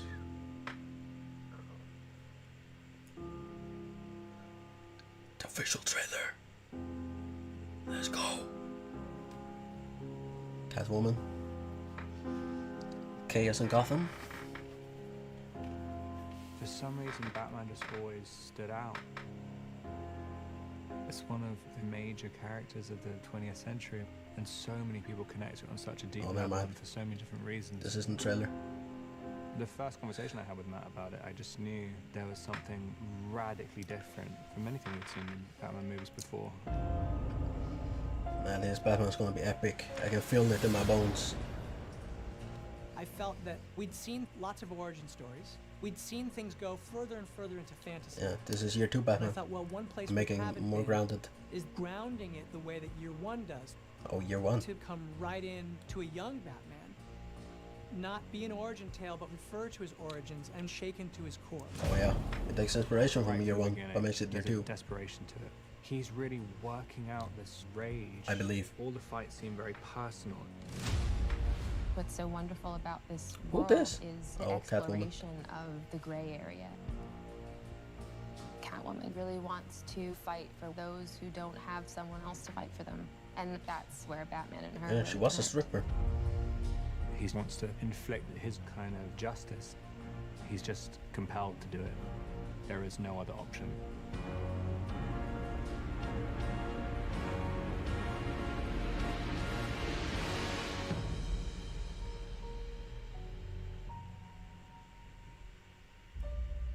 Hey guys, so you just saw a little look of us behind the scenes, and it Zoe feels like Kravitz that looks was like she's about to forever die. ago, which is really strange, and actually, as we're finishing the movie now, kind of really emotional for me to see you guys, especially Matt Reeves has a after really everything high that's happened, voice. and to see you now again. I feel like I've been watching your faces every day in editorial, but now to actually see you guys is really, really great. And I gotta say, it was an amazing time making the movie with you guys, and it's really cool to see you now. Oh, and it's so exciting to see like these little snippets of the film, you know, after, for us, being able to step away for a while. I know you've been in it the whole time, but every time I see just a little bit, it's so So the exciting. big question You is, can see the progression. It did comes Robert in Pattinson and Zoe more Kravitz actually exciting, bang? bigger, and kind of scary. There was just something very special and magical about It's funny the way having you a guys played off of each other right from the another beginning. British and guy playing Batman. So I just knew right away. I was like, Who's wow, from that's America. just a really neat. Like I know The you second guys are one being friends, Christian so there was Bale. a great chemistry right from the beginning that I just felt like there was the connection, which you naturally had. And I feel like when we were filming, obviously that came out more and more. I mean, do you guys remember when we were doing that crazy sort of, I guess, screen test, I guess you would call it? You know, when you guys got together for the first time? I definitely remember because that was basically my audition, right? You know, Rob was already cast, and that was my audition, and I was really nervous. And I remember you gave me like a the hardest part of the audition, to be honest, the helmet. They were like, here's this helmet, you know, and you have to like walk out, and then you take the helmet off and you do the scene. But it's like sometimes really hard to look like cool when you're taking off. That, like, you get stuck. That and is I was true. like, this is how I lose the part. I lose the part because I can't take off a helmet. Wait. And it was just the opposite. Do you remember your first day, Rob, when you were wearing one of the actual bat suits? When Rob and I first got together, like Let's we see had all her. those conversations, and then just by virtue of what it is, it's Batman. Oh yeah, feels she like, does well, have long we hair, but always not do, like, as a long screen hair as test, that. Which is so like, you know, kind of the same thing. You Shoulder- guys did. shoulder- Rob did shoulder first length. by himself and had literally was wearing, I believe, Val Kilmer's yeah. bat suit. Wait, what? Which, by the way, like the moment you put it on, like that was kind of a crazy moment. Oh, he was auditioning was before the crazy, Batsuit but- was even a thing. But I remember putting it on and thinking that this is impossible. This is going to be absolutely impossible. I remember you saying, like, because I guess just trying to move. I mean, wearing a kind of 2-inch thick rubber suit or latex suit and being incredibly nervous and full of adrenaline the whole time. I remember we did like 2 takes, and then you were just saying, what can we do about this sweat? And I was like, nothing. There's nothing that can be done. I have to be drained of liquid. The other thing that I remember too, which is cool because it informed the movie, is at the end of that costume test where you came and you put on the eye makeup and began the transformation. That moment for me, that was when I was like, oh my God, it is so you. Like, it was just such a cool, and I remember you saying afterwards to me, you were like, I don't know what I just did. I said, it was amazing, which it was. It was really, really cool. But I really did think, oh my God, this version of this character, this guy who's sort of almost like, if you think of Bruce Wayne as like a recluse rock star in a decaying manner, there's this part of me that so saw you as that, and I had no idea that you would be interested in playing the role at all. And I thought, what if Rob doesn't want to play Batman? This will be a disaster. And then it turned out that you completely on your own had a whole path to the same thing, which is that you had been obsessed with Batman for years, and when you found out that we were doing this version, you were very interested. So it was one of those things that for me felt really kind of lucky and fated, and then we met. I really felt that connection with you where I felt like, oh, we're going to be able to find something new with this guy and do something really special. But for me, you were always that version of what I saw in the page, and that was about trying to create a new version of Bruce. He doesn't have as much control over his personality. Like, the delineation between when he's Batman and when he's Bruce is not so clear. I mean, in other kind of iterations of it, you know, he really knows what he's doing when he's putting on the cowl. And I kind of really like this idea. It's a little bit out of control. He hasn't completely defined what Batman is. I mean, it's kind of, he gets lost in it. Whenever he's putting it on every night, and it's kind of, you're basically, he's not sleeping, and he's... This is the most interesting panel so far. Quite sort of odd creature. Like, just finding the right, literally how to move as Batman, how to talk as Batman. I mean, that was what was fun for me, even when you guys first met up. I was like going, oh, so this is the rhythm of what it'll be like when you guys talk to each other. Like, even something as simple as that. And like the way you came in with, like, you had, for me, so you had an attitude that was so Selena, right from the way you came in. I obviously, you know, understand the gravity of a character like this and what she means to so many people. Yeah. But what felt really important was to really focus on the story that we're telling in this moment. You're gonna screw up playing an iconic character like Catwoman. You know, like try Halle Berry. and create a real human being. Like you know, trashy ass I don't want her to Catwoman be movie. an idea. You know, I want her to be a real human being in a real situation, in a real That's city, actually a guilty trying to pleasure of mine. survive and reacting to It's her not just own wacky. pain, you know, and her history. So I really, really focused on this particular story and this particular moment in this woman's life.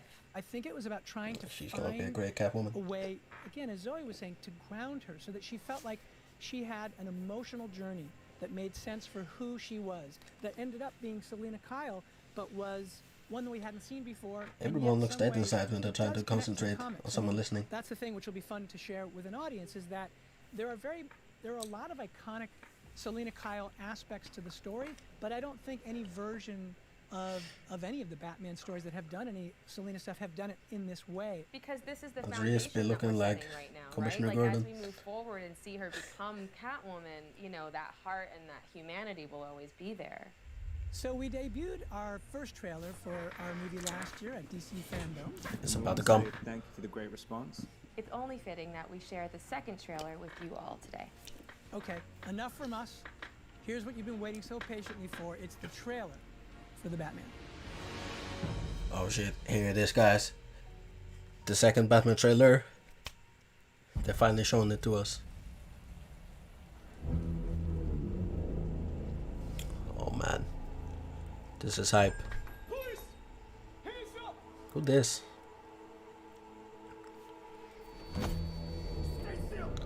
Riddler? Yeah, green. Riddler. Fear is a tool. I got chills. The sky. It's not just a call. It's a warning. Oh yeah, that's the teaser.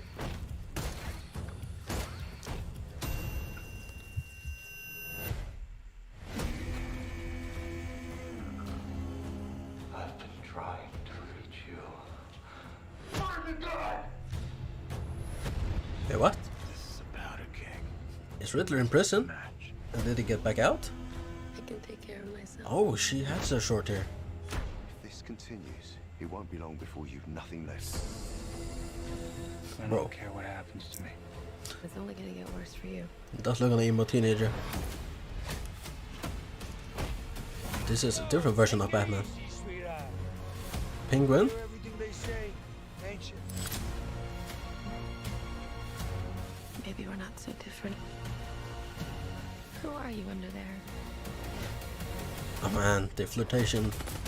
I love it straight from the comics. Oh, how can it take freaking assault rifles to the chest?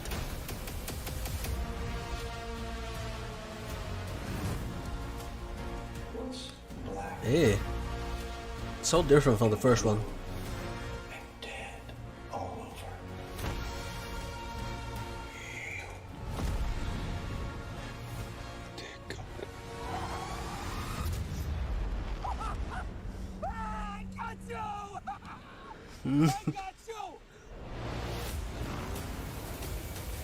Yeah, talk to a fast penguin. I want this movie right now. It's coming out in May, I believe.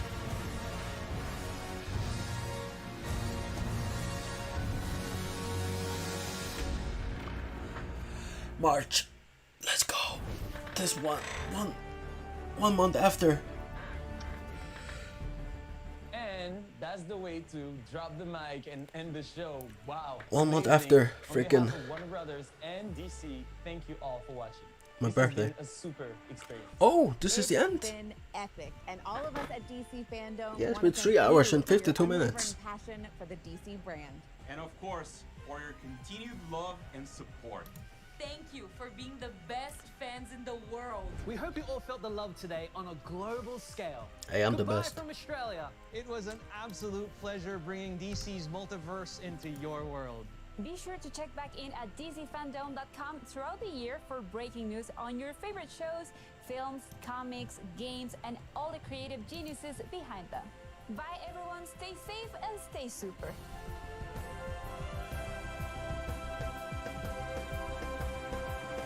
Oh man. Shit's about to be lit. Thanks for watching. DC Fandom.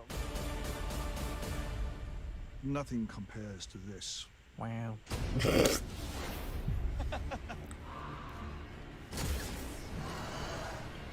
Truth is, generations of fans across the globe is who we're here to celebrate today. Masterpiece.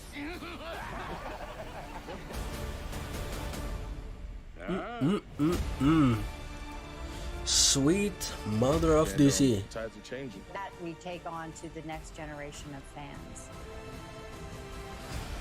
That's awesome. And at the end, Can't believe I've been here for almost 4 hours straight. But I did go and eat for a while. But still. that looks pretty great. We have it all, and that includes you, the fans. We're thanking all the fans. Love you guys. Thanks for watching. Thanks for watching. Thanks for watching. Thanks for watching. Thanks for watching. Thanks for watching. Thanks for watching. Thank you for watching. Thanks for watching. Thanks for watching. Thanks for watching. Thanks for watching. Mahalo for watching. Nice, man. Okay, we're done here. DC Phantom is epic. Wait, let's see. What's her name? Is it Marlene? Mary Ellen, I mean.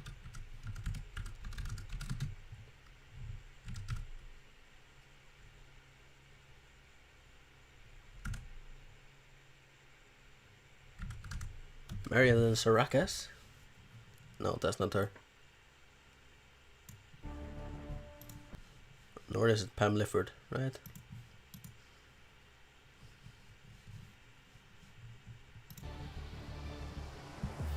Oh, there's no more music. Oh, there is.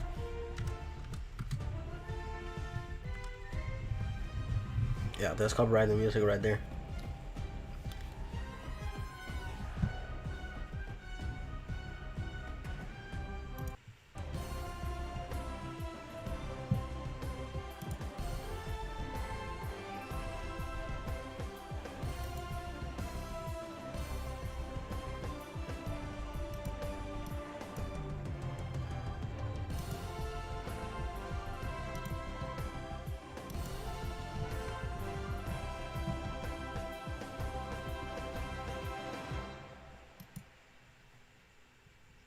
Was that lit or what? So much goodness.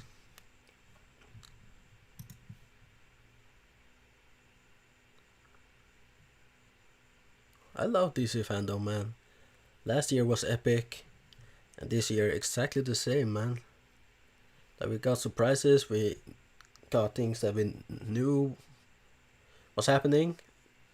I mean, that Catwoman animated movie came out of nowhere, as well as, well, we have heard talks about Blue Beetle through the grapevine, but they actually showed us stuff. Well, a concept art. But still, man. That's it. DC fandom is over.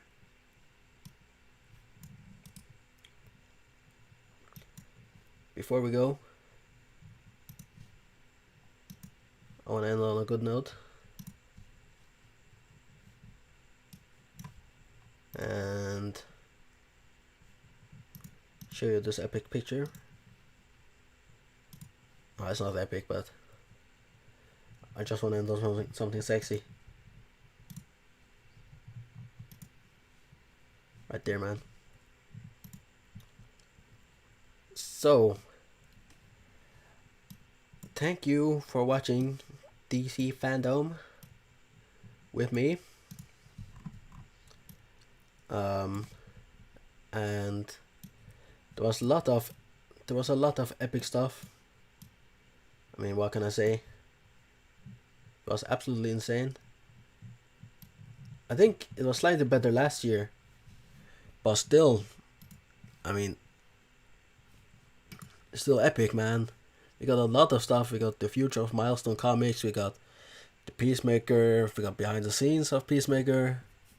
And we got the Batman trailer.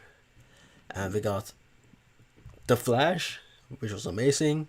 Got Shazam, Fear of the Gods, Black Adam, as I said before, the Catwoman movie, the DC Leaks of Superpets, which is actually looks like pretty decent fun, man, and a whole bunch more. And I can't wait to actually. I can't wait. What's the first movie, DC movie that comes? Is it the Batman? It comes in March. It might be the first one that actually drops on us.